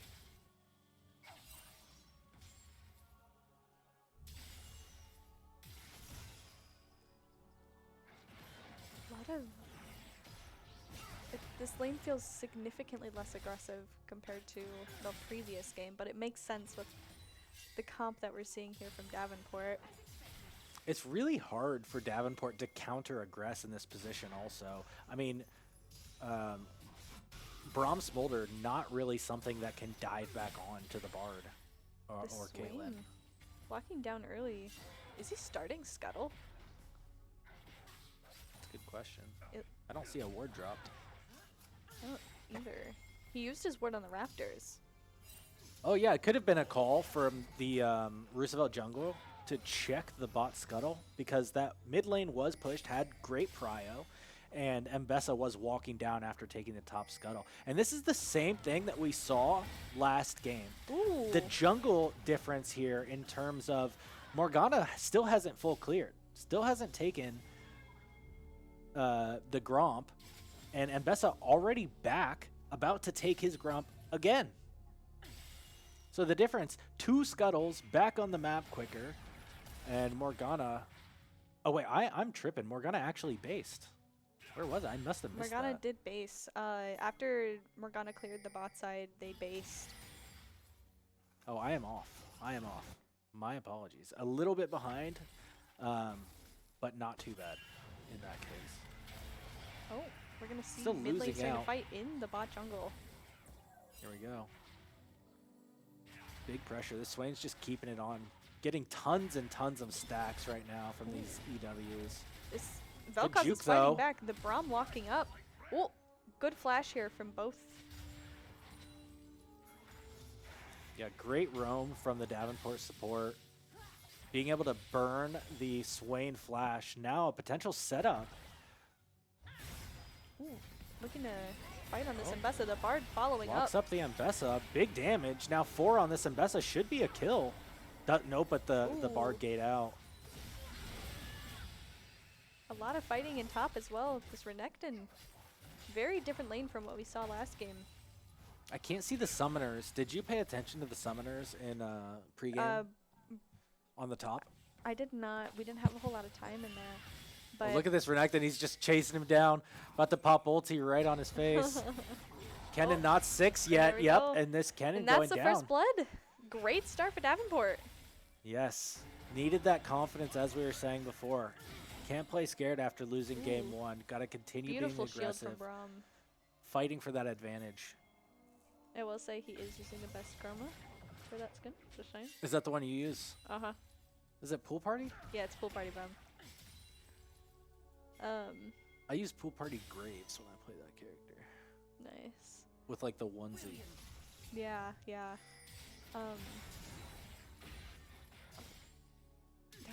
Davenport just kind of keeping the wave pushed in. Most likely to just help this Smolder farm keep themselves safe. Renekton TPing back in top to collect the wave that's about to fall under tower. Morgana walking up to potentially get this top scuttle. And Mbessa going to start drag. They This have the Caitlyn pressure. is bullying. Yeah, they have pressure. They have prio in both mid and bot. And there's no chance of Davenport responding to this dragon, unfortunately. Caitlyn's so oppressive in the bot lane, early, late, mid, everything. Morgana walking up to fight this Kennen. There we go. Kennen, no Are flash. they missing the Q? Kennen is going to go off, but not much is going to come out of it. Gotta be safe. They might walk him under tower anyways, deny him the wave.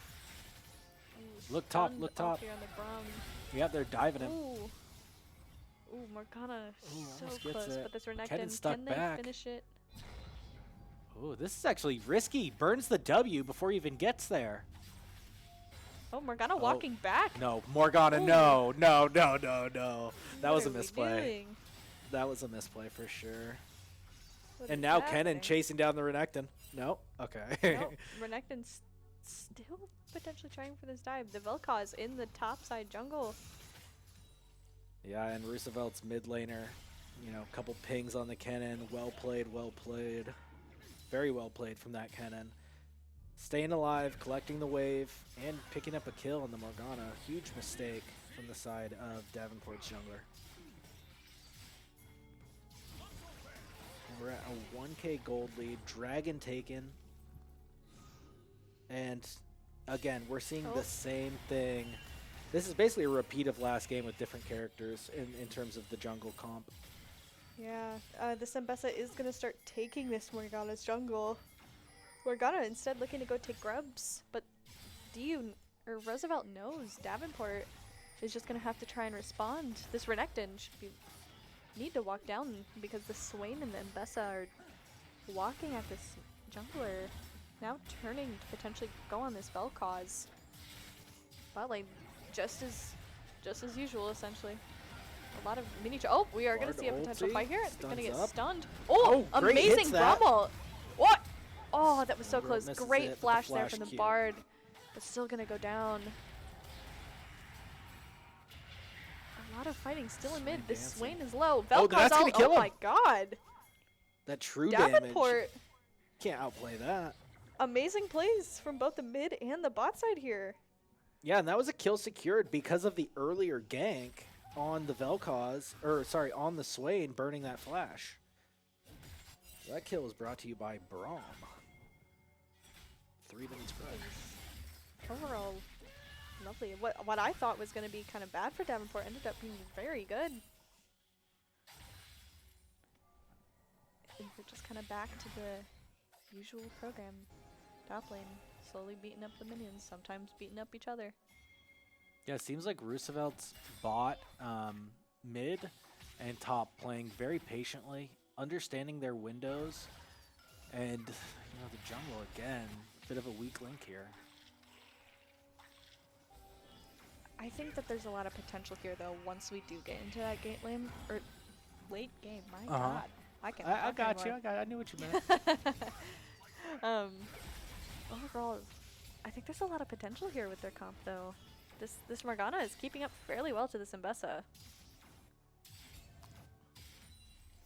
Or at least more than I would personally expect to see.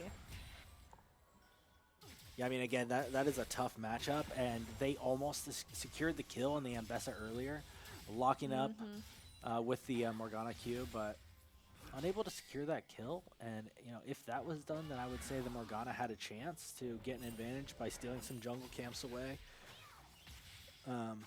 But still stuck in disadvantage for now. 20 CS behind and a level down. I'm saying that even though I can't see the levels because of my screen. Caitlyn ult for some reason. Just to get a little bit of chip damage. Dissuade full engage.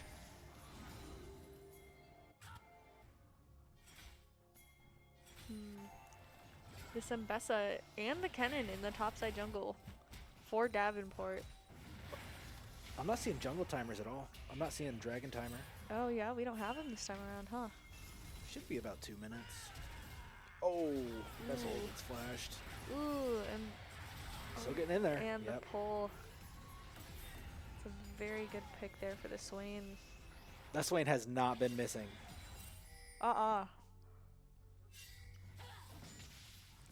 And kudos to Vel'Koz for sticking in it. Honestly, CS is great, considering that he's been getting gripped in the entire game.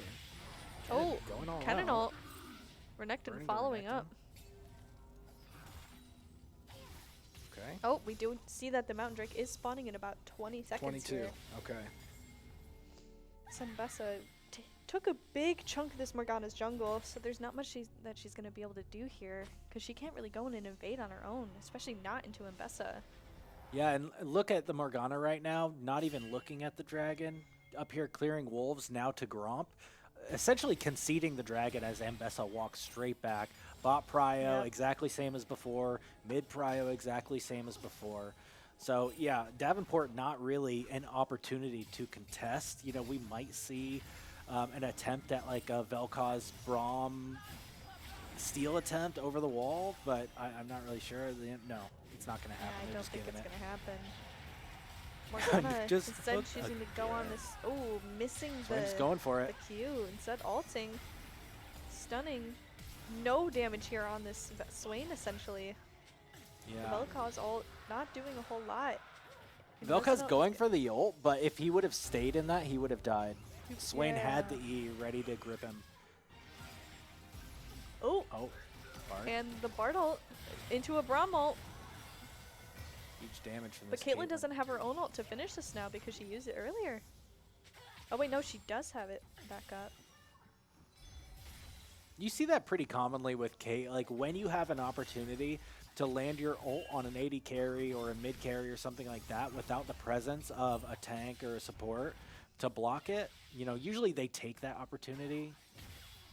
Even if it seems pretty random, even if the opponent's at 100 HP or something like that. Oh, and we are going to see IE on the Caitlyn major power. Okay, so call back to the Hextech Gunblade that we were talking about earlier. It does have that same active. I just saw the Kennen use it on Kennen, and it was exactly the same as old school Akali using that Gunblade. I think that's my most played character, Akali, actually. I think from what I saw, because I peeked at your master once it was, yeah. During that Gunblade meta. And it was old Akali, too, like before the rework. I loved Akali before. She was so much fun. Right. Next, we are going to see a Cloud Drake again. Oh, Cloud Soul again. Cloud Soul again. Oh, dear. From in, we're gonna not quite getting the Q off onto the Imbessa. Vel'Koz swapping into top. And the Renekton and Swain going bot. Roosevelt in a very dominant position already. 14 minutes into the game, 3K advantage. And just pressure. Pressure mid, pressure bot. Bot tower already gone. Now Caitlyn's working on that mid tower. Imbessa up in the jungle, just stealing your camps. You know, just denying you every chance. Vel'Koz trying to get the kill. Back. Oh, and the flash takes him out. That was an interesting choice there for the Morgana. Did you see? She was trying to back in her bush, knowing the Imbessa was close. Trying to back in the bush, lands the Q, doesn't matter. Flash to secure from the Imbessa, and then the Imbessa ulti to finish off the Vel'Koz that was stuck in the top lane. And I think you saw an emote spam there at the end. Yeah, we saw ping spam that the Imbessa is alive. It's a very dominant game so far from Roosevelt. And you gotta hope that Davenport can get these stacks. And you know, it looks like a total repeat of the first game. In the bot lane, you have a stacking 80 carry. You know, first they had Senna, now they have Smolder. Yeah. But not able to get an early lead to take advantage of any early stacks, just hoping for the late game to bail them out by playing long enough. But ooh, that's a Roosevelt with their foot on the pedal. Oh, and look at this. Oh. Yeah, Vel'Koz in such a tough spot. Gonna have to land the E. Doesn't get it. Trying to follow up. Trying to fight back, just playing the juke. W gets the stun, jukes Missing the binding. Again. And Kennen looking for a follow-up. Looking for the finish. The Bard. ult. Ooh. There you go, QW. And we hear screaming from in the room. Yeah. Oh, yeah. Roosevelt's amped up. They can feel this victory coming to them right now. They are working on 6K gold advantage, pushing T2 towers, mid T1, bot T1 down. They still have top. Morgana is dead and Herald is up. Yeah, this is unfortunate. Unfortunately, it's a bit of a gap in the jungle. Both games exactly the same as we saw in the bot lane. This Roosevelt jungler is so oppressive. Yeah, it has a 300 gold bounty right now. And something that I saw earlier is when Morgana was still bidding her first item, Imbessa already had her Eclipse. So she was an item ahead. Oh, yeah. And she's like halfway into her next. And looks like that the Morgana is starting to go her Zanyas. We're going to see Probably a massive fight if they here go at back. top. A 2v4 currently. Oh, massive Braum ult into a Morgana ult. A lot of CC. The Caitlyn ult taking out Morgana. Braum shortly following. Ooh, flash over the wall from the Bard to go ahead and get the stun off on the Renekton and the Smolder. Vel'Koz suddenly shutting down on the Imbessa. That is a massive amount of gold for Davenport. And yeah. Cloud Drake is going to be up in 7 seconds. So it looks like RU is looking to migrate towards it. Vel'Koz having to burn the flash against the Kennen. Would have been stunned and killed otherwise. Smolder TP coming mid. No objective fight here, but the Cloud Dragon is up. A lot of flashes used from Davenport here. The Braum, Renekton, and Smolder. Bard does have... That Bard's coming in hot. Getting distracted here on my statement. Not even using the gate. This poor Smolder getting caught out. His team trying to help him out. Bard with such a good zoning ult there. You saw that? not even really intending on hitting anybody, just making sure that Davenport had to space Back backwards. up. Gave them that kill on the Smolder. And now Caitlyn is on the board. 101. This is when it starts to get scary. The TP from RU, the Bard. Using Unsealed Spellbook to transfer to TP.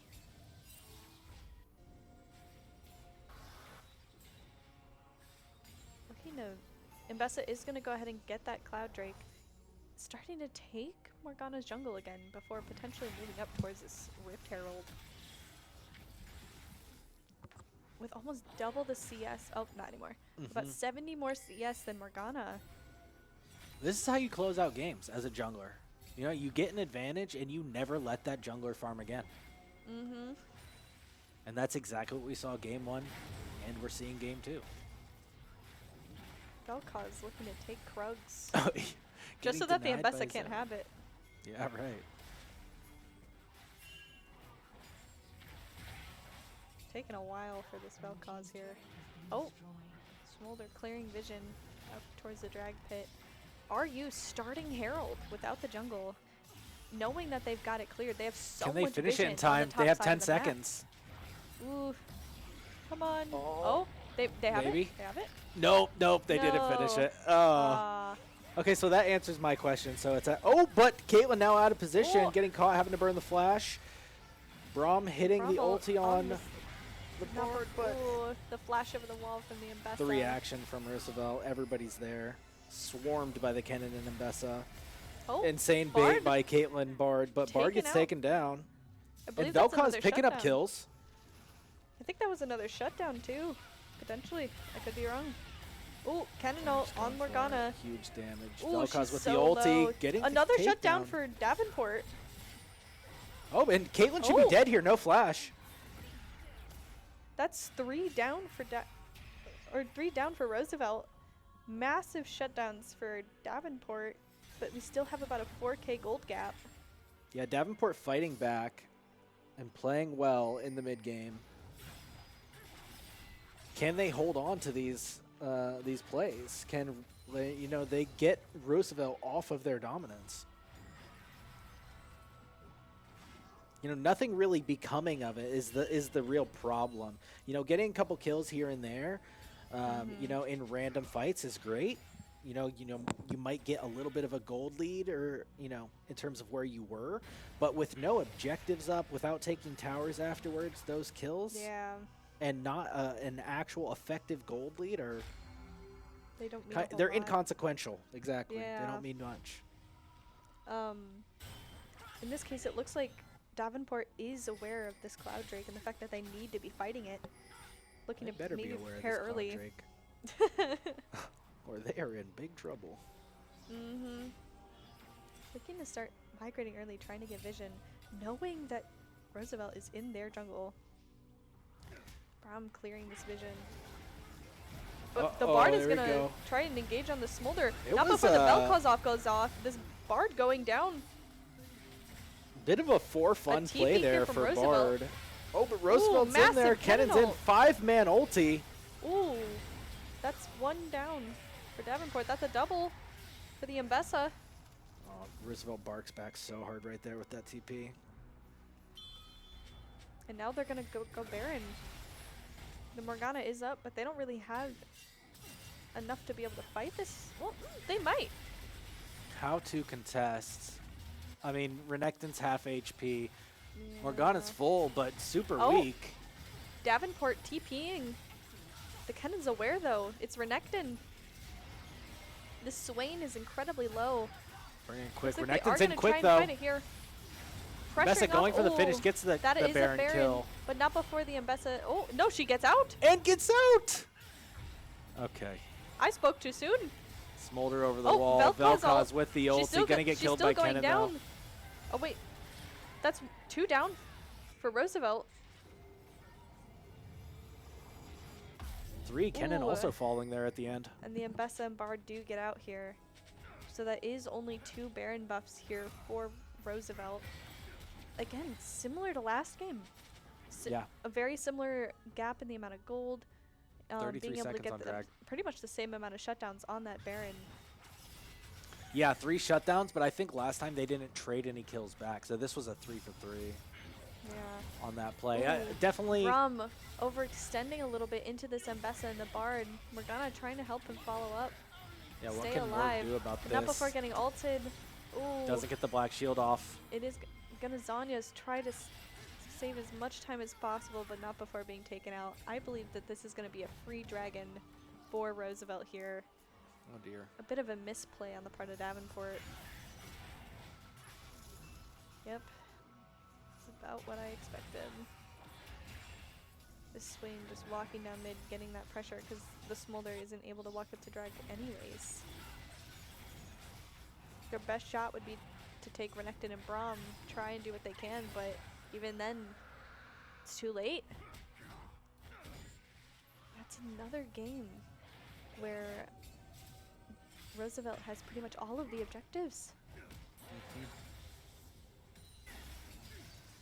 Yeah, that's like we were talking about. That's where it matters. You know, picking up kills and scrapping is great, but it needs to lead into objectives. This game is about objectives, whether it be towers or dragons or barons. Davenport, they did try to rely on the scaling here again, but it looks like Roosevelt might just have too much of a lead, and now a 7k gold gap.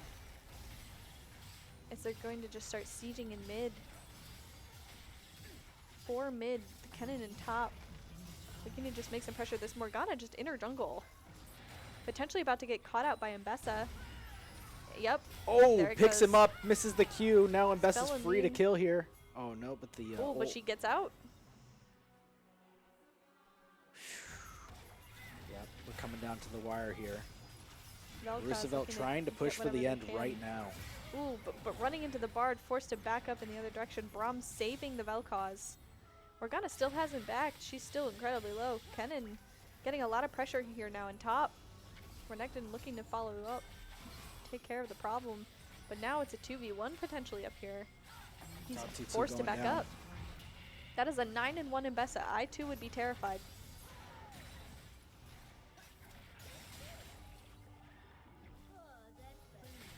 It looks like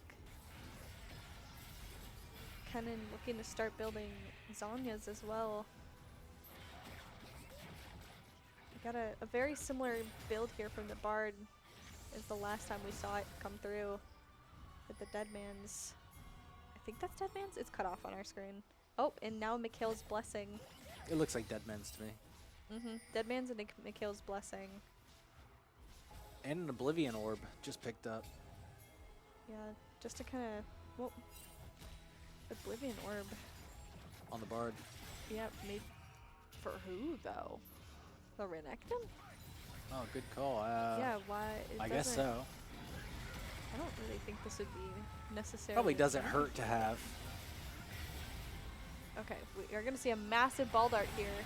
For Bard ult, English. Got an ult. Ooh, Pick up the Vel'Koz. This is the important kill. Ooh. Vel'Koz gets away, actually. Can he answer back? Not Vel'Koz before no this Morgana ulti. gets caught out. This Renekton Getting chased running. by Mbessa, but Looking to maybe get a kill on the Caitlyn before he goes down. But the Swain dragging him away from that ADC. Morgana trying to do what she can. do they have enough to end here? 4 on 2 in the base of Davenport. I think this could be a GG. Mbessa in the jungle though. Looks like they're not going to try and finish here. They might be waiting. I think we still have a while for Elder. I think it's like 3 minutes or so. Baron's not up for a little bit as well. Just back it up, re-clearing the jungle. About 3 minutes. Yeah, just kind of a reset here from RU. Not quite looking to end yet. Currently at a 10k gold gap between Davenport and RU. It is looking rough. Baron in less than a minute as well. Oh, now it's a minute, okay. Baron is going to be up in a minute, so I think that RU is going to try and fight for it. Take out this Morgana early. Or looks like this Mbessa is going to target Smolder. Does she know that the Braum is there? Ooh, missed ult. She knows that Braum is there now. Just has to back up.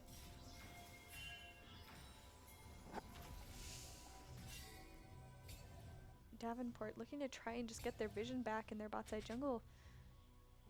The Mbessa has over 100 CS on this Morgana. Meanwhile, the Renekton 700 gold shutdown. A pretty good gap between the Kennen. Oh yeah, good call. Yeah, this Renekton I would say is doing very well, and I would be playing around them. That and the Vel'Koz. The Vel'Koz has been impressing me. The problem is that the Caitlyn will just burn the Renekton, and there's no real way for the Renekton to get on the Kate.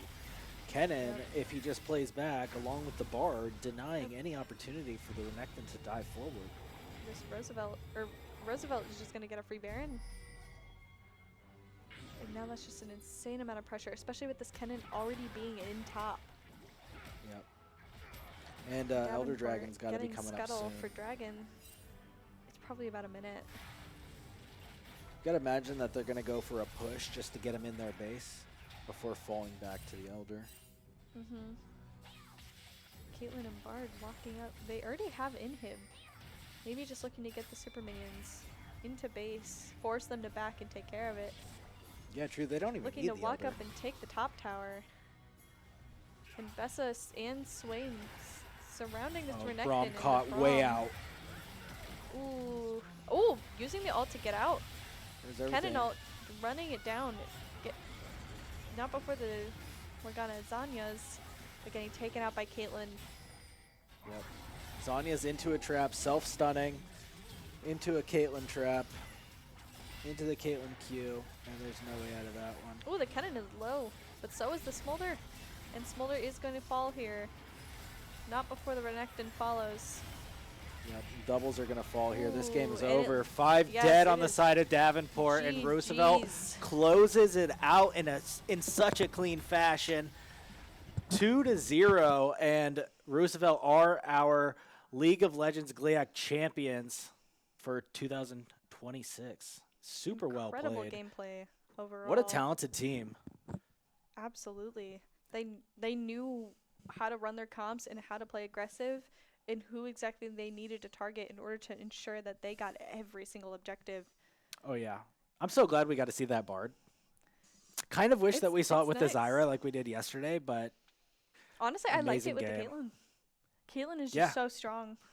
It works with anybody. Wow. Yeah, that was super fun. And that's the end of League of Legends for this tournament.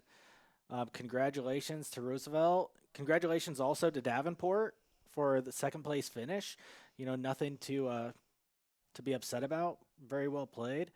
And yeah, that's it. So that leaves Valorant up, correct? That's right. Yeah. So I don't have word from production yet, but we should be starting Valorant relatively soon. I'd say maybe like a 30-minute break while we let the and again, it's Davenport versus Roosevelt in the Valorant finals as well. So we're going to see, their teams get back on stage, get ready for war. It should be about 30 minutes before they warm up. And, yeah. Yeah, I think it'll be a great game, especially because both teams are known to be incredibly strong.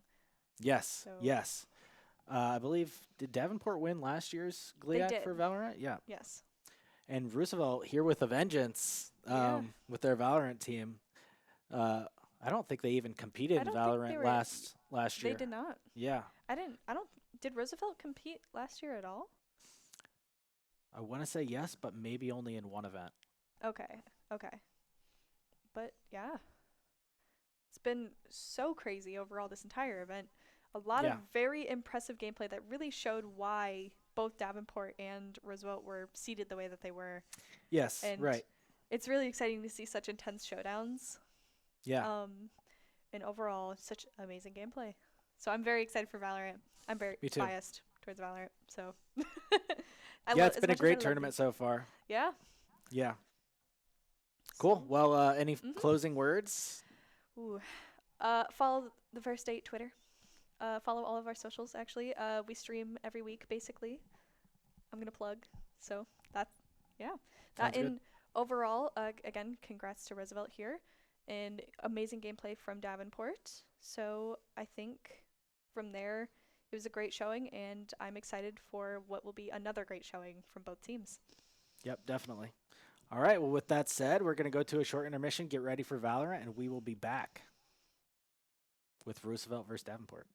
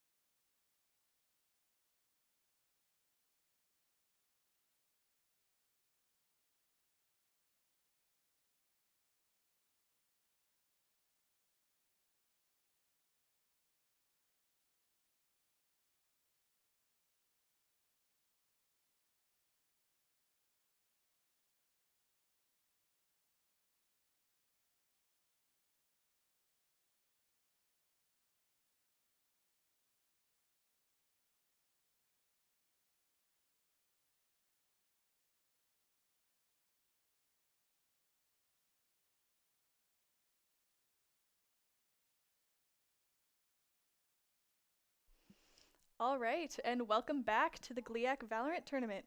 We do have the grand finals here today between Roosevelt and Davenport. With me today, I have Dog from Davenport joining me for the casting. And yeah, it should be a really interesting game. I believe the maps were Corrode, Pearl, and Bind, right? Bind was map 2. I have no idea. I think so. So I guess with that, before it kind of like transitions to the loading screen, tell me a little bit about Davenport's team. Like, what do you know that they usually like to do? What are you expecting to see from them? Well, if we play Bind, they're going to be the TP most likely. We like to play a little slow. We got Reyna, one trick on the team, so he's just going to probably go through some smoke, then spray through smoke, and probably get a couple lucky headshots. The Reyna one trick is shot up, isn't it? Yep. Yep. I remember him from Pro. previous years. Yep. Yeah, you guys have 2, actually, former pros. Yep. And then we got Nerf. Pretty impressive. Or impressive English, my god. But yeah, alright. So we should be jumping straight into the map. So we have Corrode here. We already are going to see a Viper and Omen Lock here from the side of Roosevelt, who is starting defense. Appropriate colors, honestly, here. Makes it a little bit easier. And we are going to see some overall pretty standard comps, I would say, aside from the Reyna pick here. But knowing what I remember of Shot Up, it's not a concern whatsoever. Very quickly getting in here. They know what they want, and they know to just get right into it. So I guess with Davenport here starting on attack, do you think they're gonna kind of go like really aggressive with this? Do you know if they like to kind of play on the default? Like, what are you thinking is gonna end up happening here? I don't really know. I think it'd probably just be a default round.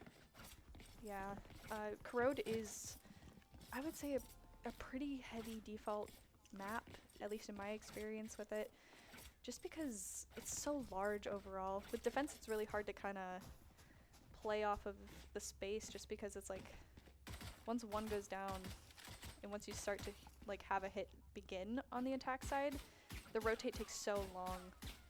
It's probably going to end up being pretty retake heavy if Seems like they're gonna we take see that mid. aggression. Yeah, we are going to see Davenport starting with 3 mid and then 1 on each end, a 1-3-1. I think a lot of this game, Davenport will go mid. Oh, and we are going to see a lot of pressure here from Roosevelt, Oh no. getting the first pick on Crayon. That Willie just backs up. Ooh, oh, We told them another to stop fight here pushing in too. mid. And so it's 4v4 here. Looks like Davenport is just going to kind of go take link space and go on to A here. Kozen getting a pick. Oh, gets two. Getting another on the Viper. Bomb is going to go down here. Getting the plant off from Deluc. Spike planted. And it is now a 2v4. Fade and a Waylay against almost all of Davenport's team here. Gonna have to really play together, play off of this Fade's utility. They know that at least one is backside pushing into CT. The Waylay is gonna push out, but Nerfed is gonna get the double for round 1. And that is a pretty clean start here from Davenport. We did hear a little bit of shouting there. Could have been a celebration there from the room behind us, because one thing about this particular room, Dog, is if it gets loud, you can hear it from across us. So usually we tend to get either a little bit of a spoiler, or just overall we can see the energy or hear the energy in the room. Looks like another 1-3 or a 2-2-1 here from Davenport. Yeah, Looking this to map's take pretty mid mid space. heavy. Mm-hmm. Yeah. Using that Viper wall and an Omen Smoke to block it off here from the side of Roosevelt. Crane gets a kill there. Ooh, that is Learned a a great lesson start. from pushing up last time. Are gonna see. Looks like Crayon is gonna lift back towards in the B main space. Nerfed is gonna get a pick here in Link. Backing up into the A main space. Last player standing. Deluc and Crayon just fighting through mid. It looks like Davenport is gonna go for an A end here. It is just this Yoru. A shorty and a dream. Ooh! And he's gonna get one. Gets a gun. Now has a Spectre. 1v3. Can he do it? Spike Looking planted. to try and potentially wrap here. He nailed at the fade. Oh! Getting taken out by the Stinger here. A Davenport classic, honestly. At least from my experience watching this team. Andy loves that gun. In the last few years. Yep. I mean, hey, I too am biased towards a few guns in the game, so I completely get it. I just could never control a Stinger like that, honest to God. But alright. Again, a pretty standard setup with the 1-3-1 here from Davenport. Looks like Roosevelt is starting to stack mid a lot heavier than they were previously. Back in a flash. Davenport is going to know that the Viper is B. Ooh, a lot of early shots here onto the Waylay. About 28 HP. And it looks like Roosevelt is really leaning into this mid space, relying on that Viper to hold B. And no one on A. But Hysteria is going to go ahead and get a pick on Nerfed. So that is 1 down. A good start here. And it looks like Davenport is going to try and lean into this A space. Hysteria is going to go down. Henry with 3K. Down A. Can he get the 4? Can he get the 4? And he does. 4K. And that is a 4K for Roosevelt to win the round. Honestly, some beautiful shots.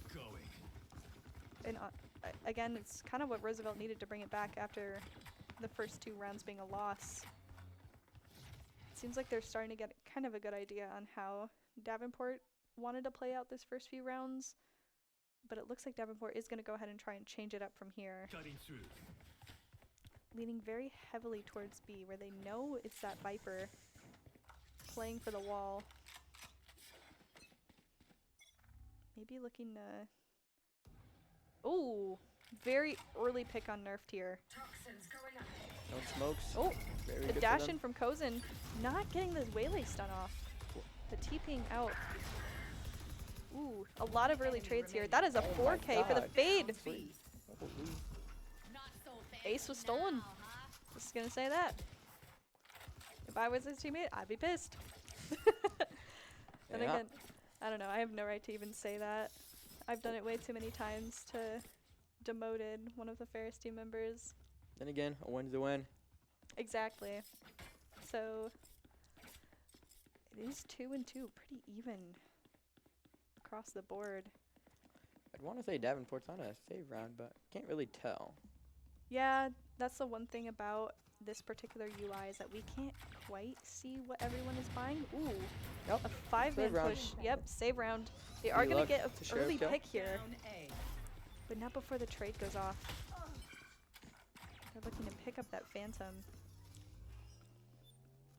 And we do have a 4v4. Davenport seemingly slowing down, backing up into mid.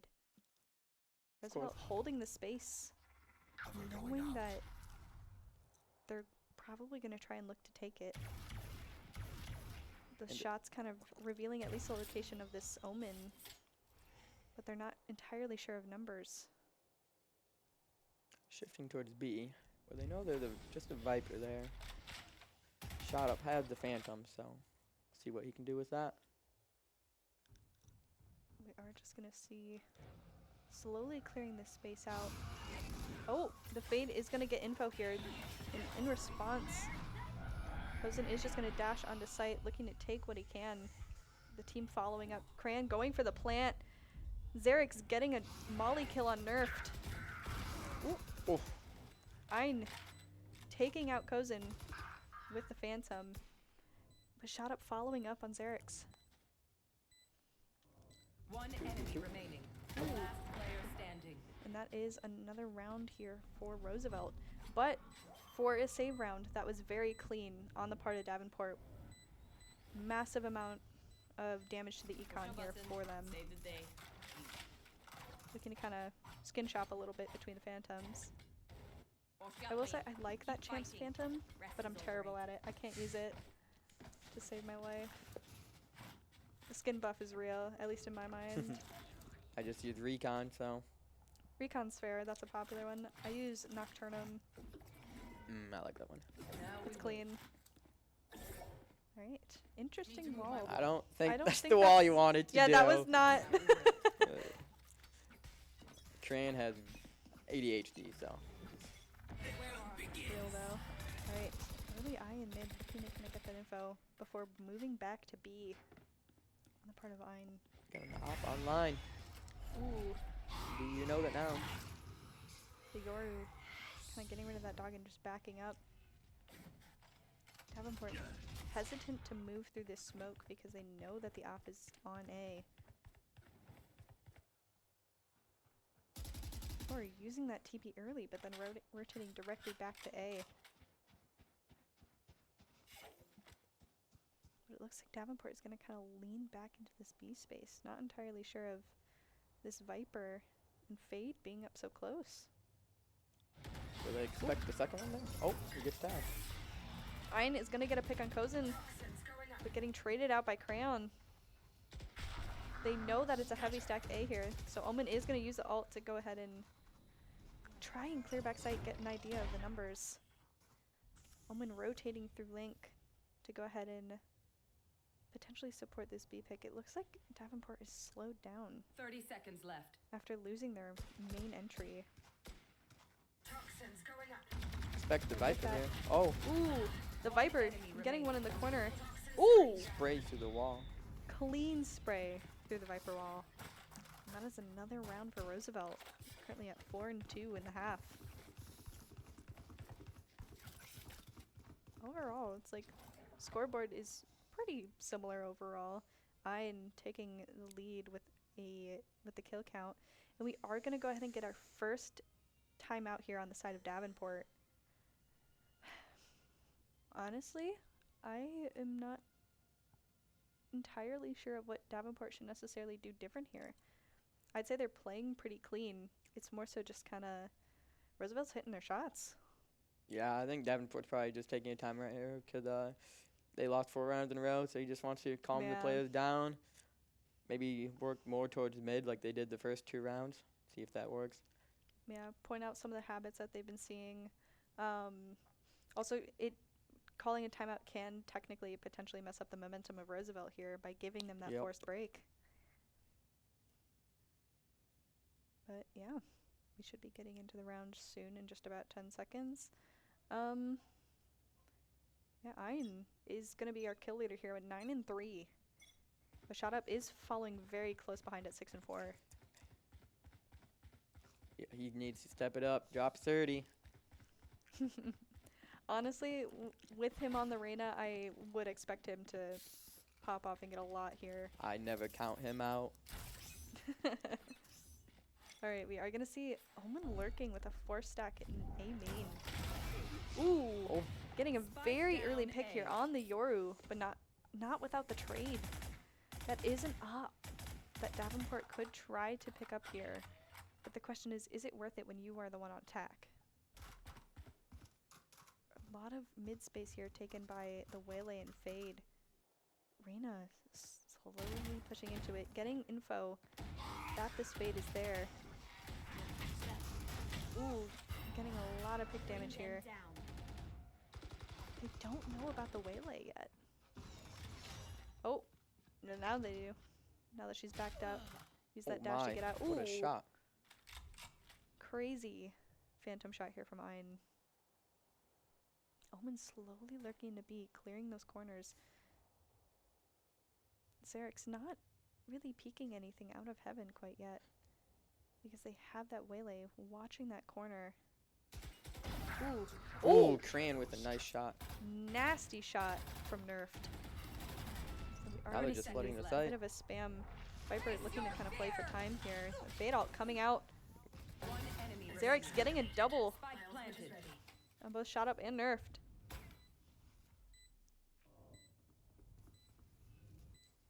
It's a 2v1. Grouping up CT. Looks like Diluc here is going to try and play for the CT. Not entirely sure of numbers. And he is going to get double swung here. Gotta hit those heads right there. Overall, not a bad round again here from Davenport. It's very, very close every time. You can really see just kind of like how even it is across the board. And with that, I'm not entirely sure. Can we get a tab check from Prod here. I know that we have the UI, but I kind of want to just see what the buy potentially looks like here, if we can do a tab check. I'm not sure if this API blocks anything or turns off any particular settings. I don't know if it does, but it looks like Davenport is just going to full buy here. Omen, again, looking into this B main space, getting blinded B main push. by the Omen. Oh, TPing out, but getting chased down by this Waylay. Ooh, it's an early pick here for Roosevelt. Meanwhile, the rest of Davenport is looking to take this A main space, knowing that Nerf tier got pushed. Take advantage of what they know. Both Fades kind of leaning towards Link here, but not before Davenport takes the space on site. This Yoru holding with an op, missing the shot and having to TP out. Reina is going to go for the plant. So we got 3 on Roosevelt. Oh, Omen is going to TP to go ahead and get the numbers here. Another a Yoru and a Vice Out coming out here. And a Waylay. A lot of utility here. Another Fade ult. 1v4, can shot up do this? Ooh. Nope. Great effort. A huge amount of utility coming out from both sides here. That was what? Fade, Waylay, Vice, Yoru. I think another one that I'm not remembering off the top of my head. I don't know. It was just, Okay, it might have just been those 4. yeah, it was just those 4. But overall, just a really intense round. Currently at 6-2. Davenport will have to win every single round of the half to bring this back to an even score. Honestly, though, I think they could do it. It's not over by any means. Yeah, this high level of skill, anything is definitely possible. Mm-hmm. They are going to lean towards mid, similar to what they did in the first few rounds. Looks like it's going to be an aggressive push here. Ooh. A little bit of damage here on the Fade. Not before... Ooh. Caught out with Trying to detail. fight for this Link. Everybody is basically mid except for the Omen. Ooh. A double kill here for the Waylay. Nerf left in a 1v4. Ooh, a Bulldog in a dream. Slowly creeping his way towards mid. Unaware of the Yoru that's behind him. Getting a pick on the Viper, but not before being taken out by the Yoru. And that is another round for Roosevelt. It's just a one-sided game right now. Yeah, Corrode, in my experience or personal opinion, then again, I am always very biased towards defense. I feel like this is a very defense-heavy map. It's just, it's, and again, it also isn't, I don't know. I'm always biased towards defense. I think it's a mid-heavy map. If you can get control of mid, Yeah. you're winning the game, which Roosevelt has been doing. But they did change it up this round with Ooh, we are going to see 5 Davenport mid, still trying to fight mid. but not before shifting towards B main.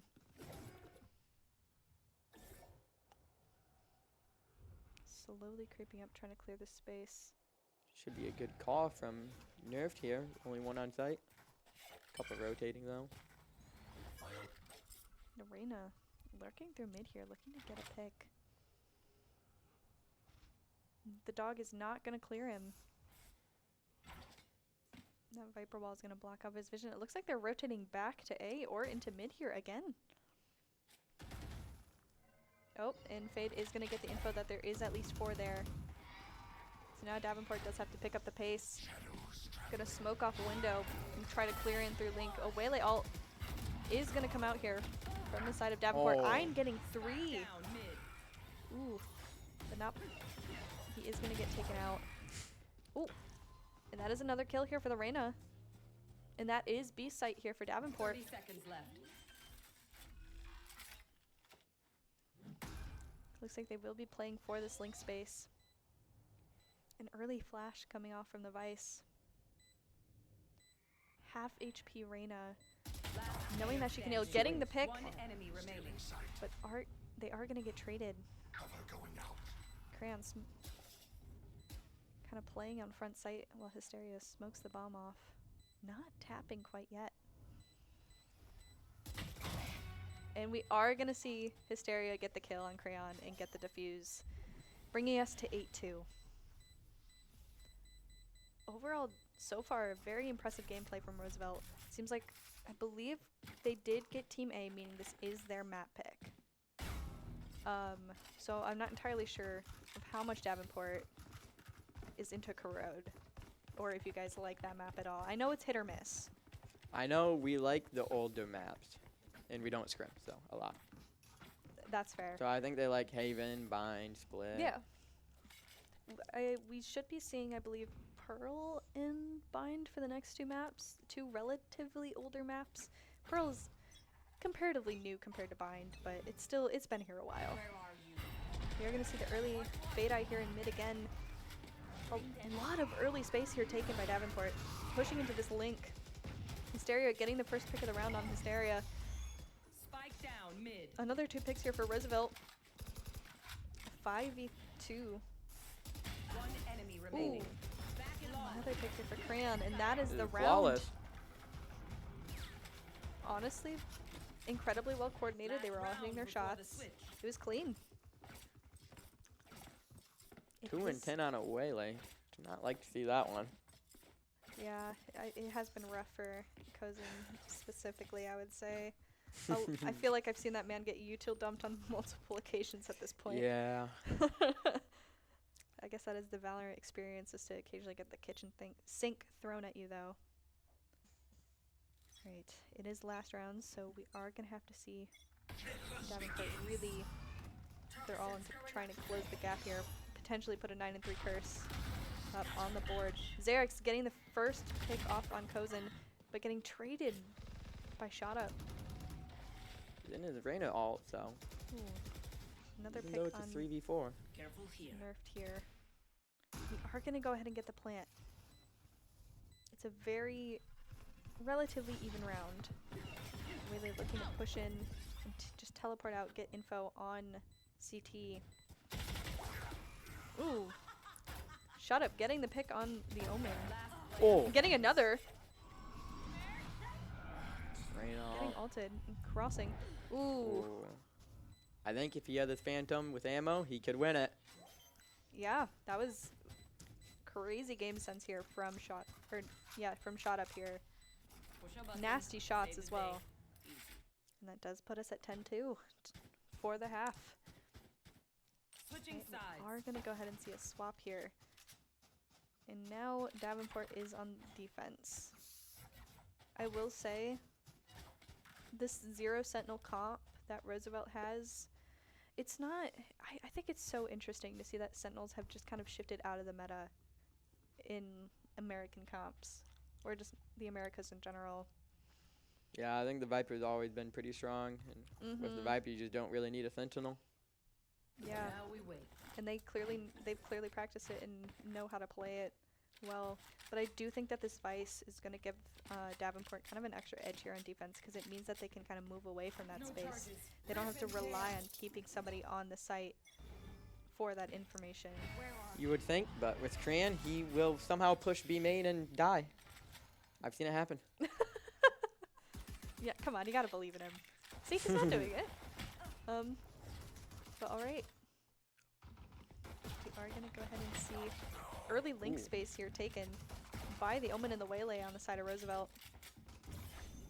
A dash here from the Waylay. Kozin just running away, but not before going ahead and back in with the concuss. Ooh, getting a nasty shot here on HN. 2v4, bombs going down. Spike planted. I'm gonna have to see a lot of good teamwork here from Davenport to go ahead and pull this off. Ooh, Player standing. and we are gonna see 2. And there is the round. Currently at 11-2. Yeah. 19-7 here on the Fade. And then 13-5 on this Yoru. Both players, honest to God, just popping off. But honestly, Shot Up is not far behind whatsoever at 14-11. We are also seeing an even 7-7-7 on the Viper here. An outlaw buy here on the Yoru. At least none of Davenport can pie. That is fair. We're going to see very predictable stinger buy here. Steelic goes to take this mid space.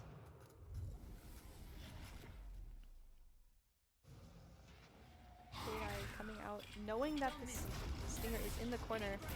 The Waylay is going to go ahead and get concussed. He's going to potentially get some kind of space, get some damage off before moving back into the corner. Getting taken out by Yu-Chen.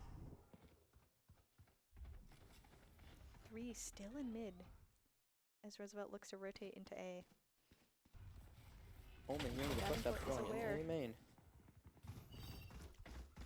And we're at a 5v3. With the space here on A looking relatively free. Ooh. A nice double kill here from Roosevelt. Crayon still taking out that Waylay in the process. Ooh, a nasty stinger shot here. Getting another. It's a 2v1. Had util left. Definitely could use and find the other two fairly easily. Ooh, know and that they at least missed one is the there. eye. He knows that both are there. White's getting the one. last. Can he get the double? He gets the double kill. Incredible clutch here to bring Davenport back into this game. Honestly surprised the other guy did not swing sooner. I'm honestly surprised as well. But this was a great round for Davenport. Because this does, I believe, give them a pretty good bye here for this next round. Yeah, and makes it so they can at least lose one more round. And it looks like Roosevelt is looking to save here. Oh.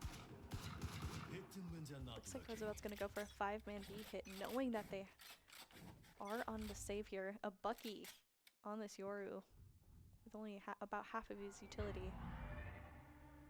Fade Eye coming out in mid. Waylay moving into mid from Link. Go ahead and kind of take this space. Very quiet round so far. Ooh. First kill of the round going to Crayon. Shot up, getting another kill with the stinger. One in the cubby and they know it. Isolated. Ooh, gotta spray the corner and back up. Not entirely sure of where they went. Ooh. Oh. A shot. Ooh, Wow. a double with the classic. He slowed though. Ooh. Yep. But Cousin is gonna go ahead and close the round, even furthering the gap with the econ here. For a save round though, that was pretty good I'd say from Roosevelt. It was pretty good. But Davenport was able to clean up end the round pretty swiftly. And yeah, overall it's starting to look pretty good for them. It looks like we're gonna see a 3-1-1 in this case, not necessarily a 1-3-1. Bomb not potentially looking to commit here on the side of, or the B site. Just looking to kind of pressure this Vice, kind of get the wall out of the game. Oh my god, he can't make that jump. Ooh. Crayon with an Ares just kind of spraying through, looking to get some poke damage. Has a little bit. Reyna here to back him up. Holding kind of like the right side, looking to get a pick. Ooh, and that is a pick here for the Reyna. Meanwhile, the Omen is going to go ahead and take out the Fade in mid. So it looks like this is where Roosevelt is going to kind of try and finish the round, is by moving through mid into A. Could be an ace split. And it looks like Kozin is ready for this Viper. He knows that their main bomb is going to go down in mid. So 4v2. Last player standing. And that's a 3K for the Reyna. 30 seconds left. But not before Nerf finishes the round. Again, very, very clean here from Davenport. Looks like Roosevelt tried to slow down, take a default, not exactly commit to any site, and overall just they ended up getting picked one by one. And that's one of the biggest things, is knowing when to fight something in peak when you're alone and can't potentially get traded, or knowing what space to take without potentially just getting picked off by something. Because 1v1s in a game like Valorant, one headshot you're dead in most cases. It's like Roosevelt's trying to get a very aggressive push in mid started. Fade Dog going out and finding the other Fade. The Vice on B site rotating over to A. Meanwhile, a fight taking place in Link with a Fade ult. A Bucky kill here from HN on Nerfed. Dulik following up with a Vandal kill on the Omen. Waylay ult from the side of Davenport coming out. They're going to go ahead and take back the A space. They know that there's at least two just outside of the site. A lurk here from the Fade to get the pick here on Xerix. Spike down A. I'm back. That's a Yoru ult. And that is the round. Davenport again bringing it back. Who needs the 9-3 curse when you're Davenport? Alright. Again, not very many deaths on the side of Davenport, so Roosevelt is going to have to try and buy up here. And 20 and 13 for the Reyna. I will say the username change is kind of hilarious, but I probably shouldn't be saying it on stream.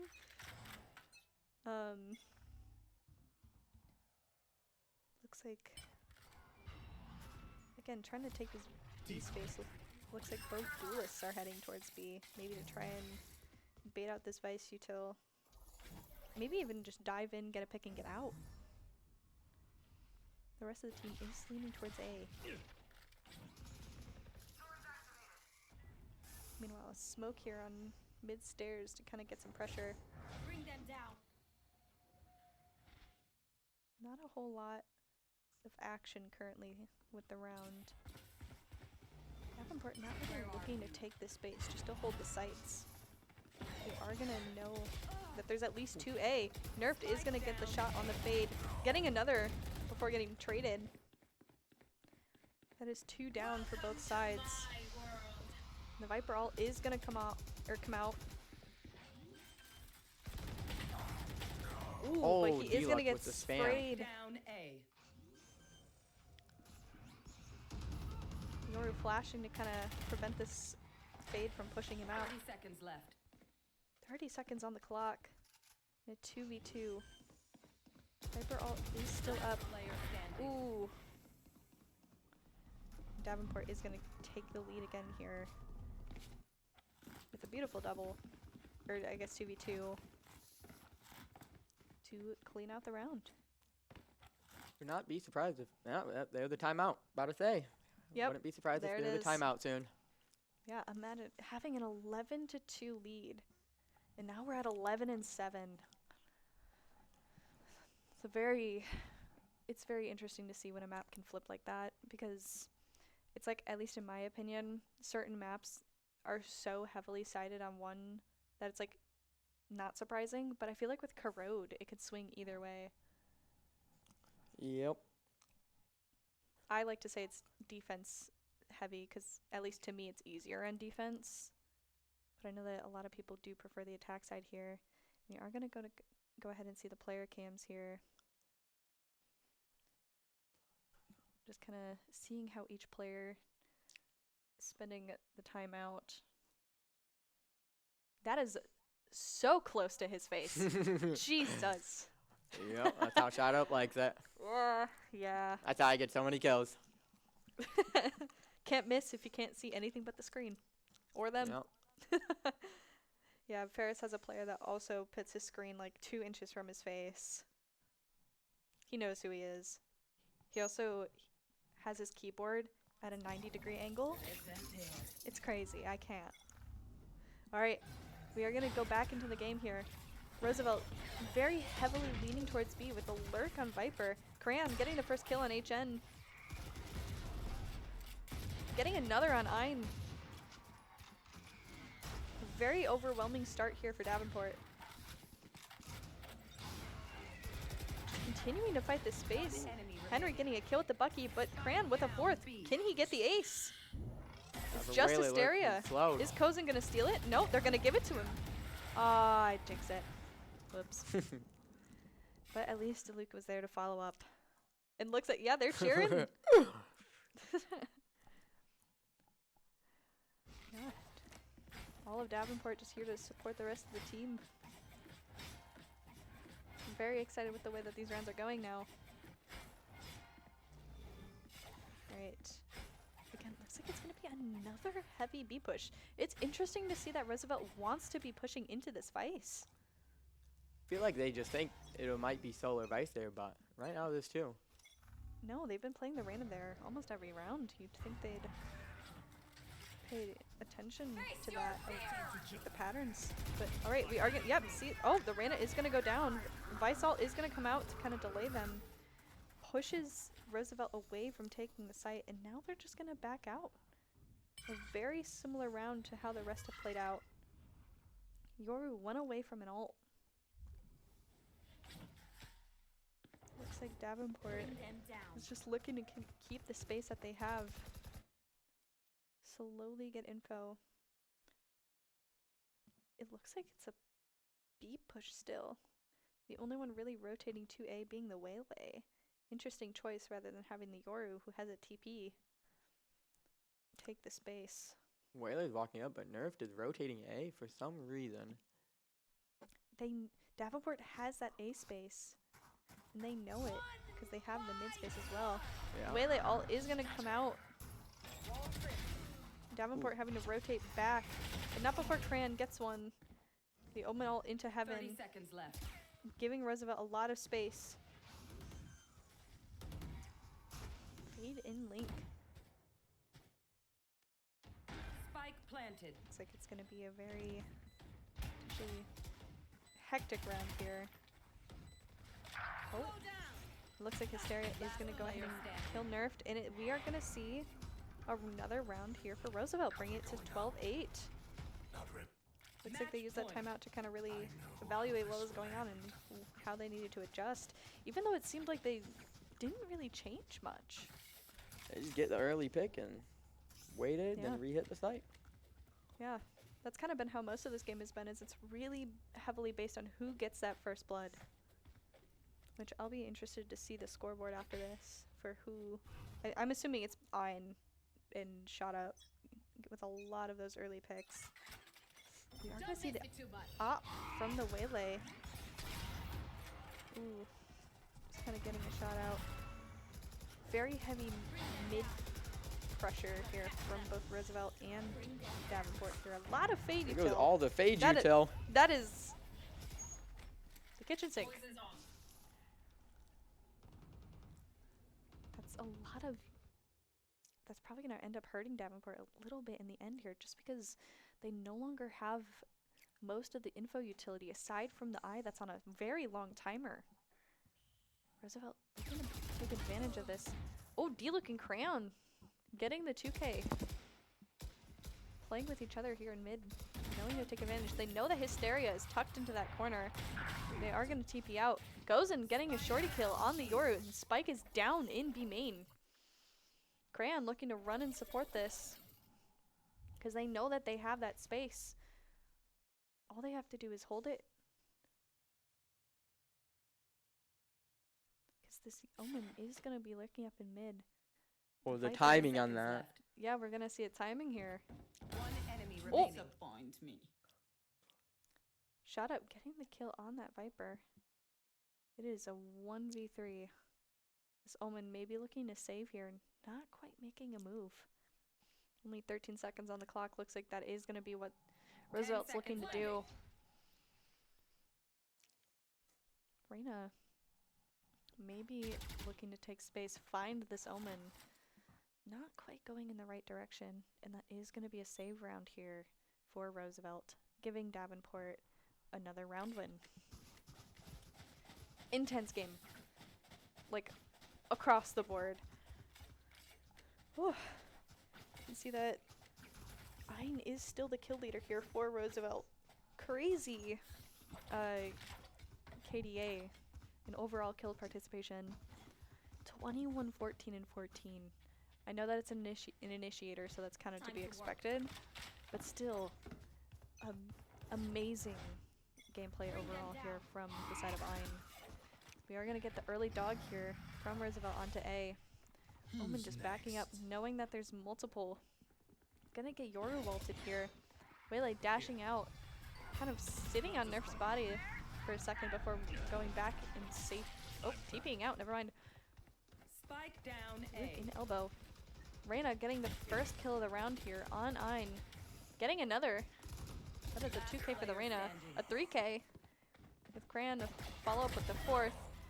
Xerix getting a classic kill. Looking to back up. He's getting hunted. Bam, util on and him. a knife kill. All out. Davenport with another win. I'm telling you, like, they brought it back. I have my faith in Shot Up. He will drop 30. He told me before the game even started. Hell yeah. All right, and we are going to see the last timeout here for Roosevelt. Whew. If I was Roosevelt, I would be nervous. There's overall a lot of pressure here with GLIAC. Going against a team like Davenport.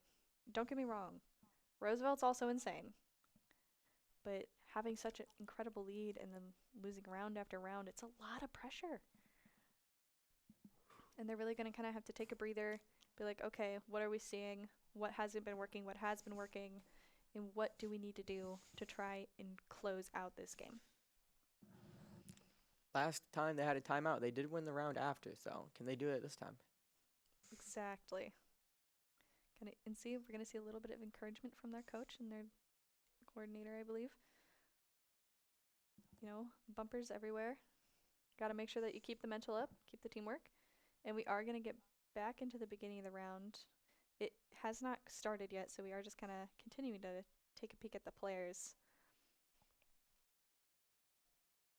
And yeah. Again, can't even see his face because his monitor is so close. I'm going to point it out every time. I mean, if you can drop 30 every game, I'd play it like it too. Listen, fair. It's so real. Oh, we are into the round. Ooh, op kill from Kozin onto Henry. That is one of the entry duelists down. D-Lo A getting fade another. pick. Ooh, that's an Odin from Cran. I respect the hell out of that. We are going to see the Reyna.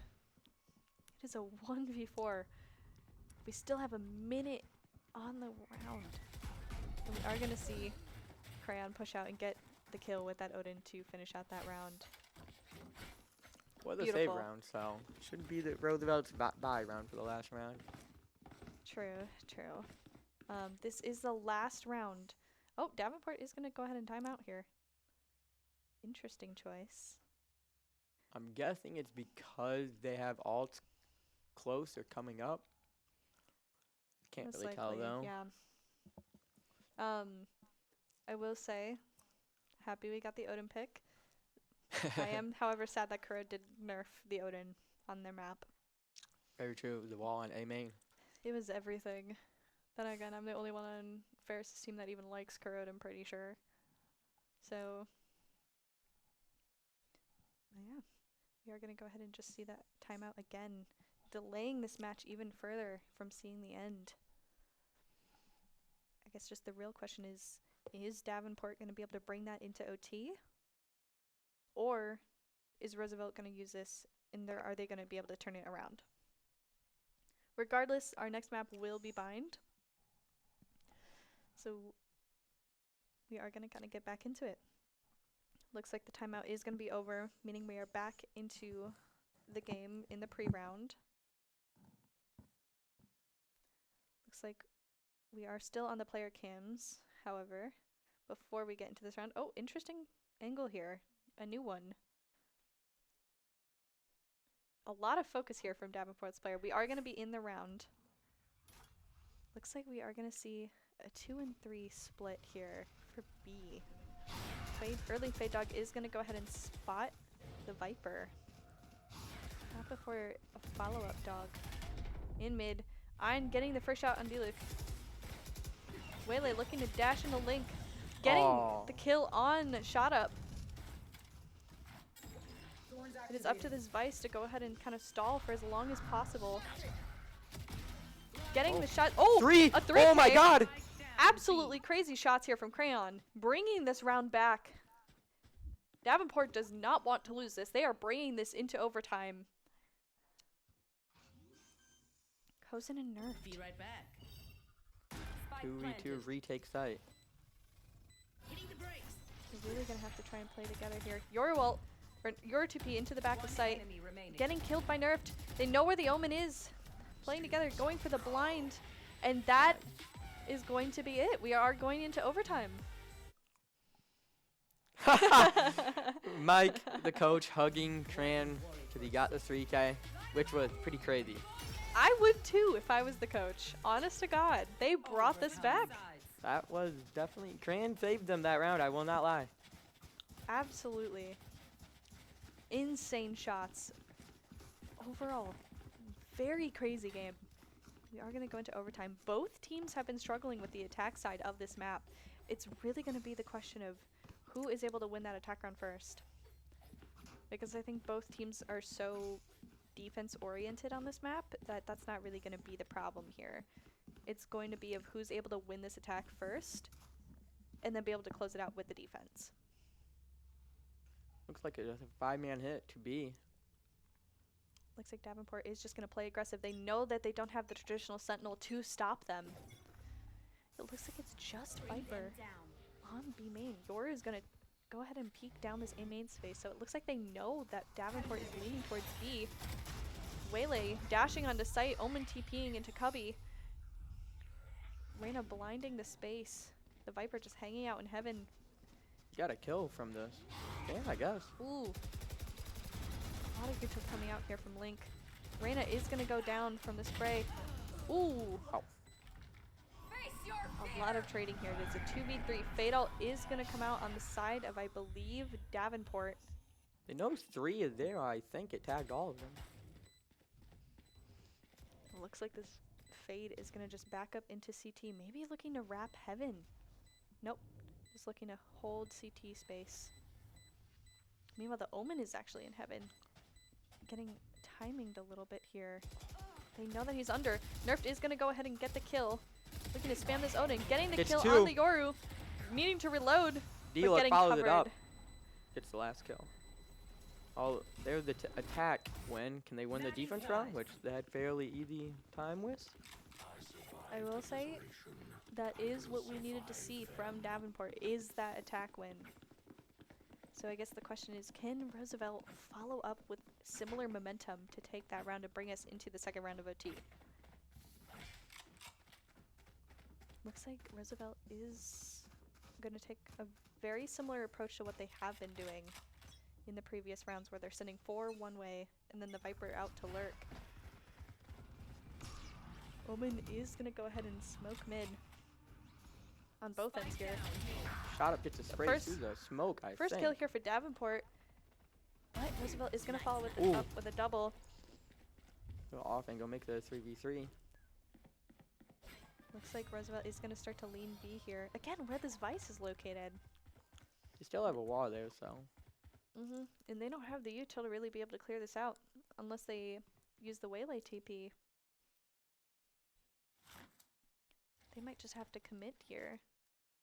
And then Davenport knows that they're not A because they have the space. Koven should keep flanking too. We are going to go ahead and see. Ooh. They are going to go ahead and ping out the wall. Go ahead and start to take site. They know that that Omen was Heaven and is in CT. Going to go ahead and kill the Thorns. Roosevelt going to go ahead and try and spray through the box here. Vice backing up slowly but surely. Aww. Ooh. Kozen goes down for the count. Crayon getting the pick on HN. It is a 2v1. If you look finish it, he is going to get it. And that is a round for Roosevelt, bringing us into round 2 of overtime. Overtime. Sides. Again, both teams really want this. Roosevelt looking to take the trophy home for both Riot Games titles. Meanwhile, Davenport is out here for blood to avenge what just happened a few hours ago with League. Looks like Shot Up is very close to his 30 kills like he promised. We're getting there. Yeah. Will this be the round? Doing a thing. All right, early Fade Dog here out from Davenport, alongside the early Waylay TP. I think he might have messed up the Viper wall. Ooh, yeah, looks like there is a gap in the wall. We have the op here for Yoru on A. A little Two are glass slowly cannon. lurking up too. They hear a lot of footsteps pushing up. He knows that there's at least 3. Gonna get the kill on 1 before getting out, looking to flash so he can continue to back up, get that kill. Missing his shot on the op, pulling out the shorty. One enemy remaining. There's 1 enemy remaining. Kozin getting a pick. They know that he's there. Bomb is down in halls. So it looks like Ein is going to go ahead and take the space to guard it. And it looks like, yep, there goes the early celebration on our side of things. But it looks like Roosevelt is going to win the defender round. So now, can Roosevelt win the attack? Or is it going to continue to be almost like the struggle? Oh, and we are going to see a little bit of a glitch in the API here, at least on our end, for the casters. That's a new one. Yeah, we are going to see a 5-man push from Roosevelt here on A. I don't think we've seen that before. I don't think we've seen them go A necessarily. So Davenport might not be expecting the firing squad in the moment. Ooh! Waylay getting taken down, but not before getting his 1. Looks like Roosevelt is just going to continue to scale onto A, start to get that bomb down. Nerfed is going to take out the Omen. Very important util here is now gone on the side of Davenport, or no, on the side of Roosevelt. Yoru getting nerfed. It is a 3v3. Arena slowly looking to take site, trying to clear halls. Oh, Waylay is going to go ahead and get the stun off. And that is game. Roosevelt is going to go ahead and take map 1 here. With that will bring us to the end of game 1, where we will now go into what typically is a small break. Here we got the scoreboard. Yeah, I'm 26 and 19. Crazy impressive utility usage and overall gameplay here from that Fade. And it looks like we are going to go back to the crayon cam, if you will. Looks like he's scrolling on his phone. Yep. You can see Davenport's side of the room here. All of them saying hello, cheering. Noah Antor just chilling in his chair. And yeah. Overall, very impressive match. Crazy shots and rounds overall. And now we've got the Roosevelt side of the room. Roosevelt saying what's up. Yeah, looks like we are going to have a bit of a break here. Players probably using the bathroom after that first map. Taking a second to chill. And yeah. I guess with that we have a little bit of time. With that, Parad. Yeah. From there, I guess we are going to be, after this intermission, we are going to be going to Bind, which is Davenport's pick. I guess tell me a little bit about that before we go to intermission. Do you think that we're going to see a lot of really aggressive plays here, or do you think they're going to kind of play it a little bit more like slow paced? I know Bind is a very different map. Slow paced. Really? Interesting. Yep.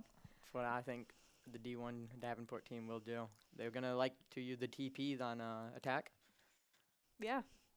I'm excited for it.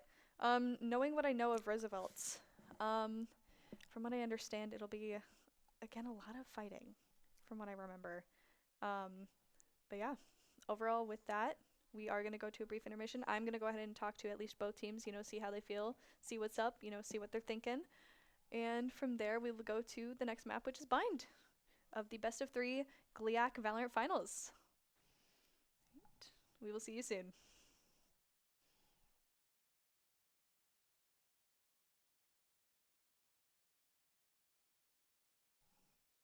But yeah, I guess while we wait to go to intermission.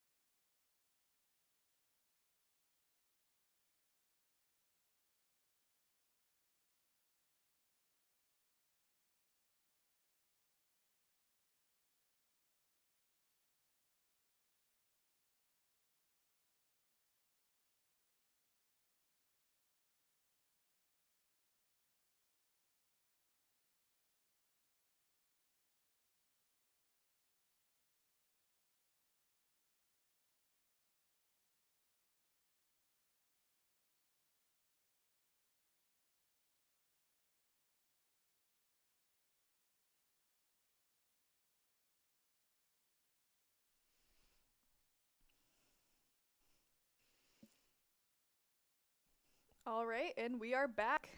And we are on to map 2 of the GLIAC Valorant Grand Finals between Davenport and Roosevelt.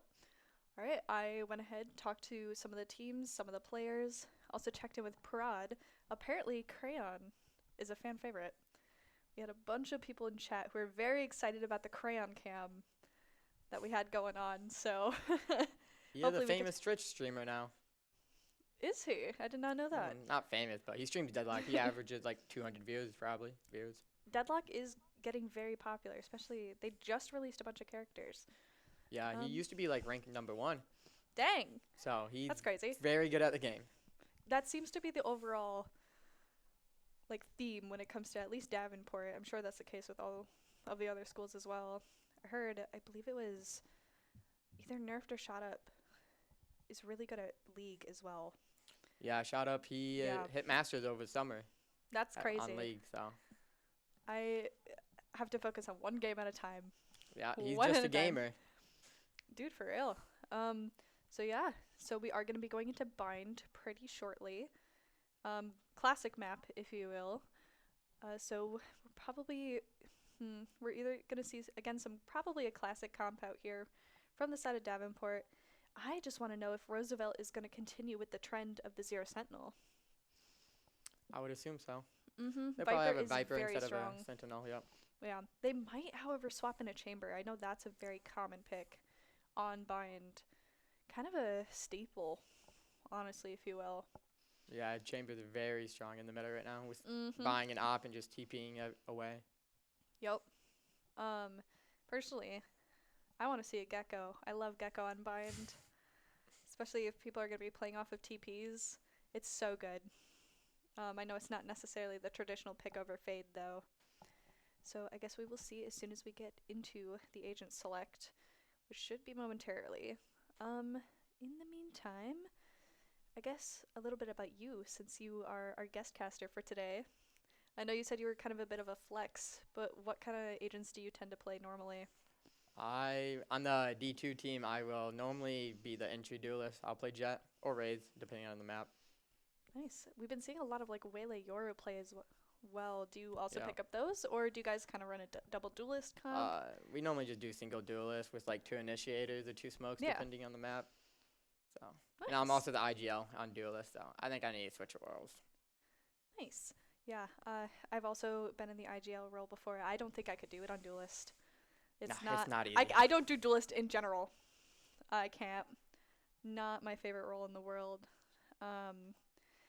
But yeah, I guess with Bind, if we are going to go ahead and see the Viper comp, I'm very curious to see how it gets played. Because I have not been watching a whole lot of VCT Americas lately, where it's very popular. I've been watching a lot of EMEA, because that's kind of my preferred region. We are going to see the teams starting to kind of sit down and get into this lobby. Roosevelt just kind of chatting away. But yeah, EMEA plays very differently from the way that Americas do. And I also just haven't been seeing a lot of Bind recently in VCT. Personally, at least. I feel like it's a lot of like Abyss, Corrode, and Pearl. Alright, sounds like we are going to be getting into the agent select screen here. Should be kind of bringing up that UI for us hopefully soon. So we can get a peek at what selections that we've got going on. We are going to see a Yoru hover from Roosevelt here. A very standard duelist pick. And there's the Reyna, I believe. If I can see correctly. Oh, and we are going to be getting into the match. If we could have Prod swap us over so we can see what we've got going on. Crayon Cam. For all the people who are fans of Crayon. There he is. In all of his glory. And yeah. I wonder if he knows just how many people were screaming for him in the chat. Alright, and we are in. Oh, UI is gonna be a little goofy here for a moment. We are gonna go ahead and... There's Davenport. Again, cheering away. Excited to be here. And there's Roosevelt. Also excited to be here again. We can hear them through the wall there. It's very loud. They're super, super excited to see their team play. And we are going to kind of just go into the buy phase. I can see a little bit on the screen of what we're seeing. Going to see a fade, a brimstone here on the side of Roosevelt. That's an interesting decision. Yeah, we are going to see a Viper Brim. So double smokes, double duelist here from Roosevelt. Meanwhile, Crayon looking to get the first pick here off in showers, but Hysteria getting the first unnerfed. Also seeing the Brimstone here from the side of Davenport.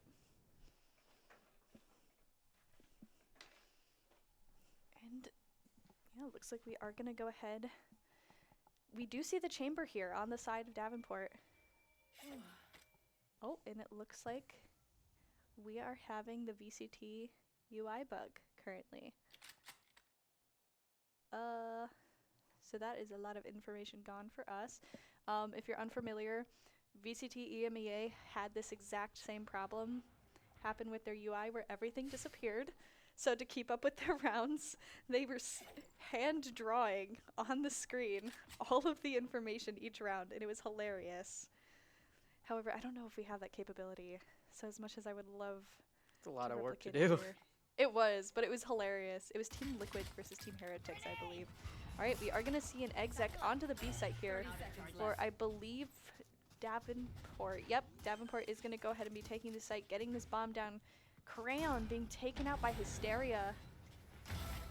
Kozen trying to take elbow, getting taken out by Ein. Shut up, following up to go ahead and get that trade. Enemy remaining. There's just this Yoru left. Oh wait, no, it's just the sky left. There we go. It's so much harder when I can't see the people at the top. And that is the first round going to Roosevelt. And yeah. All right. We are getting into round 2 here. Is it just... Am I crazy, or did you see what I just saw on the mini-map? I have no idea. Okay. There was like a little tactibear just on the screen for a split second. I don't know if it was a spray or what. But it was on the mini-map. I feel crazy. I'll have to look that over again later.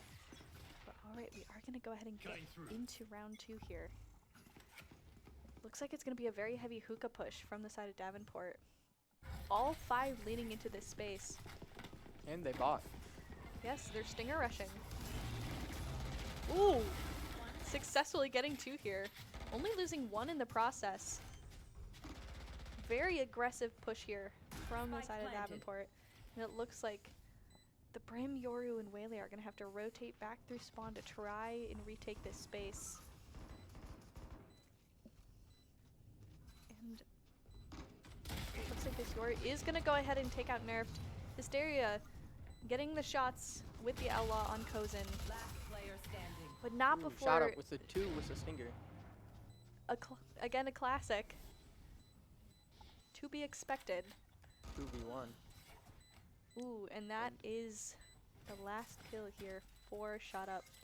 Gonna go ahead and grab this Outlaw. I think Shot Up chose to keep his stinger. Which, I mean, if I were him, I would too, if I was that confident. I'll be honest. Oh, dropping the Outlaw for this chamber. Yeah. I would say, so far, very typical of Bind to just kind of lean very heavily into one spot. They are going to have this chamber lurking towards a long, which is again also kind of a very typical strat that you would normally see on a map like this. They are going to see him, and he is going to TP out.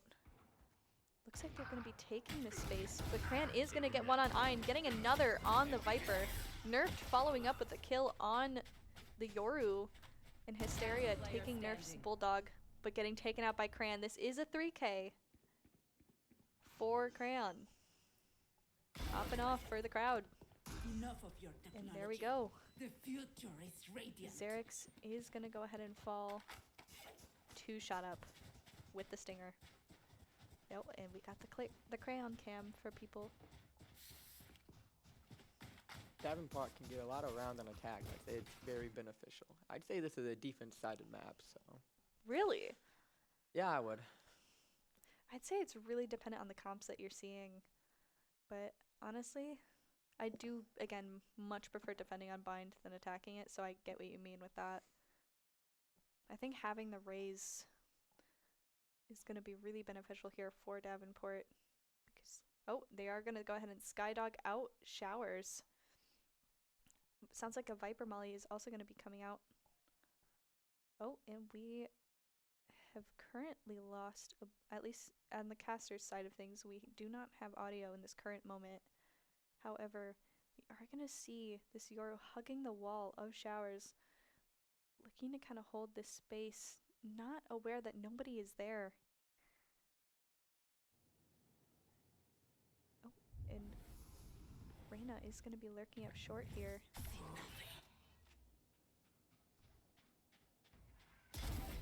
Looks like, oh, Kozin is going to get taken out by the Yoru that kind of lurked out through Showers. Reyna and Sky looking to follow up and try to take him out, but he did fall back. It looks like it's going to be an A end here on the side of Davenport unless they plan. Oh, looks like, yep, they might be planning to take this TP. And they're not. They're just slowly rotating back through B. Maybe to go ahead and take some hookah space. This Fade and this Viper are ready. They're holding a semi-cross. Question is, can they play off of this here? The Reyna is ulted. So that's a lot of power here for them. Shotup is going to get the Viper. He does have to get this bomb down. But Hysteria and HN are going to follow up, giving Roosevelt the round. And yeah, it looks like our UI is up and running, but we don't quite have the rounds here. I believe that puts us at 3-2. Could be wrong here. Oh, and there goes the screen. Interesting. Time to jump. Now, oh, we're back. Cool. I was about to say, now we're really blind. Now I'm really going off nothing. Oh, and we are back. We have the normal Valorant HUD here. Seems to be working now. Yeah, it is 2-2. I was close. Oh, a shot here on the Yoru. Waylay getting another to follow up. Bringing this to a 5v3. Favored towards Roosevelt. But it is bind. You never know. It looks like Roosevelt is just going to hang back, play their sights. They don't know where Davenport is currently leaning. Oh, and they found the Brimstone in short. Gonna hear quite a bit of noise here. They know that two are there. Gonna pick off Cran and Nerfed. It is all up to GLIAC. And Bomb is down in short. Question is the Sky going to attempt to save here, or are we gonna go ahead and see... Oh, we are going to see the Yoru Flash Gut, and they're going to go ahead and try and clear this short. The Sky could be wrapping in through Showers as we speak. But with our new perspective, we are not quite able to tell, as we no longer have God Vision as an observer. We are going to go ahead and see this Yoru wrap around Showers and find the Sky. And that now brings us to 3-2, favoring Roosevelt. Looking similar to the first match that they just played. Yeah, honestly. Ooh, crazy 3K here on the Yoru that I'm just now noticing. In terms of scoring, oh, we're hearing a lot of cheering from Roosevelt all of a sudden. Interesting. We have no cameras. We should have a delay, so I'm not entirely sure what that was for. Could just be shouting to shout. Having fun. From there, with this Yoru's POV. They know at least one is long. Ooh, one is hookah, two. They know that. Oh, kill with the... Dang. Double here from the Fade. Shorty kill here for the Yoru, pushing into hookah, but getting taken out with a Sheriff by the Sky. They know that the Sky is there. A double here. It is a 2v3. Looks like Viper is just going to hold this garden space, taking out the Sky. And that is bomb down here for Roosevelt. Can this Viper get the peek on the chamber? They are. Looks like the chamber does have his op. Yep, and Cran is going to go ahead and take out Hysteria. 2v2. Looking to get the bomb down. And, oh, Cran is going to go ahead and get the Brimstone, putting us in a 1v1. The Viper running away. Seemingly letting him get this bomb down. Maybe slowly wrapping through mid. Maybe looking to save, potentially? Interesting decision here from Henry, yep.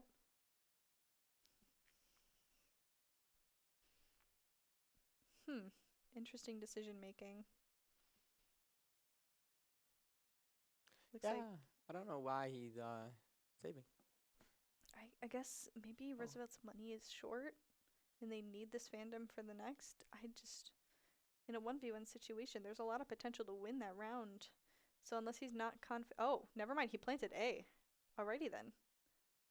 And Cran gets the shot. Alrighty then. Guess that was a good guess that he was going A. Yeah, I'm surprised that he spent the time to run all the way through their spawn to go to A. Yeah. Right. And we are seeing an 8-3 on Hysteria here with 7-4 to Crayon. Again, even across the board. An op here on the Waylay, who's looking to maybe peek down in showers.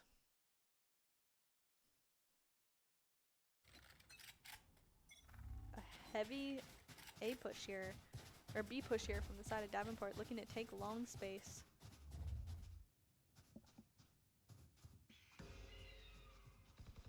Sky Flash going through Garden.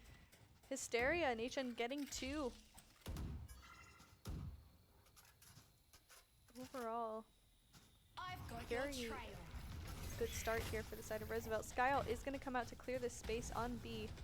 We are going to get temporarily frozen here. But we are going to hear a lot of firing. Looks like Davenport is going to go ahead and try and get the bomb down. Yoru ult coming out to go ahead and clear this space. They know that there's 2 in CT. Ooh, shorty kill here from the Yoru. And then pushing out to get the Brimstone. Overall impressive gameplay. And that's going to secure round 7 for Roosevelt. Bringing us to 4-3.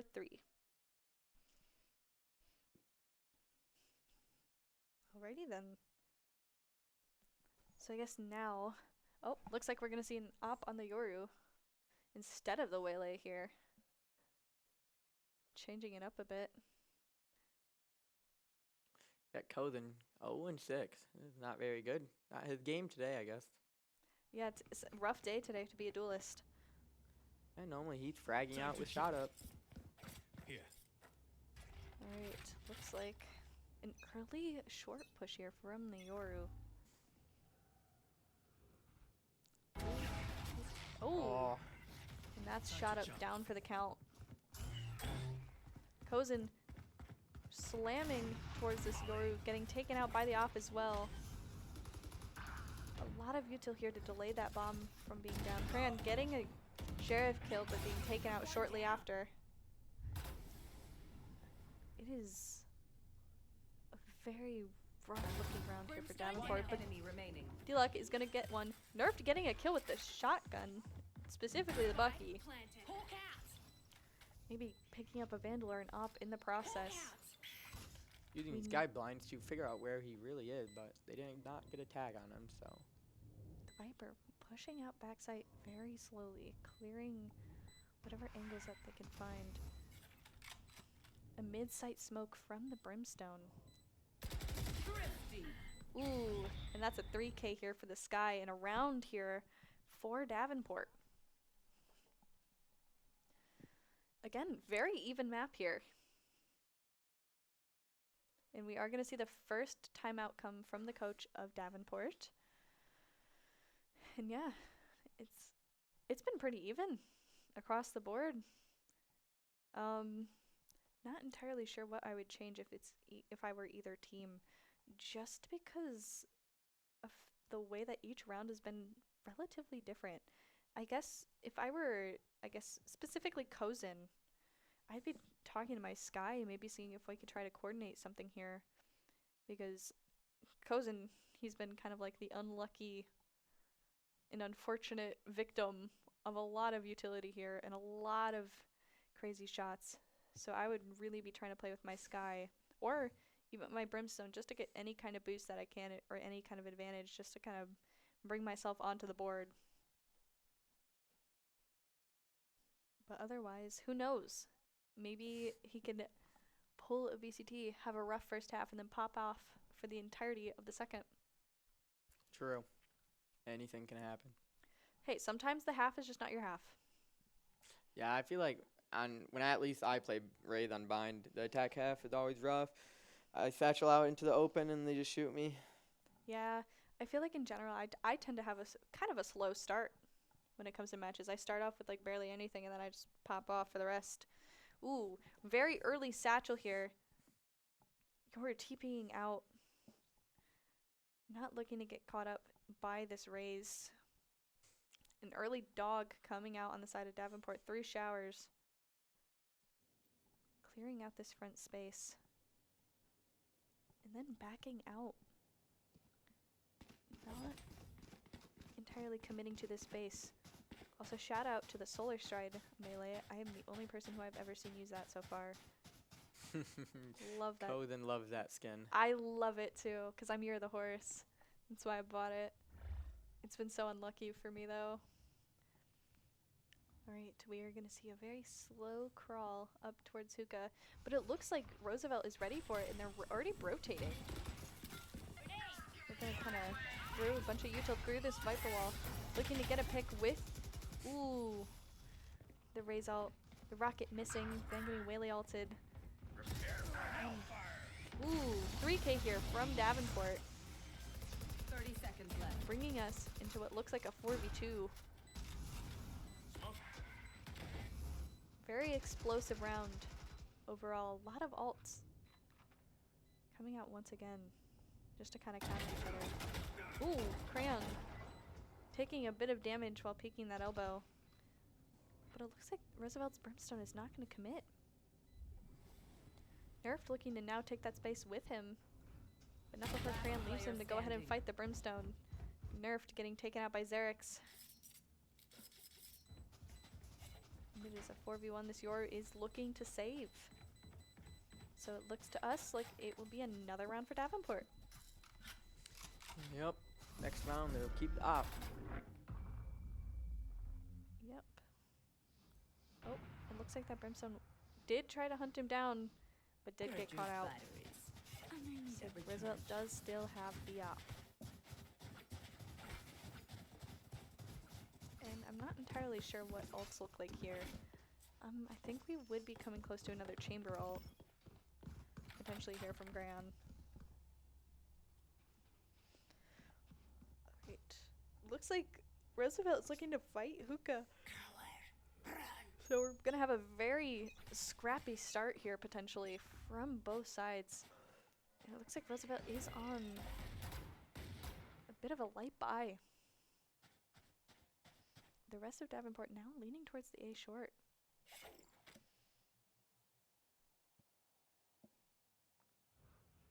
A lot of pings on the map. A dog coming out from Hookah. They know they're no longer there.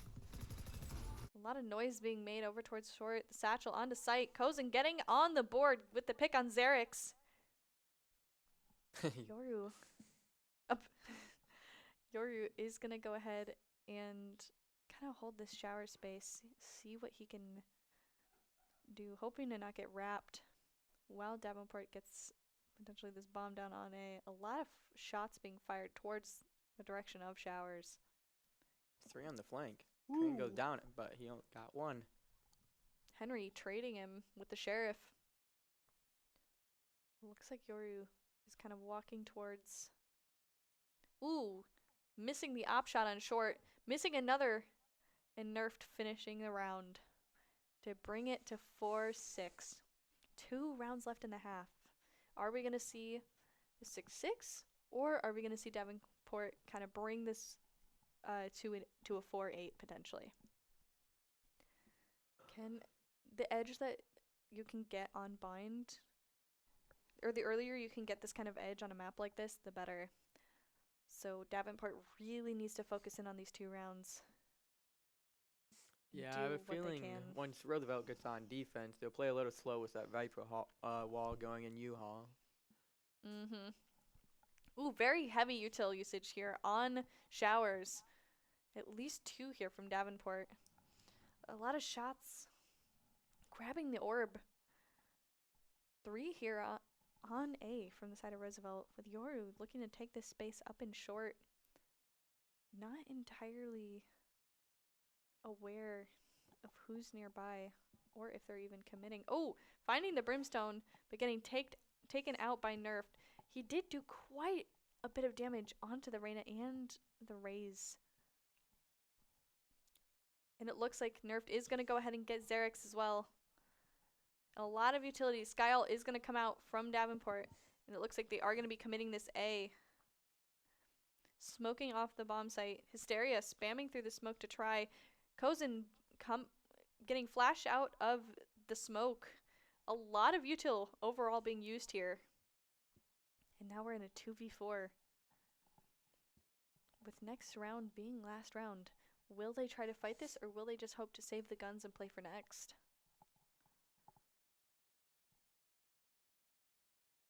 Kozin again now on the board, 3-9. He's on his comeback era. And we are going to see. Seems like they will save. Yep, does seem like we will be seeing a save here. With Hysteria slowly backing up into spawn, looking to get a pick from anyone who tries to hunt them down. And they are going to go ahead and take out the Sky. But that is the only one they'll be getting as we go into the last round of the first half. Is that the Minima Karambit? Yep. Oh my goodness. That's a skin line of all time. As much as I want to use other knives, I feel like if I use anything that isn't the Avori Dreamwings knife, I play terribly. I don't even like that knife that much. It's in your head. It is in my head, but it's also right. All right, we got a 3-2 split here. Looks like Roosevelt is trying to take space here in B long, potentially playing off the Yoru flash. Nope. And it looks like they're not going to quite see anything. Oh, they are actually going to see one. Playing for this Bulldog. Not committing to anything quite yet. Just jump spotting and slowly peeking before crawling up. Looks like there is going to be a bit of a fight here on A as well, but Kozin is going to be taken out first on the B side of the map. And again, looks like A. We're not really going to be seeing a whole lot of action this round. Davenport is taking it very slowly. You're pulling out that flash. This time committing to the flash. Getting 1, but seeing 3. Looks like Davenport is going to go ahead and use this chance to continue to scale out. Fade using the ult to kind of slow them down. Brimstone also being used to delay this push here in Garden. And we are going to go ahead and see 3 TPs towards A. 30 seconds left in the round. Iron getting a kill on Shot Up. We are going to see them kind of scale out of showers, but not before being taken out. We are now at 5-7. And we'll be switching sides. So now we get to see how Davenport plays their defense and how Roosevelt is going to go ahead and use this attack half. If I were Roosevelt... Sorry, it's been a long day. For what I know of using... Yep, there goes... That's the Viper Wall. Every round it's going to be that Viper Wall. And then if they play the way that I think they're going to play, we're going to be seeing a Viper Orb at the end of that towards U-Haul. And they're going to be using that to kind of scale in and out and use the TP to their advantage. Kind of getting a quick peek at the scoreboard, but not for very long. Oh. Yoru does seem to be the kill leader here for Roosevelt. Very quickly scale. Ooh, my goodness. Kozin is going to get taken out by this Viper. Yoru kind of using himself almost as bait. Looking to kind of jump into that corner. Now slowly pushing up into the shower space. Fade dogging out in short. You're kind of getting ready to flash out mid, kind of to scale together. Flashing himself in the process, not before jumping out onto site. A lot of shots here being exchanged through smokes. Bomb is going to be planted at the default spot. Nerfed getting taken out by Hysteria. Reyna also being taken out by Ein. Chamber following suit. And that is the round. Round 1 is going to go ahead and go to Roosevelt. Well, that seemed like an easy round for Roosevelt to take. I will say it was pretty clean. Overall, they just kind of used the utility and the strats that they know. I know that Viper used to be common on Bind, but that was also ages ago. That was like, I don't even know how many years ago that was. Once the Sentinel got nerfed, I think Viper just started being picked more. Yeah. And then Viper wasn't played on Bind for a really long time, but then there was a small period of time where everybody was doing it. Back in like maybe 2022 or 23. It's been years at this point though. All right, we are going to see what appears to be a very heavy execute onto B here. Hysteria getting the first kill on D-Luck. Bomb is going to go down. Shots from Hookah. A lot of shots here being exchanged. You're getting the kill on the Reyna. Ooh, getting another here on the Raze. That is both duelists down for Davenport. It is up to Brimstone and Chamber to kind of defend this bomb. Ein getting the shots on the Chamber, and Yoru getting the third through a smoke. Very interesting round to see get played out here. Kozen is on Pie Watch. Ooh. Very close. Sorry, I am going to have to make a lot of jokes about it if we do get there. Oh, I will too. It's okay. Ferris went against EMU once, and one of our players went 0-win against EMU. They took advantage of that. I don't think I've ever had 0 kills in a match. I don't think I have either, but it was just unfortunate. But all right, getting into the round, we are going to go ahead and see another A split here from Roosevelt. Looking to kind of go ABAB potentially here. 7-7. Chamber TPing out back of you after getting contact with this Viper. Cloning through showers to go ahead and clear the space. Spraying through a smoke to try and prevent any pushes. We're going to get a flash out of the smoke. The Brim is going to go down. Viper is going to go ahead and push into U-Haul, but gets taken out by Kozen. Crayon taking out Xerix as well. It is a 1v3. It is up to Reyna. Can she do it? You're rapidly kind of clearing both back and front sight repeatedly. Trying not to get caught up in anything. Now just kind of jiggle peeking into short here. They don't know where this Reyna was, where it currently is. 8 bullets left in the Vandal. Oh, and Hysteria is going to get the final kill onto Shot Up. And that will be the round. We are now 8-7. Well, he didn't pie, so it's good for him. Yep. He is spared for now. The next target, I guess, would technically be 420. True. But I don't think we'll get there. I'm confident that he can bring this back. I believe. So we are going to see what looks like, again, they seem to just be splitting A and B. This time the Viper potentially lurking into showers to try and get a pick. Early Fade Eye followed by a Sky Flash. They know that Roosevelt seemed to be leaning B here. A lot of utility being poured onto the site. And a lot of shots being fired. Viper slowly lurking towards showers. And Brimstone slowly following up. Looks like Hysteria is going to get the first kill on to Kozen.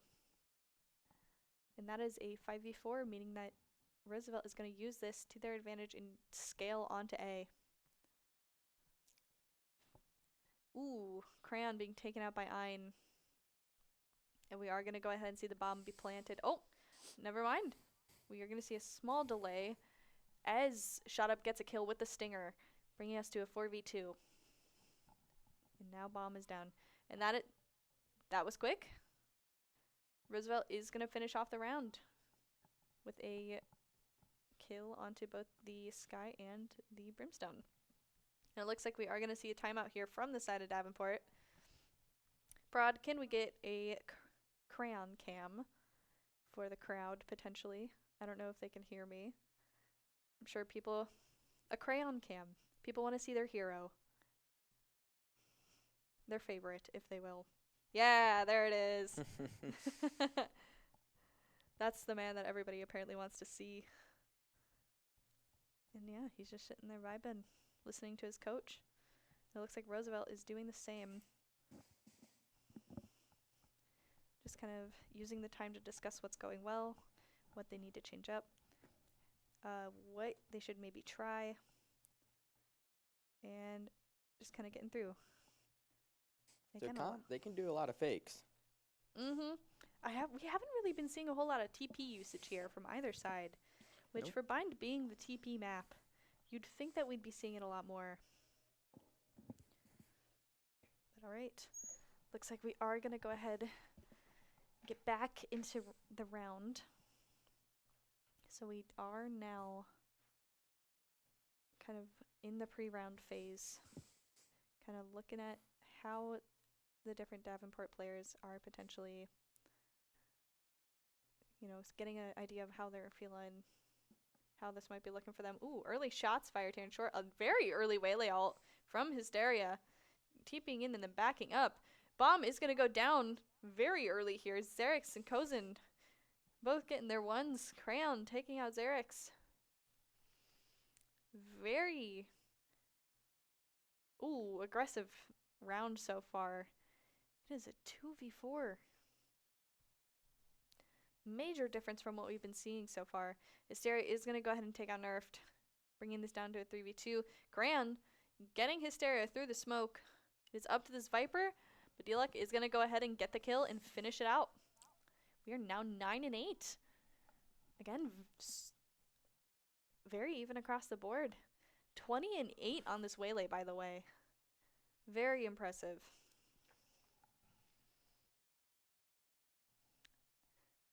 Right.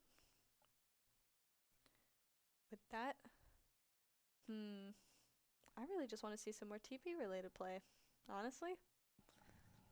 I feel like if we're going to play a map like this, might as well use what we got to our advantage. But I mean, hey, if it's working, it's working. All right, we are going to see an early Yoru flash here and push into showers. Just looking to clone out or not. A spam through the wall. Yoru going to get taken out by the nade. Oh, interesting bug there for a second. We are going to see, Fatal here. Oh my. Jesus. Viper getting the kill from literally under him. He dunked on him. Yeah. In a literal sense, I guess, in this case. We are going to go ahead and see 3v3. Brimstone is going to be backside. Ooh. Very good teamwork here from Roosevelt. But Shot Up getting two, bringing this to a 2v1 or 1v1. Brimstone knows where the Reyna is. But, and Shot Up is going to clean up a 4K to end the round and bring us to 9-9. That's the Shot Up I know. Yup. I guess when your name is Shot Up, you'd be expected to hit your shots, huh? Yep. He's crazy, genuinely. I think this is like the third or fourth game I've casted of his. And I remember the first time I ever had to cast a game for this Davenport team, I was like, what in the hell am I watching? I vividly remember him just running people down with a Stinger on Ascent as Reyna and being like, what is happening? All right. Another split here, potentially. Viper, again, going for an early showers pick. Slowly crawling towards that space. Meanwhile, a lot more aggression here on the B side of the map. Yoru looking to play off of this. Slowly walking forward. Sky Flash is gonna come out, but isn't quite gonna get the blind.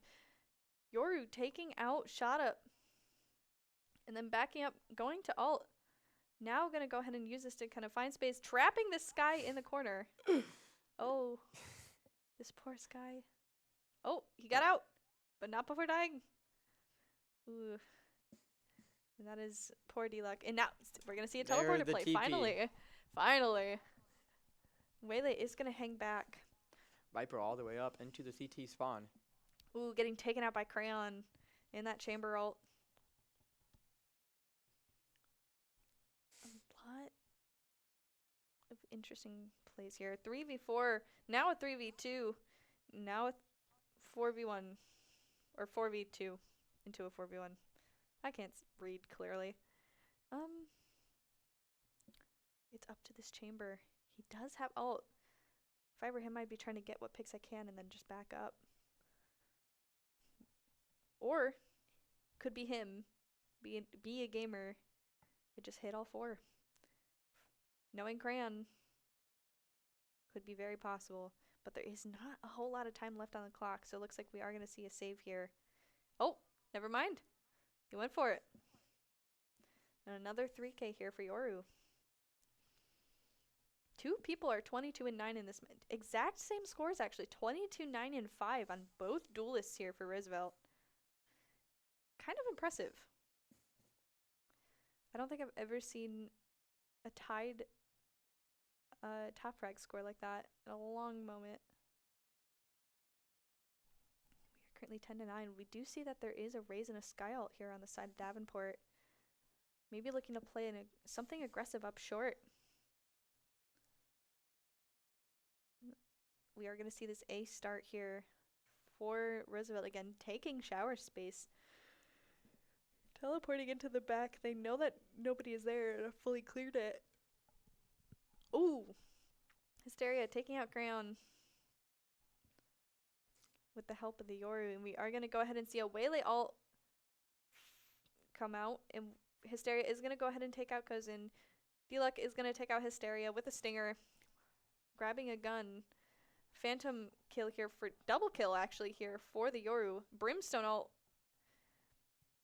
coming out on the side of Davenport, looking to just delay this bomb plant. Interesting to use in a 4v1. Oh, Nerf getting a kill with the bandit. Yoru flashing out. Ooh, Ein getting the final kill. If I were Ein, I would not have gone for that. But I mean, you do you. I would have just planted the bomb first. Because this the one who normally carries the spike, I would feel so bad and so greedy if I went for that and died. Kind of ballsy. Alright, we are 11 to 9 on bind here. And up here on the Waylay, looking to close out this game.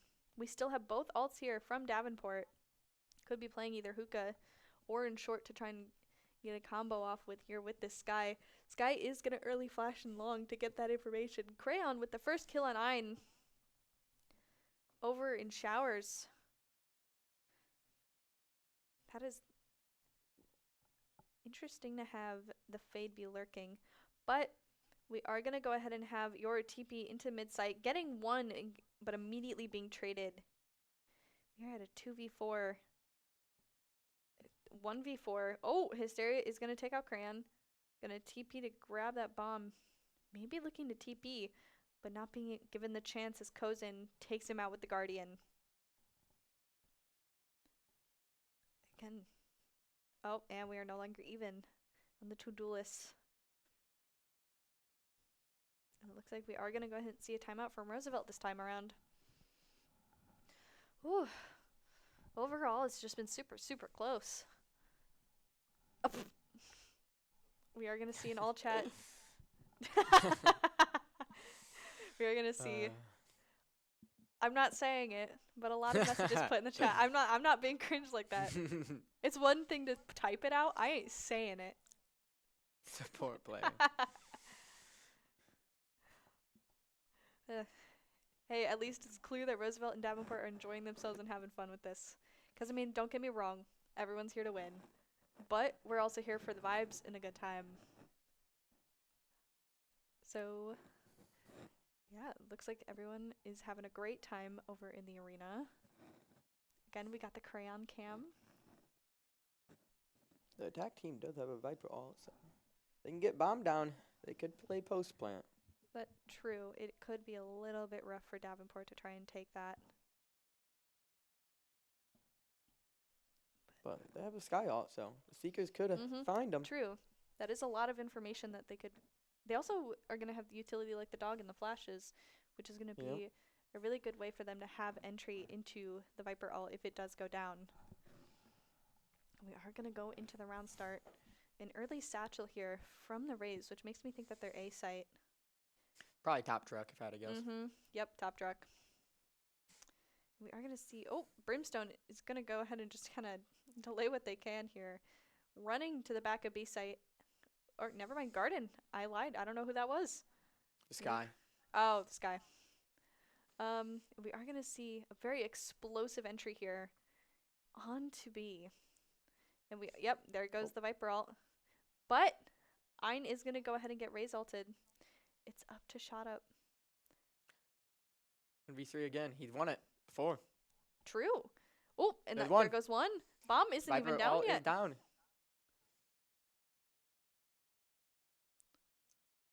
Oh, we hear shots, and there it is. We are now 12-10.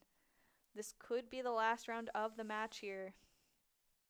Will we see Roosevelt end it out, or are we going to go into another overtime game? Davenport is kind of broke. 2 of the players. Yeah. That, and there's almost 3 ults here on the side of Roosevelt. Yep. So this could be looking pretty rough here for Davenport. But we've seen it happen once. We could see it again. So there we go. We are going to see an aggressive start here from Davenport with the Brimstone smoke into deep long. Another smoke here to cover Garden. They know that they're playing very, very aggressively into this Garden space. Davenport maybe looking to take a full retake. GLIAC with a double kill with the Bucky. Amazing start here for Davenport, even though they're on a save. Bomb is down in hookah. Kozin getting a kill with the Guardian and picking up, I believe, a Vandal. Seekers are going to come out. 1 dropping, 2, 3 dropping out of, oh my god. That could have been so bad. Yeah, if they all lined up, 3 headshots. It looked like they did too, but I mean, hey, they got the kill. That's crazy. Yeah, I saw the 1, and I was like, wait, and 2 more just followed. And it looks like now Roosevelt is on the short buy with some of their members needing life shield, and even Yoro only taking a sheriff. But they do have a lot of ults here.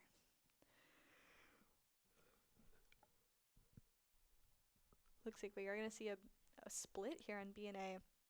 Yoru early ulting onto A, taking TP, noting that the chamber is towards B, seeing that he's front side. Ooh, getting taken out super quickly by GLIAC.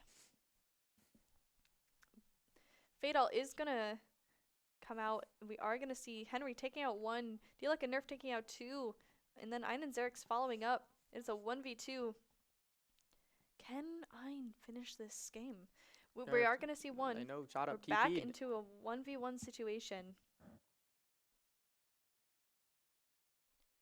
Yeah, we do Could know. wrap long. Yep, we are going to go ahead and see Fade slowly pushing their way back into hookah. Looks like we aren't entirely sure of where this Reyna is going to be coming from quite yet. So the Fade is just jiggling elbow here. But it's planted for back sight. So it's really up to this Fade to play this time. It doesn't look like Reyna quite knows where. Ooh, we are going to see the Fade Eye come out. Oh! And Shot Up is going to bring this to overtime. Oh, yep. Shot Up is going to go ahead and bring this to overtime. Yeah, the clutch factor. Mm-hmm. Clutch King. 21 assists on Xerix. Crazy. Yeah, I guess that's the controller life unbind, though. Yeah, you get assists from smokes. Yep. Right, we are going to see the op buy on the waylay here into overtime. Glass Cannon, once again. Looks like he's also... We're going to see a hookah split here on B from the side of Roosevelt. Hysteria with 30 and 13.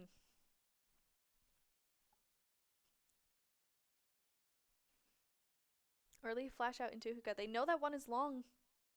Ooh, Shot Up getting the kill on the Yoru to start.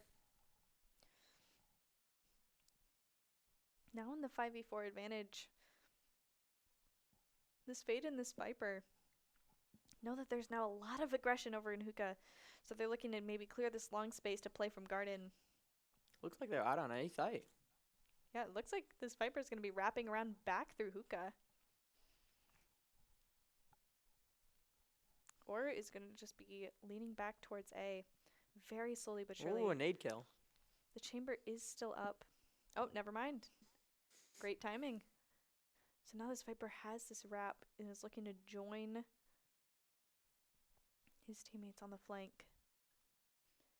Shot Up with a kill on the Viper. This is a 4v2 and Nerfed is going to finish it up. So now we are 12 to 13. If you look at the scoreboard, Roosevelt has a lot more kills, I think, than Davenport. At least those two duelists. Mm-hmm. Davenport's is much more, I would say, balanced overall across the board. Meanwhile, for the side of Roosevelt, these two duelists are just kind of essentially being Thanos. And I think Davenport might be playing to kind of take out those two players specifically. Yeah, I think if they can get first pick on the duelist, Yep. Davenport can win. Yeah, if either of those duelists go out, I think it provides them with a huge advantage. You're not quite sure what he wants to do. Oh, Shot Up. Getting that first pick on their smokes. Another really vital kill here. They do still have the Viper, but that does limit them significantly. Viper wall going up. As the Yoru looks to go ahead and jiggle this space. Not committing to anything. Oh, Cram with the op shot. Kind of forced to hit A now since the lurker died on B. We are going to go ahead and see. You're just continuing to jiggle this. Fade looking to take some space. Waylay killing Nerfed. We're now in a 3v4. Hysteria getting another. Fade looking for the plant. You're looking to just kind of hold the backside space. 3v3. I believe I just heard a TP. Ooh, Kozin getting one on Hysteria. Ein getting one on D-Luke. It's a 2v2. Ein with another. Kozin getting one on Ein. It is a 1v1. This could be the end of the game. It is up to this Yoru. And he's going to go ahead and get the shot. And we are going to go once again into round 2 of OT.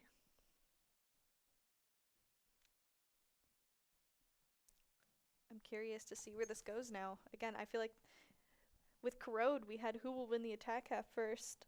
Well, this time we're with who's going to win the defense half first. Yep. Uh-huh. Ooh. Two very intense games back to back here. Neither team is giving this up.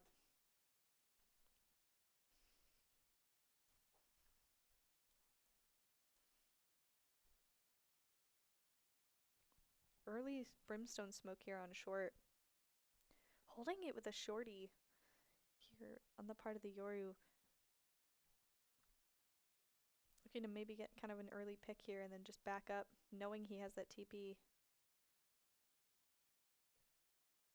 It doesn't look like he's going to go for it as he knows his TP runs out shortly.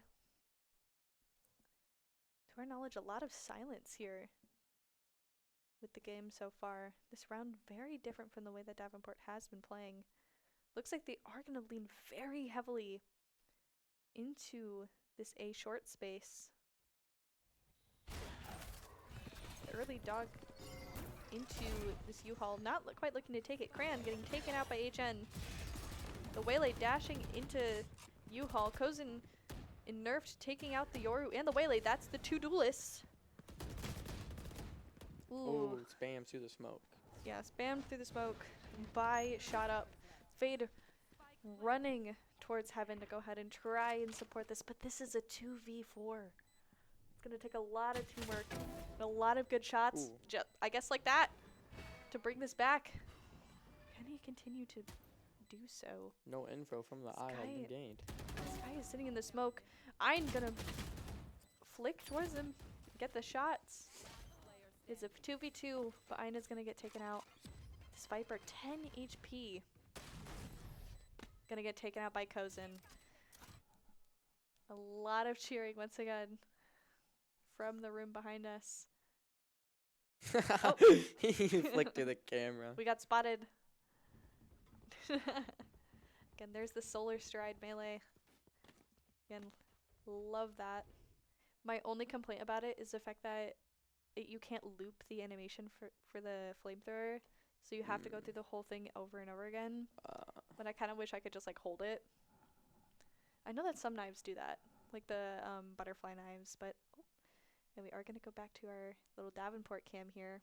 I know the VCT lock-in one. You can flip infinitely. Yeah. I wish it was like that. Yeah, I put myself in a Void Dreamings jail because I know it works. I bought the VCT katana. Have never won a game with it. Oh I'm not even joking. I can't even win a swift play with that thing on. I've tried so hard, but it just does not work. It looks like we got the Roosevelt cam.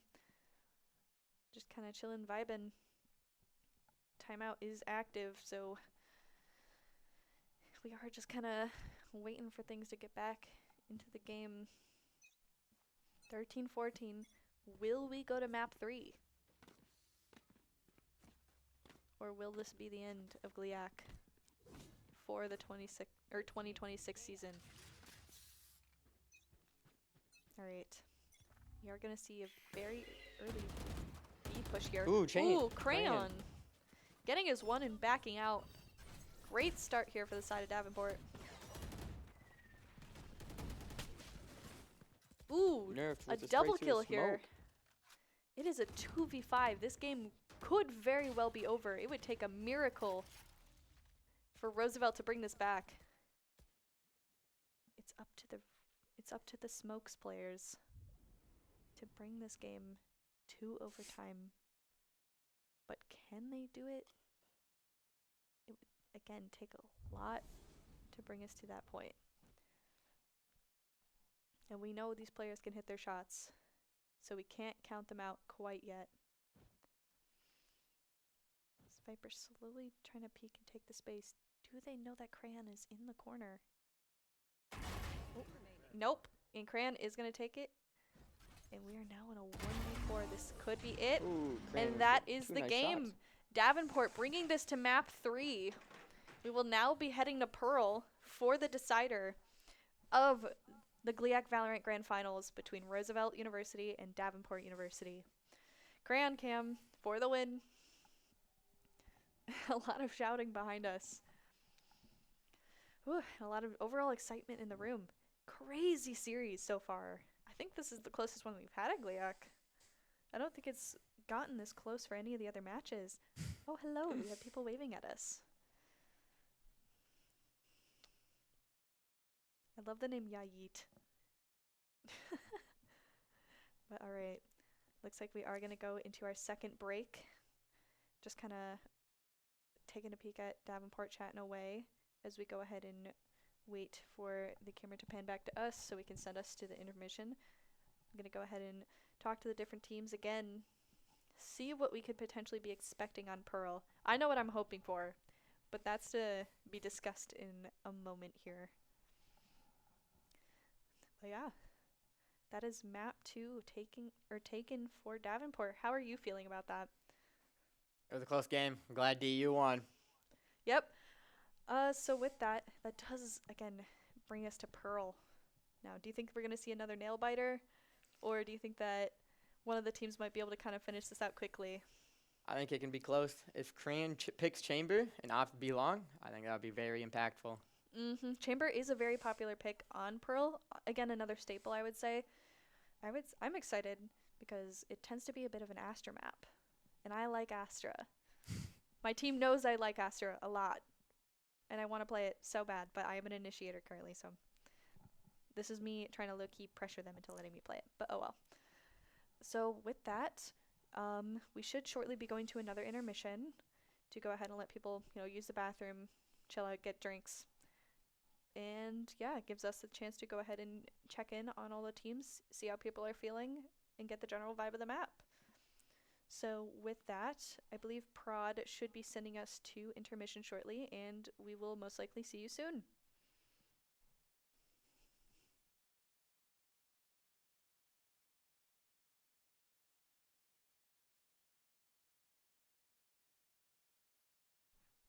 I guess in the meantime, I will keep yapping until they do. Just because Prod hasn't done the little voice of God thing into my ears.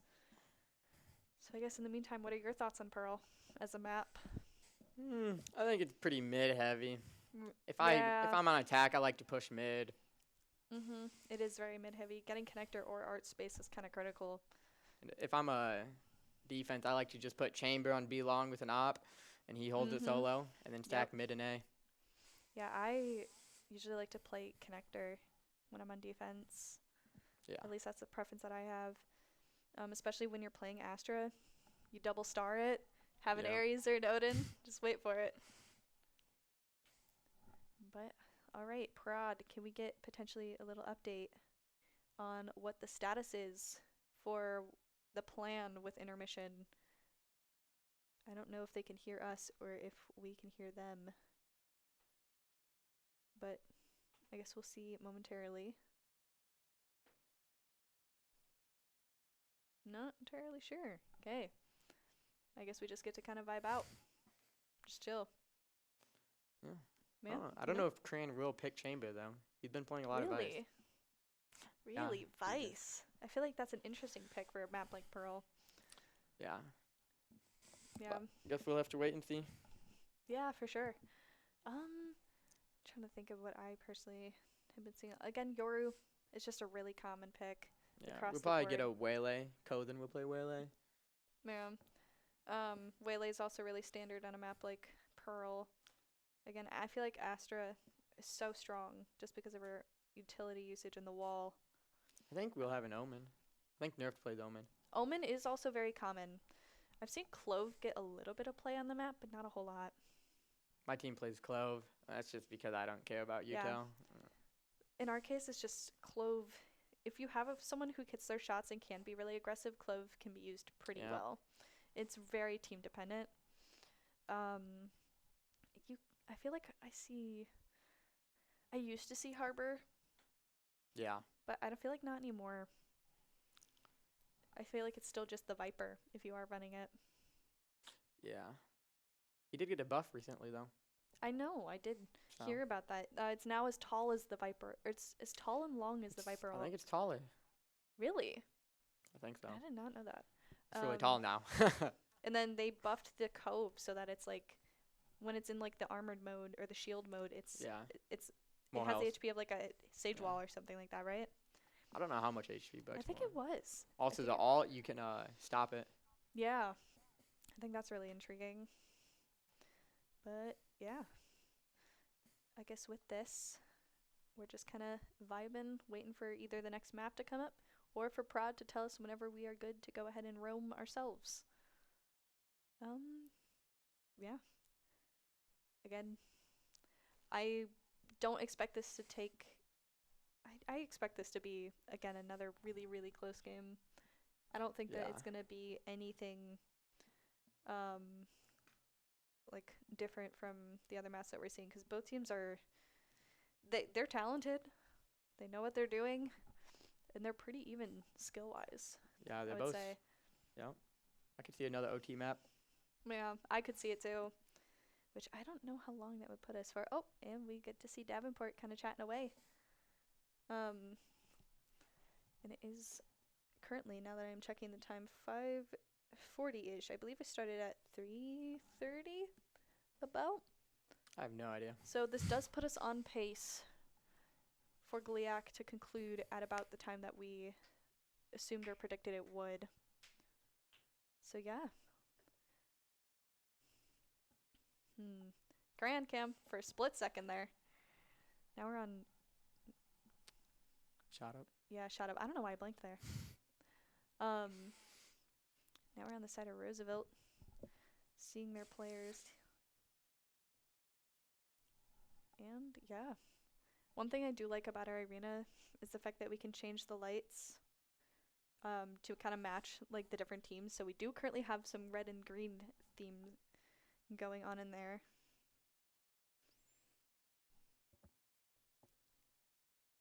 All right, and from there we are back. And Parad, I'm not sure if we can hear you or if you can hear us again, but can we get any kind of update here on what we're looking like? Because I am not entirely sure.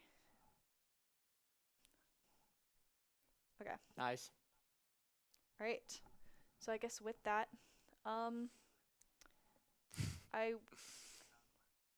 yes, we are now getting the voice of God. We can hear them now. I guess while we don't have an update, if it's possible to send us to an intermission, Mr. Prod, voice of God, I would love that, even if it's just for a short moment. But all right, cool. Thank you, Antor. I know who that was. I can recognize most of the voices in the Prod room. But all right, so we should see you shortly.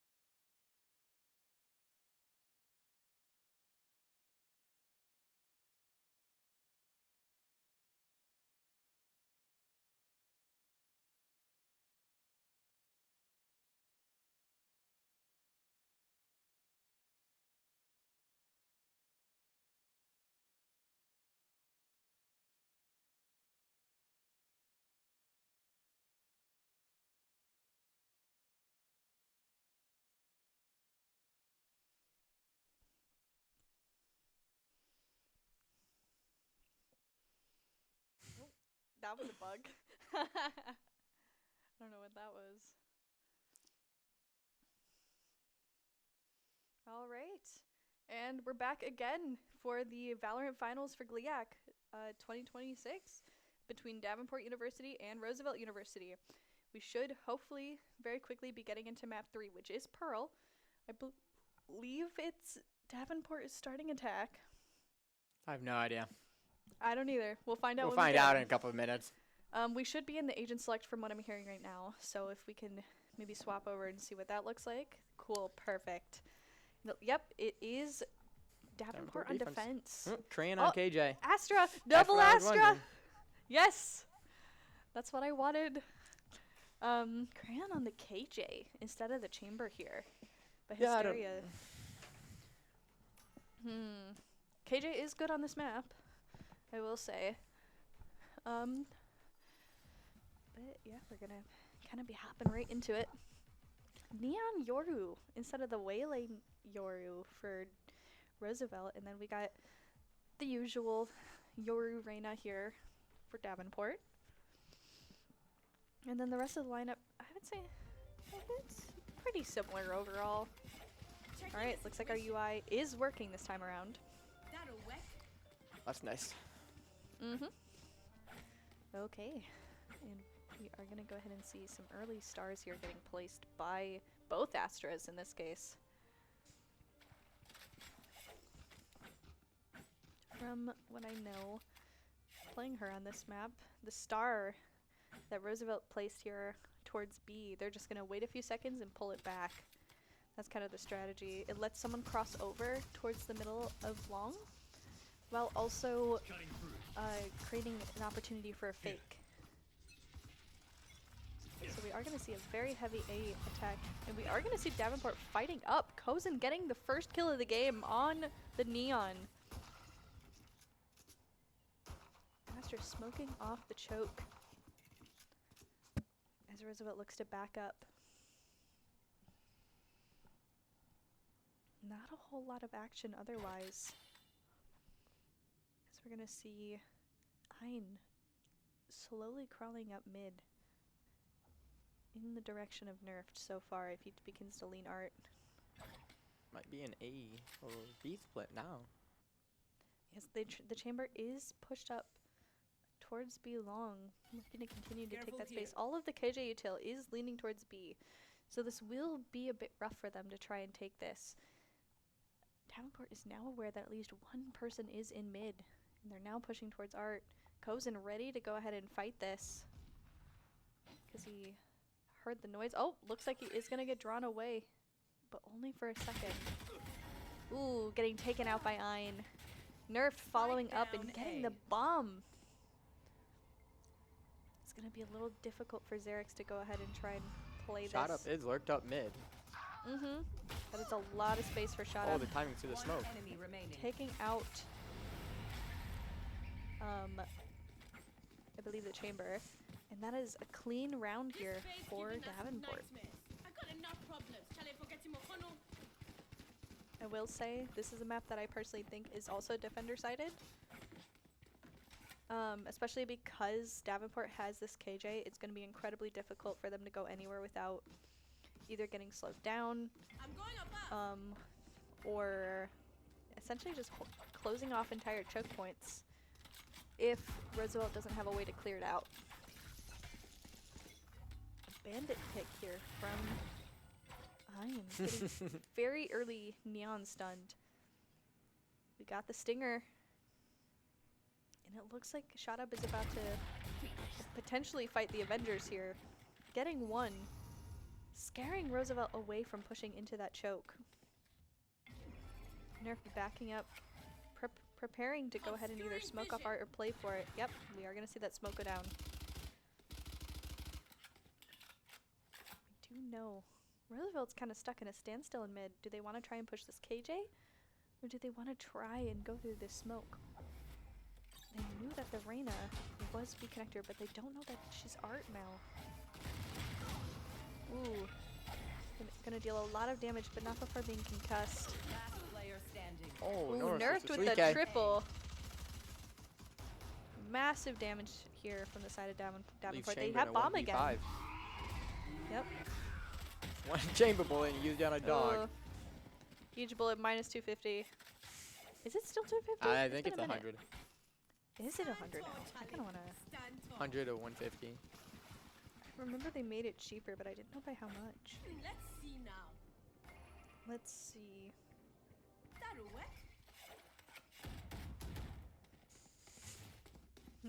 Let's look into this. Yep, it's 100. They made it a lot cheaper. Unless it was never 250 and I'm just a Lulu. I could very well be. Alright. Overall, 3 people on the side of Roosevelt picked to get a kill. And maybe get an early pick. Oh my Hysteria putting himself on the board with that kill on Kozin. The rest of the team looking to scale up B, triggering that alarm bot from the KJ. Crayon back sight with his util. And a Spectre. Ooh. Looking to just kind of play on site. They can. No, he's pillar. They're wrapping. Ooh. Crayon getting taken out by this Neon. Hysteria following up with the kill on GLIAC.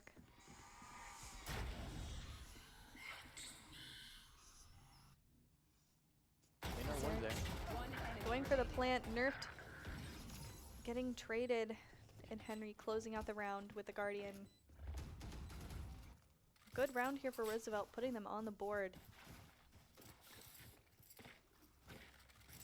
But not a whole lot of damage done to Davenport necessarily quite yet. Oh, that is a very specific chamber trip. Bot coming back. Out of charges. Right, we are going to see this KJ setting up on B again. And playing for this connector. They currently have no one on B site per se, unless this KJ plans to back up. Ooh. Early Fade Eye here in mid to kind of clear out connector. One swarm down for the count. And Neon with a judge. Roosevelt just 5-maining B main. Yorkson is going to get shot. Koran now blind as a bat. Oh, Getting one through the wall. The alarm bot going off. Kozin getting two. Gets three. Can they know he he's get hauled the with 4K? a judge. Ooh. I jinx it every time. I just need to shut up. Every single time. Alright. Depending on how this goes, I would expect Roosevelt to maybe take a timeout here within the next few rounds if they continue to lose this. We are going to see them start to lean heavy towards A. Oh, never mind. Maybe? Fade looking to start B. I think it's so interesting that they're sending the Initiator to be roaming instead of the Yoru. Unless they're... Okay, they're 3-2 splitting. A little bit different there. Chamber slowly creeping up into a main. Getting spotted by the dog. Being forced to TP out. Like 4 chamber shots gone. Yeah, it's a lot of money. But looks like Roosevelt dropping the bomb in their spawn and looking to kind of creep up into some mid space, hoping that Davenport maybe gets a little bit too aggressive and overextends. But it doesn't seem like that'll be the case. Looks like Kozin here might be, again, meeting more people than he would like to. And backing up using the TP. Got Neon to 1 health though. Yep, Neon is indeed one shot, and there's she's the sprint dead. to the smoke. Right. That is, the rest of the team is currently just hanging out in B main. KJ is still, she kind of just chilling on B. She knows that she doesn't gotta leave. 30 seconds left. And then Astra just hanging out in connector, potentially just listening for any mid sound. But with the time left on the clock, Roosevelt has to commit to this site. On the buy that they have. Oh, Kozin is going to go ahead and take out the Yoru. Ooh, Xerix is going to take out Shada. 10 seconds left. But Astra getting taken out by Kozin for another 3K. And that's a 4K from Kozin. Explosive start here from Davenport. Kozin, English. I've been talking too long. It's been hours. Finally getting some kills. Yeah, making up for the last game here. He's like, okay, I clearly had a rough half on that last game. I am going to pick it up. I'm ending this, and I'm going home. He knows he wants the win, and he is going to get it. He is determined. Time to jump. We are going to see the rest of the board be relatively even otherwise. See, there's that katana. Here. Can't use it. We are going to see Chamber holding an op into B-Long. Shot up hoping to fight this connector. Getting one on the fade and backing up. Bomb again dropped in their spawn. Not committing to anything quite yet. Ooh, shot up getting another being traded by this Yoru. A lot of fade util being used right now. Ooh, Henry. This could be an interesting interaction here. He is so low. This fade doesn't know that he's there yet, though. Just choosing to back out. Chamber leaving B long. Astra grabbing the bomb and rotating into mid, hoping to join the Yoru in art. Potentially getting wrapped by Kozin. But does Kozin know that he's there? A lot of timings here this round. Henry, 8 HP. Might go A main. Oh, no. Oh. Going to mid. Kozin is wrapping. The Chamber's wrapping Kozin. Oh. One enemy So remaining. never mind. Spike down A. Now it is just Chamber. An op 10 and a seconds dream. left. 9 seconds left on the round, being forced to save here. And that brings us to 1-5. Interesting to see, though. We had game 1 where Roosevelt was so unbelievably dominant on their first half of the map. We had the game 2 where Bind, it was relatively even and basically kind of like 1-1 throughout the entire game. And now we're on map 3 where Davenport is beginning to kind of like take strides and kind of dominate the map. We are going to go to timeout. And we are going to go to the player cams, which, Prod, I heard you've been doing a little bit of extortion here, denying people their crayon cam. I say, free the people, show them who they want to see. Yeah, there it is. There you go. I'm on your side, chat. Everyone loves crayon. And they should get to see what they're here to see. And we're going to kind of go between the different Davenport players here. And yeah. Overall, explosive start here from Davenport. Honestly, I'm kind of glad that they picked the KJ over the Chamber. Kind of changes it up a little bit from what we've been seeing so far. We are going to see Roosevelt's, I believe their Yoru player, also 2 inches from his screen. What is... It's always duelists, I swear to God. Alright, we are going to see an early fight here in A main. Holding with this op. They know that at least 2 are fighting this and are choosing to back off. 3 now, as they're being joined by the Fade. Kozin choosing to TP out back towards B.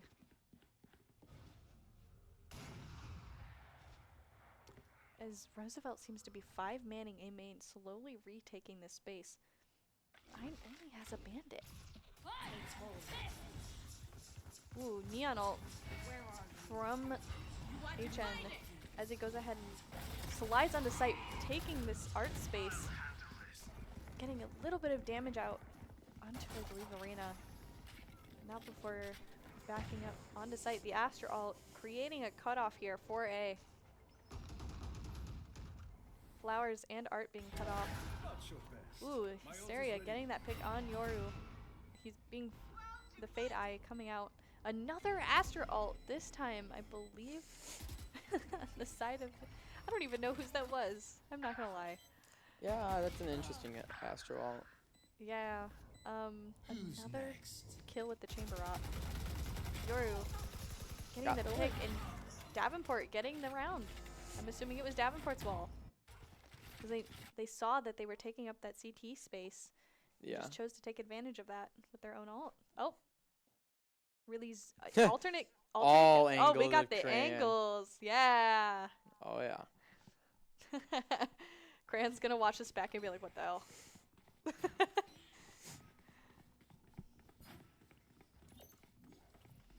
Alright. 11 and 4 on Kozin. You want to play? Let's play. An early chamber out here from Hysteria. A lot of utility being placed here at the front of site by Crayon. You're going to see the Yoru clone come out to go ahead and take the space. Neon following close behind. Fade potentially ulting onto the site here. Wow. Hysteria taking out Crayon with an off shot. Fade ulting the rest of the site back into halls.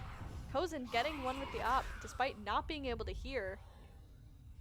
One enemy remaining. Looking Wow. to get that is Shot bombed down for Davenport. And that is it. Shot up. It's a 3K. Mm-hmm. I see. You know, despite Davenport saying that they prefer the old maps, they are killing it here on Pearl. Yep. Maybe. Oh, we got multiple cameras. We got the parade room shot of Crayon, the multiple angles, plus a shot up and nerfed cameo. Oh, we got multiple cameras and also a little bit of the Valorant gold keyboard. Alright, a lot of cheering here from the hall. I'm assuming it's because of Crayon. You're gonna see an early dog here out on B main. Another Yoriclin. Looks like they are going to be splitting here, however, taking the bomb A main instead. Looking to get a lot of pressure, maybe cause a rotate. They know that Davenport usually doesn't like to split. The Yoru is, however, going to TP out. Kozin just holding this A main space. With an op, getting the shot on Hysteria. Placing his TP so that he can get out. Flashing. Being stunned. And then committing to that TP. Reyna looking to kind of rotate back to A, knowing that Kozin is... Ooh, 149 here on Henry. An op shot through the wall. 3 rotating into mid. Looking to fight the Reyna and the Astro, but do they know that they're there? Oh, I don't he think got they the kill do. with 1 HP. Oh, HN is going to go ahead and get the kill. But yeah, 1 HP in a dream. But it looks like the rest of his team is stuck in mid. Getting the kill on shot up. And now looking to go back to A. Seconds left. D-Luck. Getting 1, getting 2. Going for the third. Oh, so close. But Xerix not giving up. Oh, slow. There's Cran. 1. And 2 with Cran with the double. Yeah, there's a knife out there or Clutch something. King. And he's not even like reacting. He's just vibing. Calm as a cucumber. It's every day for him. Yeah, you know. This is just how it is. He knows he's a gamer. He's got this. And now we're really giving the people what they want, huh? I wonder... I can't see the chat, but I'm curious. Someone actually paid the 5 gifted subs to see and get the crayon cam. If so, that's hilarious. Alright, Ein with the Guardian. Go ahead and try and take this connector space with the Neon. Neon with the early Bucky. stun here from Nerfed. Misses. Oh, Getting the still. shot here on HN, but getting traded by Shot Up. Stealing sight. Looks like we've got a lot of interesting space here from Roosevelt. Going in and pushing onto site from Link. Catching Henry off guard, but Ein is there to follow through. Spike planted. Ooh. Shot Up getting the kill on Ein. It is a 2v3, now a 1v3. Ooh, shot up. And that's Nice shot. another 4K for Shot Up. Tied with Kozin now. Yeah. No, he is not. D-Luck has 3-3-3. He's like, we are ending this game. And I am not letting this be another overtime. Clearly, they're popping off. Very different from what we were seeing before. All right. And that is, I believe, 7 wins in a row from the side of Davenport. Insane. For their side. Oh, we are going to see the best spray of the game. Shout out to the cat spray. So it looks like another light buy here from Roosevelt, but they are going to heavy stack into B main, getting the first pick here on Nerfed. Crayon with an op. Oh my god. Backing up after missing the shot. Fade Eye coming out, a very heavy util push. Another judge here from on this Neon, going ahead and breaking the lockdown. Crayon getting the kill on the Neon with a classic. Kozin taking some damage here from the Chamber Sheriff. Face your fear! A fade out here into connector from the side of Roosevelt. A lot of utility being used to clear this space. Kozin taken out by another classic. What is this round? Hysteria, 1 HP. Getting taken out. Xerx's flank. Has his util. Ooh, and that is the op shot to finish the round and give Davenport the 10-1 advantage. Insane round. Oh, and he is grabbing the other gun Last skin. round in the half. And it is the last round of the half. Are we going to see another 10-2? Or do you think we're going to go ahead and see Davenport take this to an 11-1? Davenport's going to close it out. I mean, hey, they're cooking. It doesn't seem like Roosevelt almost feels a little bit lost on this map. Especially on the attack half. It's like they're just 5-manning most places. Or they're like defaulting, but not really committing to anything. Astra again, hanging out in their spawn for a second. Kozin slowly pushing up with the op. Getting one and TPing out, just ignoring the fade ult. Shot up gets another one too. Mid. That is a Fast very good no early smokes. round. And no smokes. And that's one of their duelists out. Ooh. Henry is going to go ahead and take out the fade. Ooh, Shot up is going to, however, take out their other duelist. Oh my god. Ooh, and that a 3K again for Shot up. 3K king. Switching sides. Listen, he's like, I didn't get my 30 the first game like I said I would, so now I gotta get it now. And wanna go home.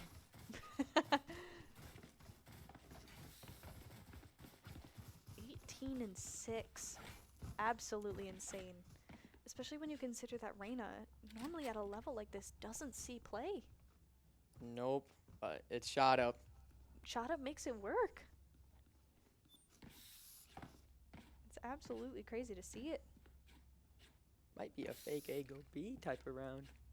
Looks like it might. The Astra is going to be starting B here. Interesting that both teams have been choosing to send their Astra on the lurk instead of the Yoru. It's going to be a fight A main here. Ooh, a lot of Or util. dink through the smoke. Very early shot here on HN. Backing up. A lot of util. Or a lot of info being given up on A. Yep, and it now looks like Davenport is starting to... They started to run B. But now they're wrapping back to A. Looks like the two are going to go ahead and try... Ooh, a little bit of damage here.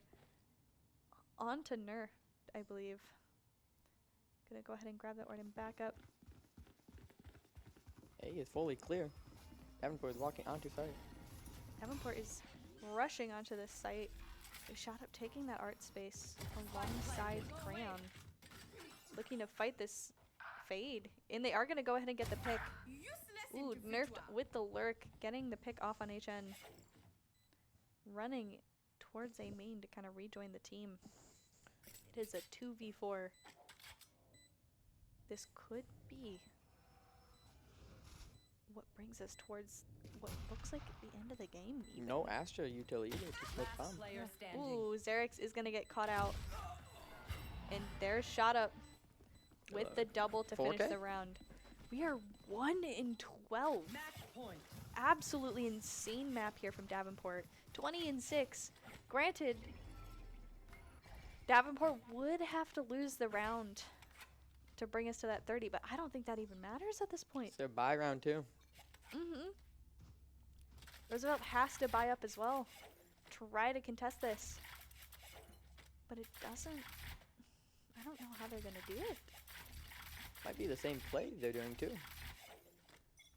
All right, we are indeed going to be starting with the Astra, leaning towards B with a Yoru TP to follow up.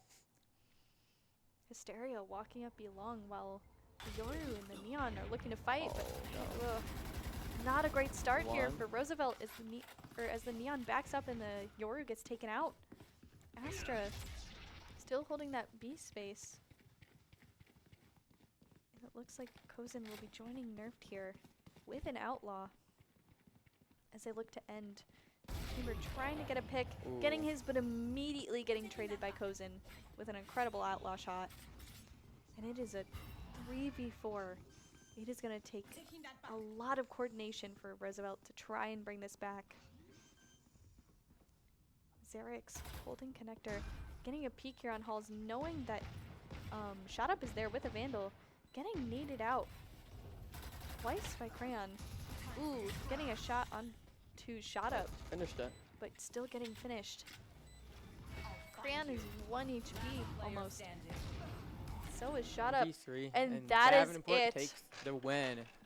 That is it. That is the series. Davenport takes the win to end GLIAC as the Valorant champions. Incredible gameplay overall from everybody here. An insane, just genuinely impressive map here. 13-1 after we saw 2 overtime maps back to back. Looks like everyone is kind of getting ready to celebrate and packing up. You can see Antor here looking to start with the awards as they carry in what I believe is trophies and or medals.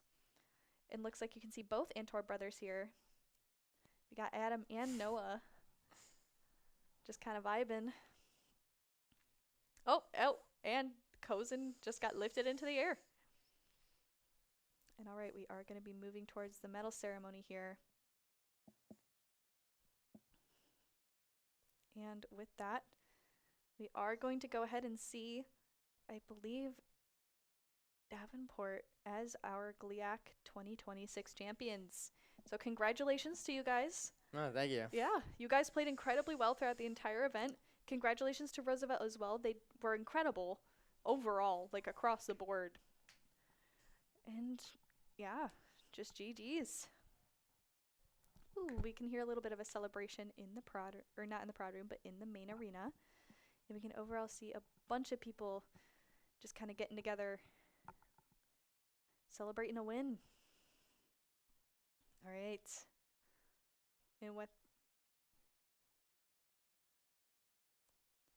And with that, Davenport does take the win for Valor. I'm not sure of who the overall winner was for Davenport. Davenport. I think so. I could be wrong. Yeah, it is. They took first in Val, Rocket League. Yeah, Rocket League. Second? Smash third? Bros? I think third. Okay. And Smash, yeah. and then second in League. Yeah. I have no idea what the point system is, but okay, yes, it is indeed Davenport. I don't know. Cool. I knew even if we lost this game, we still win. Yeah. So look, Kozin is super excited, holding his little sign. And it looks like Noah is going to be going ahead and giving out the medals. He puts it on the neck of Kozin and then just hands the other one. And it looks like Davenport is grouping up to go ahead and take a photo. So I'm going to preemptively say that we are good to go ahead and join them in the arena. So thank you so much to everybody for joining us for GLIAC 2026. And hopefully we will see you next year. Thank you so much and have a great evening. This is Leafeon signing out.